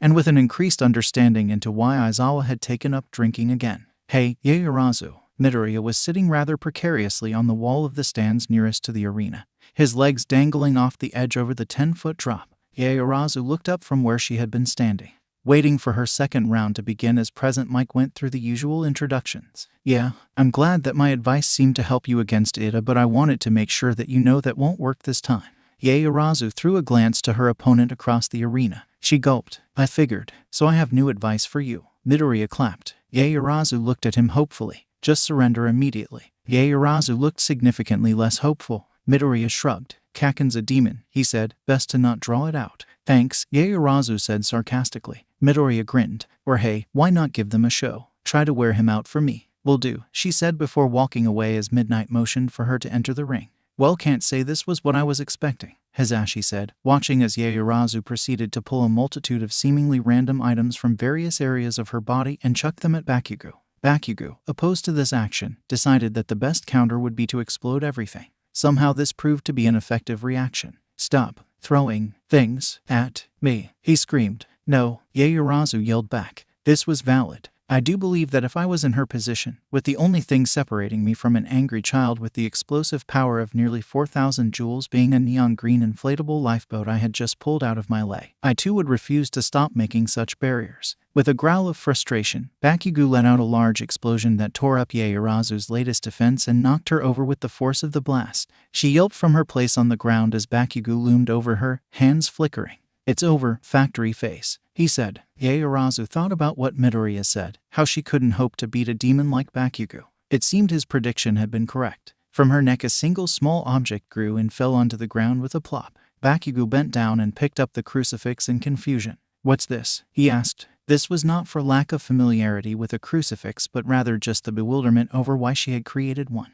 A last-ditch effort, Arazu answered hesitantly. You see, she had decided that her last possibility was to take Midoriya's words at face value and hope Bakugou was in fact an actual demon and as such would be affected by such religious implement. Unfortunately, he was, in fact, not a literal demon. Bakugou rolled his eyes and dragged her by the arm the last few feet to the end of the arena. Bakugou wins. Ashido. Midoriya cornered the poor girl as she exited the room that had been set up as Recovery Girl's temporary office. She grinned as she saw the boy. Hey, Midoriya, are you okay? He asked. She shrugged in reply. Yeah, that Gen Ed student's quirk just kinda took a bit out of me. Midoriya looked eager. Actually, that's what I wanted to talk to you about. You see, I'm going up against Shinsu as soon as Bakugou beats Yaoyorozu, and I want to be as prepared as possible. Ashido was not a poor loser and felt it to be fine to reveal her experience to help a classmate. Or perhaps this made her a very poor loser as it meant she was willing to give up his secrets in hopes that Midoriya would beat him. I think it's some kind of mind control quirk. Really? That's so cool. How's it activated? Ashido thought. Well, I lost control as soon as I tried to give an epic monologue on why I was the superior student, so voice command. Midoriya's face fell. Shoot, that means I can't talk to him. I love talking. Midoriya did in fact love talking. It seemed that this battle would be his hardest so far for the simple fact that he was physically incapable of keeping his big, fat mouth shut. How'd he lose his control? Midnight had to shake me back into consciousness. Ashido squinted. Is it consciousness? 'Cause like I was technically awake but like I couldn't do anything, so was I unconscious in the first place? She looked to be almost in pain at how difficult this problem was for her. Thanks, Ashido, Midoriya said, waving as he left her to question her vocabulary. After all, he had a plan forming, and it involved seeing if he could get his news from Hatsune before his round began. Don't say anything, Aizawa said, staring at the arena with his teeth gritted. But Hisashi tried again. Ignore it. Hisashi did. Welcome Midoriya and Shinsu into the ring, folks. Shinsu looked at his opponent in genuine confusion. What are you wearing? A noose, said Midoriya. This did not clear up the situation. You see, Midoriya had in fact used his custom noose to tie his leg up, meaning he was hopping through the ring on a single foot rather than the 2 feet that is typically accepted for human movement. The reason for this little setup became abundantly clear as Shinsu used his quirk to take control of Midoriya. This caused Midoriya's body to relax. Now it seems that balancing on a single leg actually requires some level of concentration. So it was that as soon as Shinsu's quirk took effect, Midoriya fell directly on his face. This jarring sensation immediately broke the connection. And Midoriya's nose. Shinsu squinted as Midoriya struggled to get back on his single foot. He said. I've thwarted your quirk. Shinsu took control again. Again Midoriya fell on his face. Again he was immediately jarred out of it. Shinsu frowned. So you think you're clever? Little bit, yeah. Up in his booth, Hisashi scratched his head. He did not know how to commentate when it appeared that Midoriya was just falling repeatedly. Shinsu was beginning to get frustrated. Would you take that damn rope off already? Make me. As soon as Midoriya recovered this time from falling once again, he had to hop away as Shinsu attempted to wrangle the noose off of him. Hey, you break that, you pay for it. It's a rope, Shinsu said, exasperated. Expensive rope. Midoriya slammed into the floor once more. Shinsu growled in frustration as Midoriya continued to hop away from him. I swear to goodness, you stupid hero types are all the same. He was cut off as Midoriya blew a loud raspberry at him. Shinsu paused as he tried to use his quirk and then glowered at him as he realized the sound didn't technically qualify. Real mature. Midoriya looked rather proud of himself for a moment, but he yelped as soon as Shinsu began to chase after him and began to hop pathetically away. Suddenly a thought hit Shinsu. Wait, if you know how my quirk works, why do you keep talking? Midoriya shrugged. Wanted to test my theory, and I just like talking. Also, he looked at a spot behind Shinsu. Every time you use your quirk on me, I get to see those ghosts before I hit the ground. Shinsu, who had been preparing to use his quirk once more, stopped. What? Midoriya switched to a whisper. I think you're haunted, Shinsu. Shinsu rolled his eyes and activated his quirk once more. It seemed Midoriya had gotten his fill of ghosts for the time being, because as he stood up he warned Shinsu, I'm going to punch you now, and before Shinsu had time to react, he did. The punch was so effective that Shinsu was blown out of the ring. Midoriya moves on. Hisashi called over the loudspeaker. His voice almost drowned out Shinsu's cry of fuck you, Midoriya. It didn't, but it almost did. Midoriya stood there, arm and hand completely shattered from his punch, blood trickling down his face from his broken nose, and grinned. You should probably go to the nurse's office, Midnight said worriedly. Midoriya smiled up at her, a terrifying sight to see. Yeah, probably. Shuzenji was a well-respected member of the staff. Her ability to act as a nurse by using her quirk to heal some of even the most severe injuries had earned her quite the reputation for being of invaluable help, especially in the sports festival. Now Midoriya did not require her assistance typically, as he was able to heal himself through the not-so-subtle art of killing himself, but he had in fact promised Midnight that he would go to her office, and he figured he might as well. Shuzenji watched the strange boy enter the office she had set up for the sports festival and begin to rummage through her things. "Excuse me," she said, "but who exactly are you?" "Izuku Midoriya." Shuzenji recognized that name. She was fairly certain it was the reason Aizawa had given for raiding her of all her aspirin, and if she wasn't mistaken it was also the name that was listed as the cause for a number of different injuries sustained by over a dozen different students. In the weeks leading up to the sports festival, she crossed her arms. "And what exactly do you think you're doing?" Midoriya continued to rummage around, looking for drugs. She was taken aback by his forwardness. "Why? Well, I was gonna use my noose, but now I think it might be haunted." This was not a good answer because it did not make any sense to Shuzenji. "That's not a good answer because it does not make any sense," she informed him. Midoriya shrugged. "There's a lot of ghosts.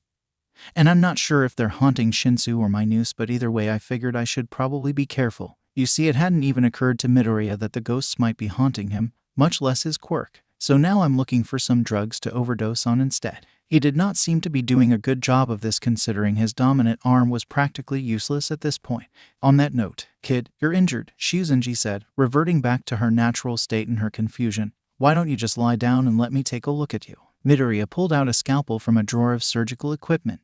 "Nah, I've got this. Thanks anyway," he said before taking the scalpel and plunging it up under his sternum and into his heart. Blood gushed out of the wound as Midoriya fell to the ground, the geyser that was now his chest spraying everywhere. Aizawa had been on his way to Shuzenji's office to get some more aspirin when he heard the unmistakable sound of blood splattering over everything followed by screams. To be fair, it wasn't necessarily that the sound of the blood was unmistakable than the sound of the screams were, and with it came the context necessary for Aizawa to recognize the sound of the blood. He walked faster. Aizawa walked in and saw poor recovery girl, drenched in blood, screaming as Midoriya lay on the floor of the room, very obviously dead. "Just look away, Shuzenji," said Aizawa. "I know what this looks like, but I promise he'll be fine. I swear I didn't do anything. He just came in here and stabbed himself." "Of course he did," said Aizawa, not surprised at all. "Don't worry, he's already regenerating, see." He pointed to where the blood on the flood was shimmering gold and slowly flowing back towards Midoriya's corpse. "It's his quirk. Don't understand why he felt it necessary to kill himself in front of you, but he'll be back in a few minutes." Shuzenji was already overcoming the initial shock. She had seen many things in her time and was at this point rather desensitized to most gore. Unlike Aizawa, it was doubtful that she'd need any therapy to overcome this incident.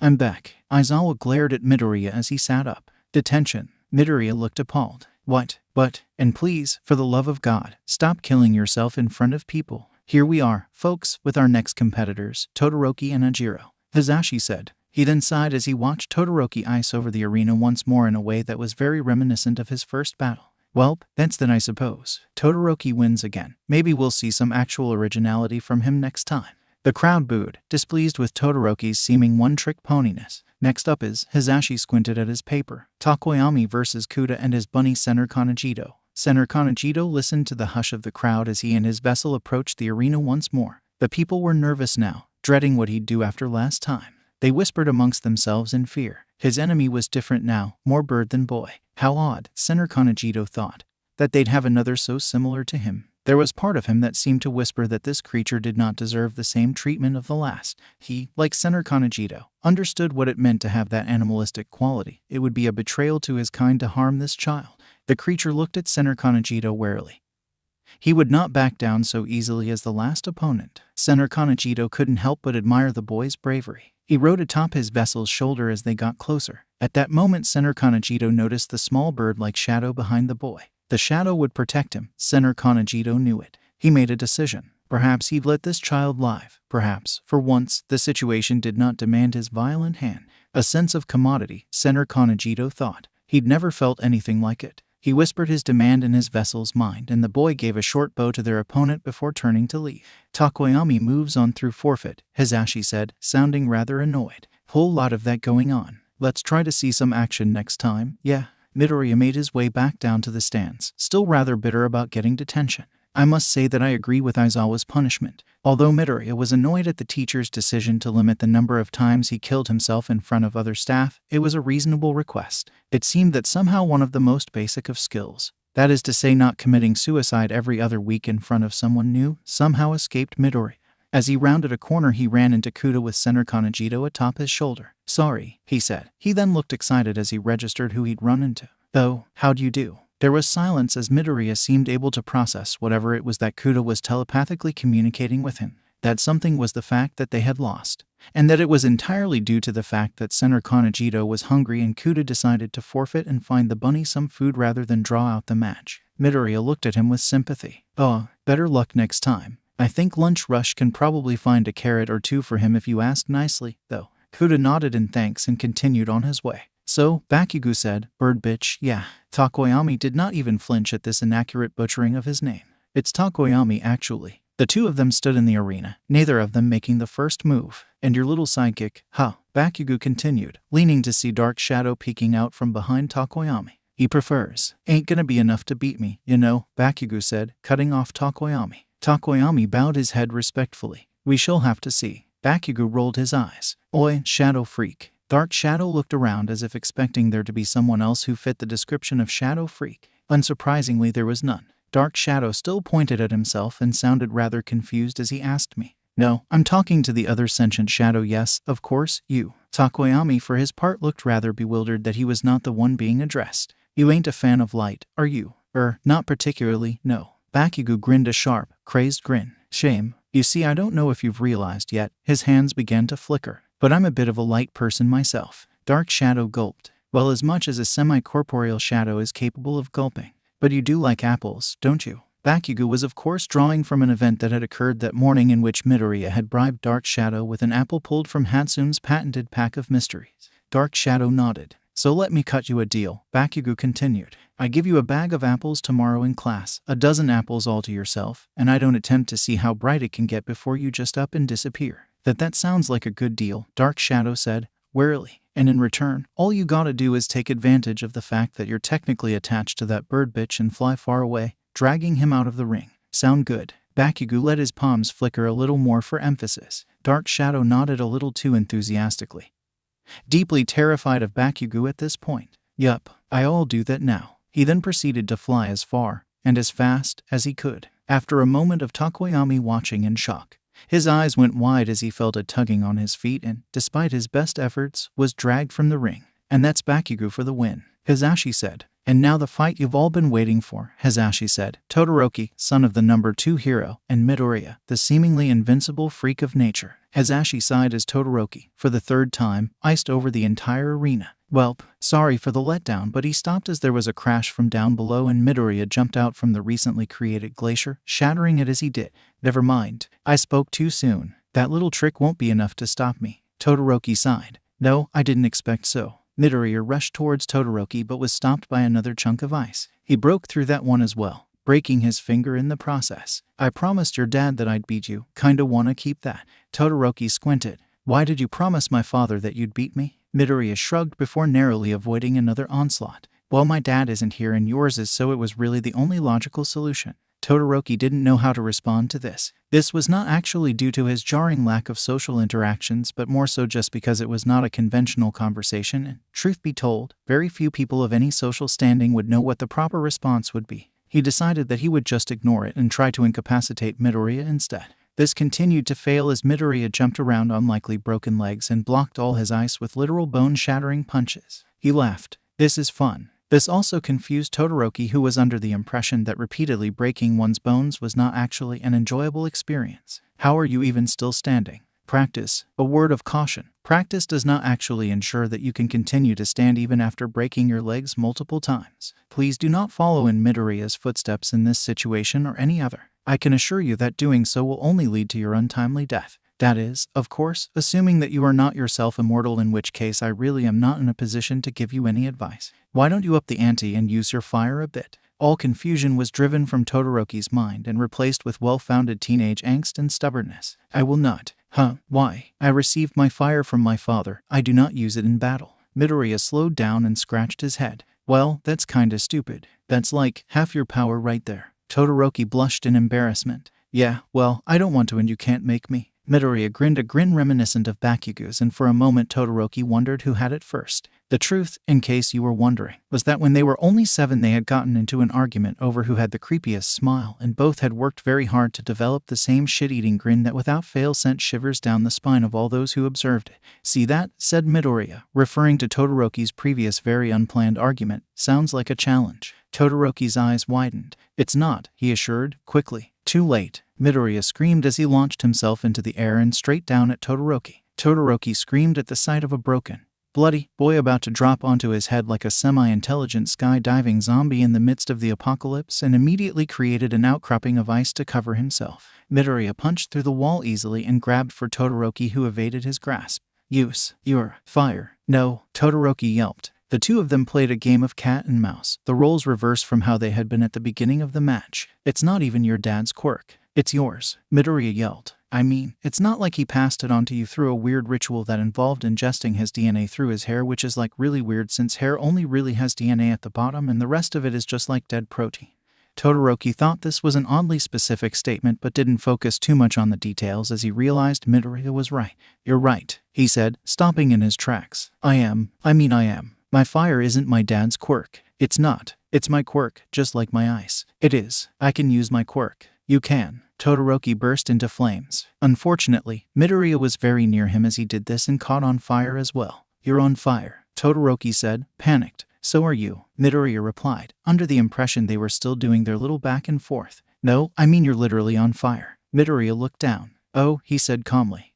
That's a problem. He then began to run around the arena screaming. Todoroki ran after him screaming for him to stop, drop, and roll. Midoriya followed exactly 0 of these suggestions. Would you look at that, folks? Hazashi said. Now I'd like to emphasize that he had not actually heard the life-changing conversation that had just taken place and was currently under the impression that Todoroki had purposefully set Midoriya on fire and was now chasing him in order to continue setting him on fire. Wow, Todoroki really is ruthless, isn't he? I wonder if Midoriya will be able to recover and win this match. Midoriya stopped running as he heard Hazashi through the speaker. Todoroki ran into him as he did. This wasn't actually an issue considering Todoroki was fireproof. In fact, he was still on fire himself. Right, said Midoriya, almost to himself. I still gotta beat you. Todoroki backed off slowly. Hold on, you don't have to. Midoriya punched him out of the ring. Midoriya wins. Midoriya swayed a little. He was still on fire and this seemed to be rather detrimental to his health. He began to mumble some garbled nonsense at a frantic pace. This was because, I assume, the heat had finally reached his brain and was slowly killing off what limited brain cells he possessed.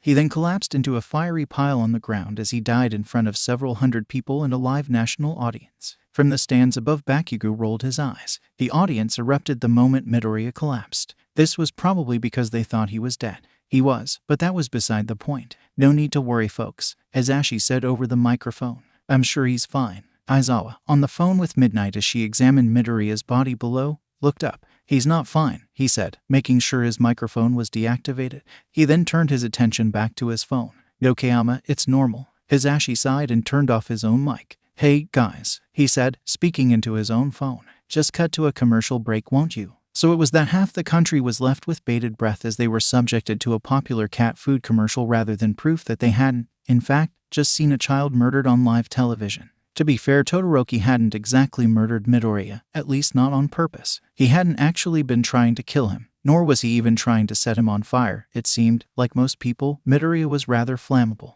Back below in the arena, Cementos had constructed a little stone tent of a sort to shelter Midoriya as Recovery Girl was shepherded in. Of course, considering Midoriya was very much dead, it wasn't exactly like she could do much, but they brought her in just in case. This may have been because there was just the smallest of hopes that she could somehow resurrect him. Unfortunately, she was not actually in the business of necromancy. Luckily, with Midoriya she didn't need to be. Holy cow, Kaminari said, his face white. Todoroki just killed Midoriya. No, he didn't, Bakugou lied, knowing full well that that was exactly what had happened. He'll be fine, the drama queen. I don't think he's acting, Ashido said. If he ain't better within 5 minutes, I'll eat my left shoe. We should not be taking bets on whether or not our dear friend will survive, is what Ida would have said if he was there. He wasn't. He was actually at that moment humming Despacito as he bought a bulletin board to plan his revenge mission on and was blissfully unaware of the current situation.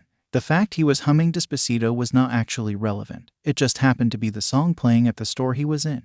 Because Ada was not present, Kaminari and Kirishima both pulled out their wallets. "Yeah, I'll take that," Kirishima said. At the same time, Kaminari said, 2000 says he's dead. They both lost their bets. At exactly 4 minutes and 26 seconds after Midoriya collapsed, he reappeared, punching through the roof of the cement tent, much to the delight of the crowd. Bakugou frowned as Kaminari and Kirishima forked over their cash. "That was faster than normal," he grumbled. "What did I say, folks?" Hasashi said. "He's fine." He turned to Aizawa and whispered, "How exactly is he fine?" Aizawa shrugged and turned on his own mic. "Some of you may have forgotten, or not known in the first place, that Midoriya possesses a healing aspect of his quirk. This explains how he's remained in pristine condition despite his best efforts. Additionally, he's managed to heal himself from being literally on fire for an extended amount of time. Now I realize that this amount of power in a single suicidal teenager is a terrifying prospect.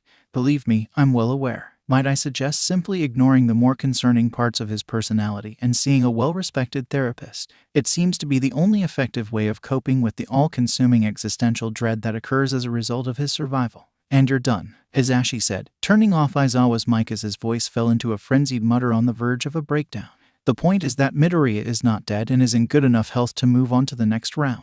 "Hey," Kirishima said, turning to Bakugou. "Aren't you in the next round?" Bakugou's eyes widened. "Oh, since Midoriya is already in the ring, we'll just wait for," and it seems Bakugou is using his quirk to propel him out of the stands and into the arena. "Man, those explosions cannot be good for the environment." "Well, I suppose we'll begin then if both contestants are ready." "Bring it," Bakugou screamed, yelling loud enough for even Hasashi and Aizawa to hear it. "Alrighty then, begin." Bakugou cracked his knuckles as he grinned maniacally at Midoriya. "I got one up on all those extras, you know," he said. "I know you can't fucking die, so I ain't gonna go easy on you. Then it's only fair that I return the favor." The two collided, and they're off. Both are very strong contenders for this match. It'll be interesting to see who wins. Down below, Bagu's voice carried through the stadium. "Die, bitch." There was a fainter reply as Midoriya responded, "Not today." This was ironic considering Midoriya had died that day multiple times. Now what followed was what is at this point largely considered to be one of the best battles in all of UAS Sports Festival history. This was mostly due to the fact that Midoriya and Bakugou had fought each other on a number of occasions and had gotten to the point where they knew each other's attacks by heart and were able to use this to their advantage. This meant that the two of them had to get rather creative in their battle. Now I could go into detail concerning the fight, but the truth is that mere words are simply not enough to do the sheer epicness of the battle justice. This became abundantly clear to Hasashi, who attempted to continue his commentary throughout their battle. And Bakugou throws a punch. No, wait, he misses. Nope, it was just a feint. Nope, he still missed. Oh, look at that. Midoriya has just, never mind. Bakugou blocks the WOAH. What the hell was that? Language, Aizawa grumbled. This was mostly a reflex that came about from teaching teenagers. Hasashi shook his head in wonder. I'll be honest, folks, I cannot follow what is going on anymore, but it's sure awesome. Aizawa looked out the window. He was still mummified from the whole USJ situation, but he seemed able to see what was happening regardless. Who's winning? He asked. This was not because he couldn't see. As previously stated, he was able to see despite his several layers of bandages, but more so because it wasn't actually all that obvious. Hasashi shrugged. Dunno, it's sorta hard to see through the cloud of glitter and explosions. It was at that moment that both Bakugou and Midoriya realized that there would be no way for either of them to win unless they went all out. So it was that there was an explosion of such great magnitude that the entire arena shook and the cameras flickered out momentarily from the shockwave as both Midoriya and Bakugou clashed in a collision unheard of since the asteroid that killed dinosaurs first hit the Earth. As Bakugou released an explosion bigger than any in his entire life and Midoriya punched with 100% of one for all, the two of them were thrown back by the other's attack and they're both out of bounds. The two of them were in fact both lying unconscious on the outside of the ring. Who got out first? Hasashi asked no one in particular. Who won? It seemed that was a question for later as both boys were quickly carted off to Recovery Girl's office. Midoriya, so shocked at waking up in Cementos' arms, actually managed to fall, his head landing on Cementos' very hard foot. This caused him to break his nose quite badly. So it was that as Recovery Girl was treating Bakugou, Midoriya reset himself in the corner, making it 3 times he had died in a single chapter, a new personal best. But I digress. After ensuring that no one would die, it was time for awards to be given out. Giving out the medals was All Might. All Might's Texan cousin, or as you better know him, All Might plus cowboy hat. This was by special request of Nenzu, who believed that with the publicity garnered by All Might, the sports festival ratings would be boosted. This was a correct assumption. All Might first gave one of the 2 third-place medals to Takoyami. Word of advice, he said. You should probably talk to that little shadow of yours about the morality of betrayal. Trust me, Takoyami said, sounding more annoyed than All Might had ever heard him before. A discussion is long due. All Might nodded and moved on to Todoroki. Before he could say a word, Todoroki began talking nervously. I'm so sorry, All Might. I swear I didn't mean to set your son on fire. It just sorta happened. And then he just kept being on fire. And anyway, please don't hate me cause I kinda have this plan of befriending you to make my dad upset, and that'll be pretty difficult if you think I tried to kill your son. My son? All Might asked, focusing on the one part he could understand. Midoriya, Todoroki said, offering no explanation. Oh, and even if I do consider you a father figure in my life, I don't mean to take away your parental obligations to your biological child. Don't you have a dad? I unadopted him. What? You know, like I disowned him. Emancipation. Todoroki shook his head. I don't think that's a real word. Anyways, Todoroki continued. I'm really sorry for setting your son on fire. All Might sighed, giving up. It was bound to happen, he said as he dropped the third place medal around his neck. It was at this point he moved on to Midoriya and Bakugou. Now the footage of the last bit of their fight had been heavily reviewed, and the panel of judges had come to the conclusion that it was rather impossible to figure out which of the two was first. As such, it had been decided that both would win first place. Bakugou was not happy with this. He didn't stop swearing once the news reached them till Midoriya told the teachers that they might need to muzzle him. Obviously, this suggestion horrified the teachers, who were all reasonably level-headed individuals that would never consider something so drastic and frankly weird, but the mere threat was enough to get Bakugou to shut up. At that particular moment, the two of them were arguing, the particulars of which seemed to be that Bakugou found it unfair that all Midoriya had to show for the battle was an increased amount of glitter falling off him, while Bakugou himself had his very broken arm in a sling and badges wrapped across his temple. All Might cleared his throat to get the attention of the two. He looked down at the two medals in confusion. He realized that he had one second-place medal that technically no one won, and one first-place medal for the two of them. He shrugged and tossed the second-place medal over his shoulder and, using his immense, almost to the level of belonging to a fictitious character, strength, he snapped the gold medal into two and handed half to each of them. Hey, Bakugou said, examining his medal. Why does that fuckface get the bigger half? 'Cause I'm better, Kakin. Why you? All Might prevented the inevitable part 2 of their earlier battle by enveloping the two of them in a large hug. I'm very proud of the both of you. Bakugou squirmed, says the pasta-haired spandex-wearing bitch in a cowboy hat. And with that touching scene, the sports festival came to an end. Well, mostly. There was the little bit where Midoriya got a hold of a microphone somehow and gave his pitch for Hercules once more, and there was a small situation where the cafeteria blew up, which was definitely not related to Senator Kanejito's coincidental presence there. But really, aside from a few instances of arson, the sports festival was finished, and Midoriya and Bakugou had once again asserted their dominance with a method they liked to call scaring the ever-living shit out of everyone. Inko was a very proud mother. She was proud because her son had just won the sports festival with his best friend and had only died 8 times as he did. He had taken her advice and gotten a brand deal, and in addition, he had also asked her about what would be the best way to legally register All Might as his father in order to get him to pay child support. She of course gave him an in-depth lecture on legal loopholes complete with a 90-slide slideshow. Because she was so proud of Midoriya, she decided to wake up early and make him breakfast in bed. She cooked up some waffles with strawberry jam and chocolate chips in the shape of a smiley face on the top. Making the food wasn't the problem. The problem was when she walked into Izuku's room to wake him up and give him the meal. She looked into the room to see Midoriya half out of the window, still in his All Might pajamas, with 3 cloaked figures holding various parts of him as they tried to kidnap him. One of them had their hand over Midoriya's mouth, which explained the strange grunting sound she had heard. The figures froze as she stared at them, but they darted away after only a moment, taking her son with them. Inko sighed and set the waffles on Midoriya's nightstand and pulled out her phone. Katsuki, yeah, just wanted to tell you that Izuku is occupied, so don't bother waiting for him this morning. Midoriya hadn't intended to be kidnapped by a cult, it had just sort of happened. Hey, he said as the 3 cultists carried him away. They had hoisted him into the air and were now running down the street as fast as one could when carrying a child above your head. Suffice to say, they got some very strange looks. So not to be rude or anything, but what exactly do you want with me? Silence, sacrifice, one of them hissed. Oh, well, in that case I should probably inform you that I don't actually make the best sacrifice. I mean, that's assuming that you want a sacrifice that will stay dead, 'cause I won't. I said silence. The cultists finally reached their chosen destination. Now you might assume that it would be a very cultish-looking building, someplace suitable for sacrificial situation. You might think of a dusty old basement or a creepy old shack. You may even think of a building like that of Doofenshmirtz Evil Incorporated. I know I do, but you would most likely not think of the back of a McDonald's. Yet it was very obviously a McDonald's that the three cultists carried Midoriya into. There was a single world-weary man ordering him a coffee. The cashier, a teenage boy with a quirk that gave him beaver teeth, saw the cultists and gestured behind him. Just head on back there. The lead cultist nodded his thanks and they made their way behind the counter. The single customer paid them no mind, seemingly used to cultists carrying their kidnapped children into the McDonald's. There was a pentagram behind the French fry fryer. There shouldn't have been a pentagram behind the French fry fryer, but there was anyway. The cultists set Midoriya down in the middle of the circle and tied each of his limbs to the corners. Can I talk now? No, one of the cultists hissed. Oh, come on, we're going to kill him. Don't you think it's only fair we let him talk? The second said in a surprisingly normal voice. Well, fine, I suppose. Oh good, Midoriya said, 'cause I was sorta wondering why you want to sacrifice me. Now before I tell you the cultist's explanation, I should preface this with the fact that those who join cults aren't typically prone to rational decisions and logical conclusion.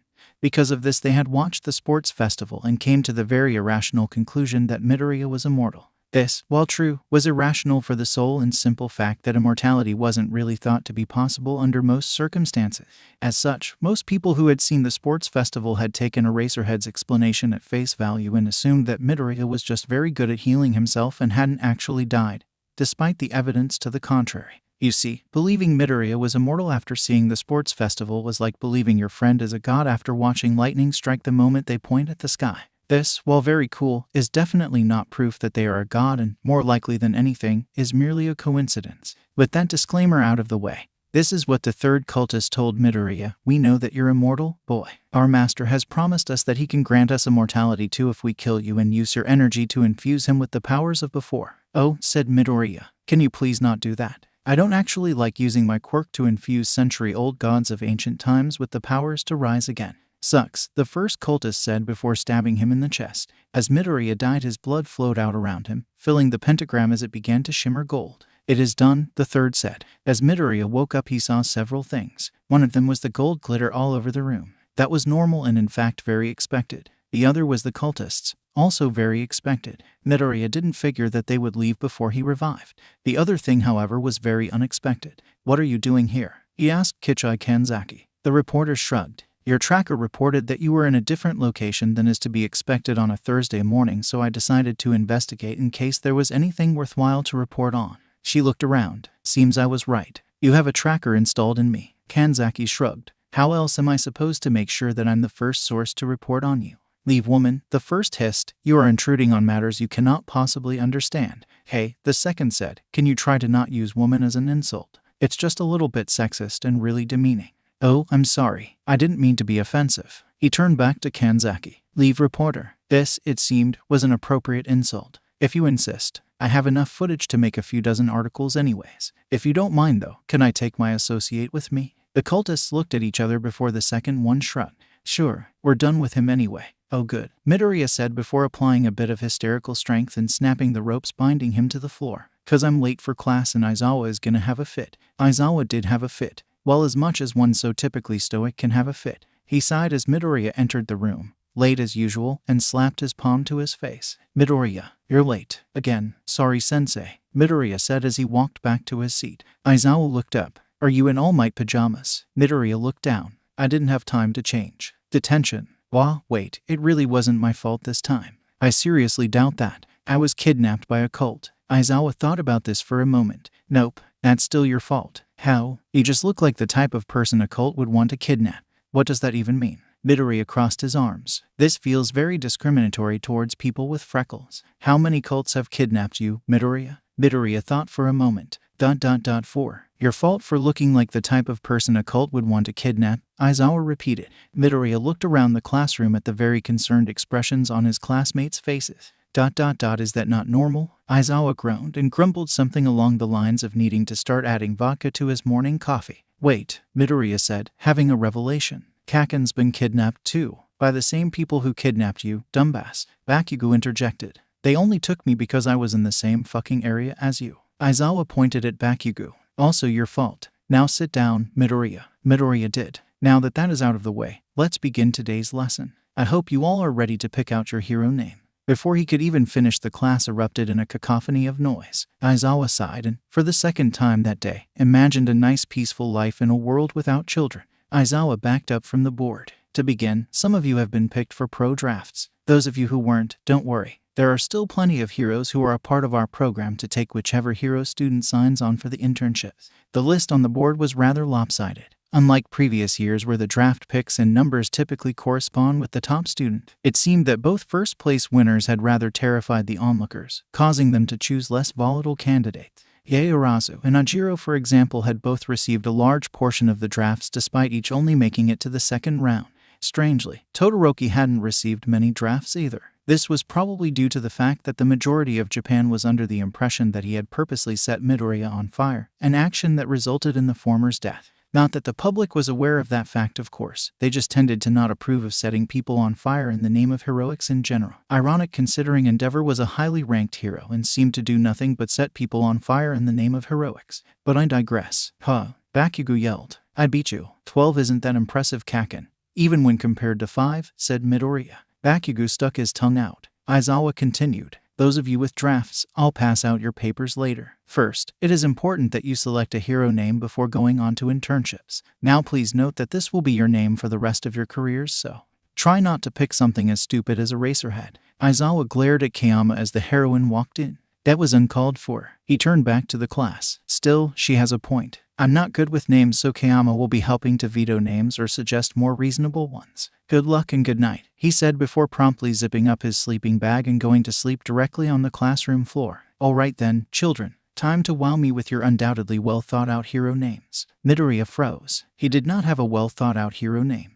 He didn't even have a kinda thought-out name. Kaken, he whispered, leaning forward in his seat. What should I? Figure it out yourself, you stupid adrenaline junkie, Bakugou hissed back before scribbling something on his board and walking to the front of the room. Now perhaps you will remember in Chapter 14. If you do, I must applaud you, as that was quite a long time ago, where I mentioned it was a very good thing Bakugou was not in charge of naming things. Unfortunately, that is exactly what happened at this particular moment. I'm sure that my recount of the event will entirely convince you that I was correct. Oh, Kayama said. Would you like to go first, Bakugou? King Explosion Murder. No, case in point. Midoriya still didn't know what to do for his name. He considered some variation of All Might but realized that was probably a bad idea. He thought about maybe doing Adrenaline Junkie as a sort of a nod to Bakugou but dismissed that idea as well. Supreme Lord of Death Explosions. Sit down, Bakugou. Most of the students had chosen their hero names at this point, but it seemed both Midoriya and Bakugou were still struggling. Ultimate Bomb Hands. Try again. It wasn't until Gyro shared her hero name that Midoriya started to form an idea of what he should do. Bakugou stood up once more, his board smeared black from the constant erasure. Sparky Sparky Boom Man. Kayama sighed in a manner that was reminiscent of Aizawa. No, Bakugou. Your hero name cannot be Sparky Sparky Boom Man. It was at this point that Midoriya made his way to the front of the classroom. The persistent hero, hysterical. From the floor, Aizawa could be heard muttering. The traumatic hero would be more accurate. Oh, Kayama clapped her hands. Like your quirk. I like it. As Midoriya sat down, he leaned over towards Bakugou. Who's winning now? Bakugou growled and stood from his seat. King Explosion Murder God. No, despite the fact that Bakugou still did not actually have a hero name. It was decided that they would move on to picking out hero agencies. Which heroes drafted you, Kaken? Midoriya asked, leaning over. Bakugou pointed at the paper. Loser, weak, stupid, ugly, hell no, boring, narcissistic. Pretty sure this one was just a mistake, or maybe a typo. This dude's face makes me wanna blow stuff up. She's a fucking weirdo, and I don't like fish, so he's out. I see. So down to these two, huh? Midoriya pointed to the only heroes Bakugou hadn't had an immediate problem with. Yeah, both are pretty highly ranked, so that's good, but I think it's pretty obvious. Bakugou sighed. Well, obviously I'd want to go with Mirko. She's fucking badass. But Best Jeanist is ranked higher than her and skinny jeans make me look sexy. Midoriya stared at Bakugou for a moment. Is that your only argument? Bakugou shrugged. I ain't wrong. Yeah, well, I'm pretty sure you could pull off the bunny costume too, not gonna lie. Bakugou wrinkled his nose in disgust. Bitch, just go with Mirko. You'd like that a whole lot more. Bakugou rolled his eyes but circled the name all the same. Yeah, alright, how about you? Who you picking? Oh, All Might said that he was actually going to talk to me about. I am here. Speak of the devil, Bakugou grumbled. Young Midoriya, I'd like to congratulate you on your performance at the sports festival. Midoriya shrugged. I just wish I had been able to beat Kaken. I think I speak for the rest of the staff when I say that I'm quite glad you did not. Dealing with the boy even when he tied for first was quite the ordeal. I stand by that. You should have muzzled him. That's child abuse, Midoriya. As a hero, I really can't condone child abuse of all things. Endeavor doesn't seem to have a problem with it, Midoriya muttered. What's that? Nothing. Anyways, you were saying there was someone you wanted me to intern with. All Might paled a considerable amount. Yes, about that. Midoriya raised an eyebrow. Well, you see, I know that you got a few drafts. The point is, Midoriya, although he knew he shouldn't have, found All Might's blubbering to be rather entertaining. To his credit, it was a very hilarious scene. The very buff #1 hero wringing his hands like a nervous girl about to ask her crush to the dance made for quite the show. Spit it out, old man. It was a testament to how off-kilter All Might was that he didn't acknowledge being called an old man. My old teacher, Grand Torino, wants you for the internship, All Might said, spitting the words out like if he thought about them too much he might explode. This wouldn't happen. In fact, I'd go so far as to say that has never happened. Not in the entirety of human existence. Midoriya tilted his head. And why is that such a big deal? All Might looked down and scuffed his feet a little. He's just really scary, he said quietly. And I'm immortal. What's the worst he can do? All Might looked back up, eyes wide. Oh no, that's not what I'm worried about. It's just you and Gran, he shuddered. I can't think of a more terrifying combination. Gran Torino's home was not what Midoriya had expected. Now mind you, Midoriya had had very few expectations, but those which he had possessed amounted to it not being incredibly run down, nor with the door wide open showing a very dimly lit room. He had also had the expectation that there would not be a corpse on the floor. This too was an expectation not met. Midoriya was fairly certain that the corpse wasn't actually dead. Considering this was an important characteristic of a corpse, he didn't think he could actually refer to it as one. Part of this astute observation of his came from his intimate relationship with corpses, having been one himself on a number of occasions. The other reason for Midoriya's conclusion was that he was pretty sure the entrails were actually sausages, and he wasn't sure what smelled more like ketchup. The pool of blood or the empty ketchup bottle that sat nearby, obviously a result of a hastily done murder scene. Now, despite getting kicked out of his middle school drama club, another result of the avocado incident, Midoriya was actually quite a good actor. Oh no, my mentor, he's dead. Midoriya put a hand to his forehead. Whatever will I do? He could see Torino begin to roll over to reveal himself, so Midoriya closed his eyes to create plausible deniability. It's a tragedy, a travesty, a tragic travesty. Kid, Torino said.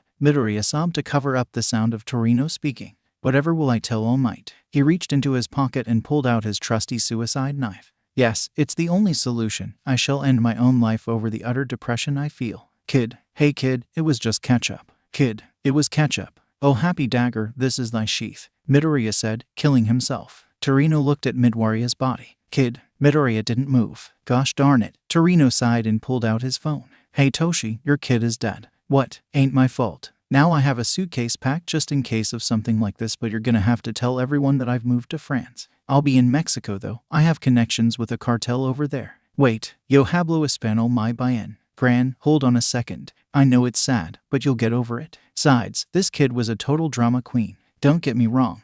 I get the urge to quote a little Shakespeare every once in a while too, we all do, but that doesn't mean I actually do it. Gran, is his blood shimmery? Shimmery, have you lost your marbles? The psychotic part of trauma doesn't usually set in this fast. Torino looked down. Well, fuck me with a wet noodle. It is shimmery. There was a sigh from over the phone. Yeah, he does that. Does what? Die? Yeah. Torino was silent. Gran, are you still there? You know that was sarcasm. I was being sarcastic. I didn't think you were actually implying that this kid dies on the regular. It's his original quirk. Adrenaline rush, if I remember correctly. He used to let him go past typical human level limits of strength, but in doing so he tended to die a lot. Luckily it's just temporary. If death is temporary, I can assure you I wouldn't look like a shriveled up fish stick right about now. Sure, I ain't dead yet, but let me tell you, it's knocking, Torino hissed.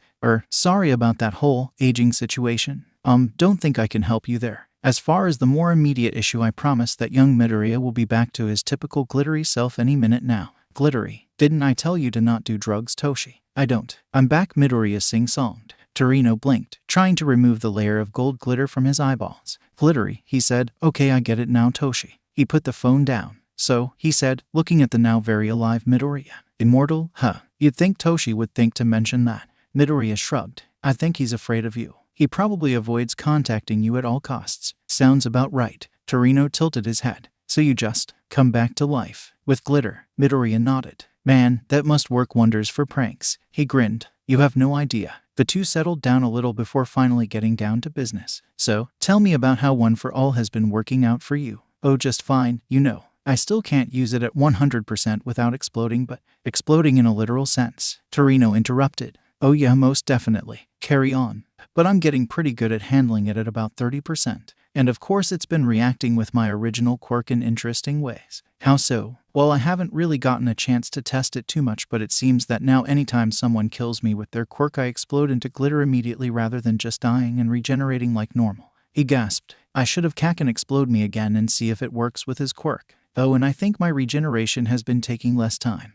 And I see ghosts now sometimes, and I think that my control improvement with One for All is affecting my control on my original quirk and vice versa. Hold up. Torino put out his hands. What's this about ghosts? Huh, oh, I've just seen ghosts a couple of times lately. Torino stared at him. ... Is that not normal? Kid, why would seeing ghosts be related in any way to a generational strength quirk?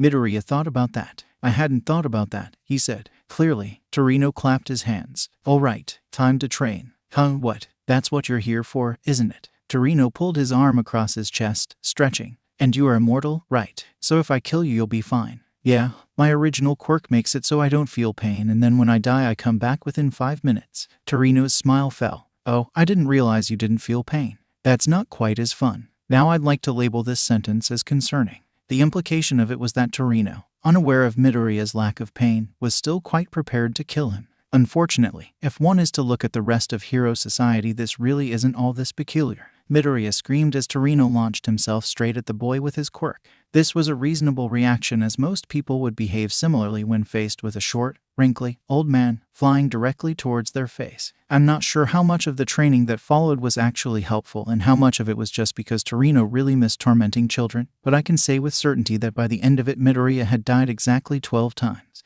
Well, I think I know your problem. Midoriya looked up from the glass of water he had been drinking from. Oh, what's your name? Huh, Izuku Midoriya. Oh shoot, did I not even introduce myself? I said what's your name, kid? Midoriya was quiet for a minute. Okay, you know that the senile old man act is like way overused, right? Your hero name. Oh, hysterical, right. And why is that your hero name? It's what I called my quirk after I got One for All. And it wasn't like I had any better ideas for a hero name, so you're saying it's the name of both One for All and Adrenaline Rush together, right? Yeah, Midoriya said. Torino extended his hand. See, that's what you're missing. Midoriya considered this. Yeah, I still don't get it. Torino slapped his forehead. You're still thinking of the two quirks as separate despite clear evidence that the two have combined, creating an entirely new quirk. Hysterical. Midoriya's eyes widened. Oh, Torino sighed. Nana went through the same thing. Not that Toshi would know how to handle it, the quirkless whim. He's the #1 hero, you know. #1 annoyance, more like. Midoriya shook his head. So what you're saying is that I need to treat both quirks as a single quirk? Torino nodded. Go on, give it a try. Let's see a punch. Midoriya closed his eyes and tried to envision One for All and Adrenaline Rush mixing as he felt himself power up. He pictured the ever-present adrenaline in his system flowing with the same lightning that filled his veins as he used One for All. Hysterical, he muttered as he punched outward. A shockwave radiated outward, powerful enough to shake the entire house. Torino smiled at him. There you are. You'll be paying for property damage, by the way. Midoriya cracked open his eyes to see the entire far wall was completely destroyed. The faucet for the sink had broken off, leaving a fountain of water spouting from the broken pipe. Oops, Torino waved a hand. No worries. You did well anyways. I think you're ready for the streets. We'll go to Hasu tomorrow. Huh, but I just did one punch. He pointed at the mess in the still settling rubble. Granted, I probably shouldn't try that again, but still. Trust me, kid, you're ready. Torino smiled. During that punch your veins went from green to gold. Midoriya's eyes went wide. You stopped thinking of them as separate, didn't you? You just have one quirk, kid. Midoriya smiled. Hysterical. Okay, sadly the chapter is over. And if you enjoyed the video, just leave a like and subscribe with post notification. So when the next chapter is ready, you will be notified. Okay, see you in the next video. Bye.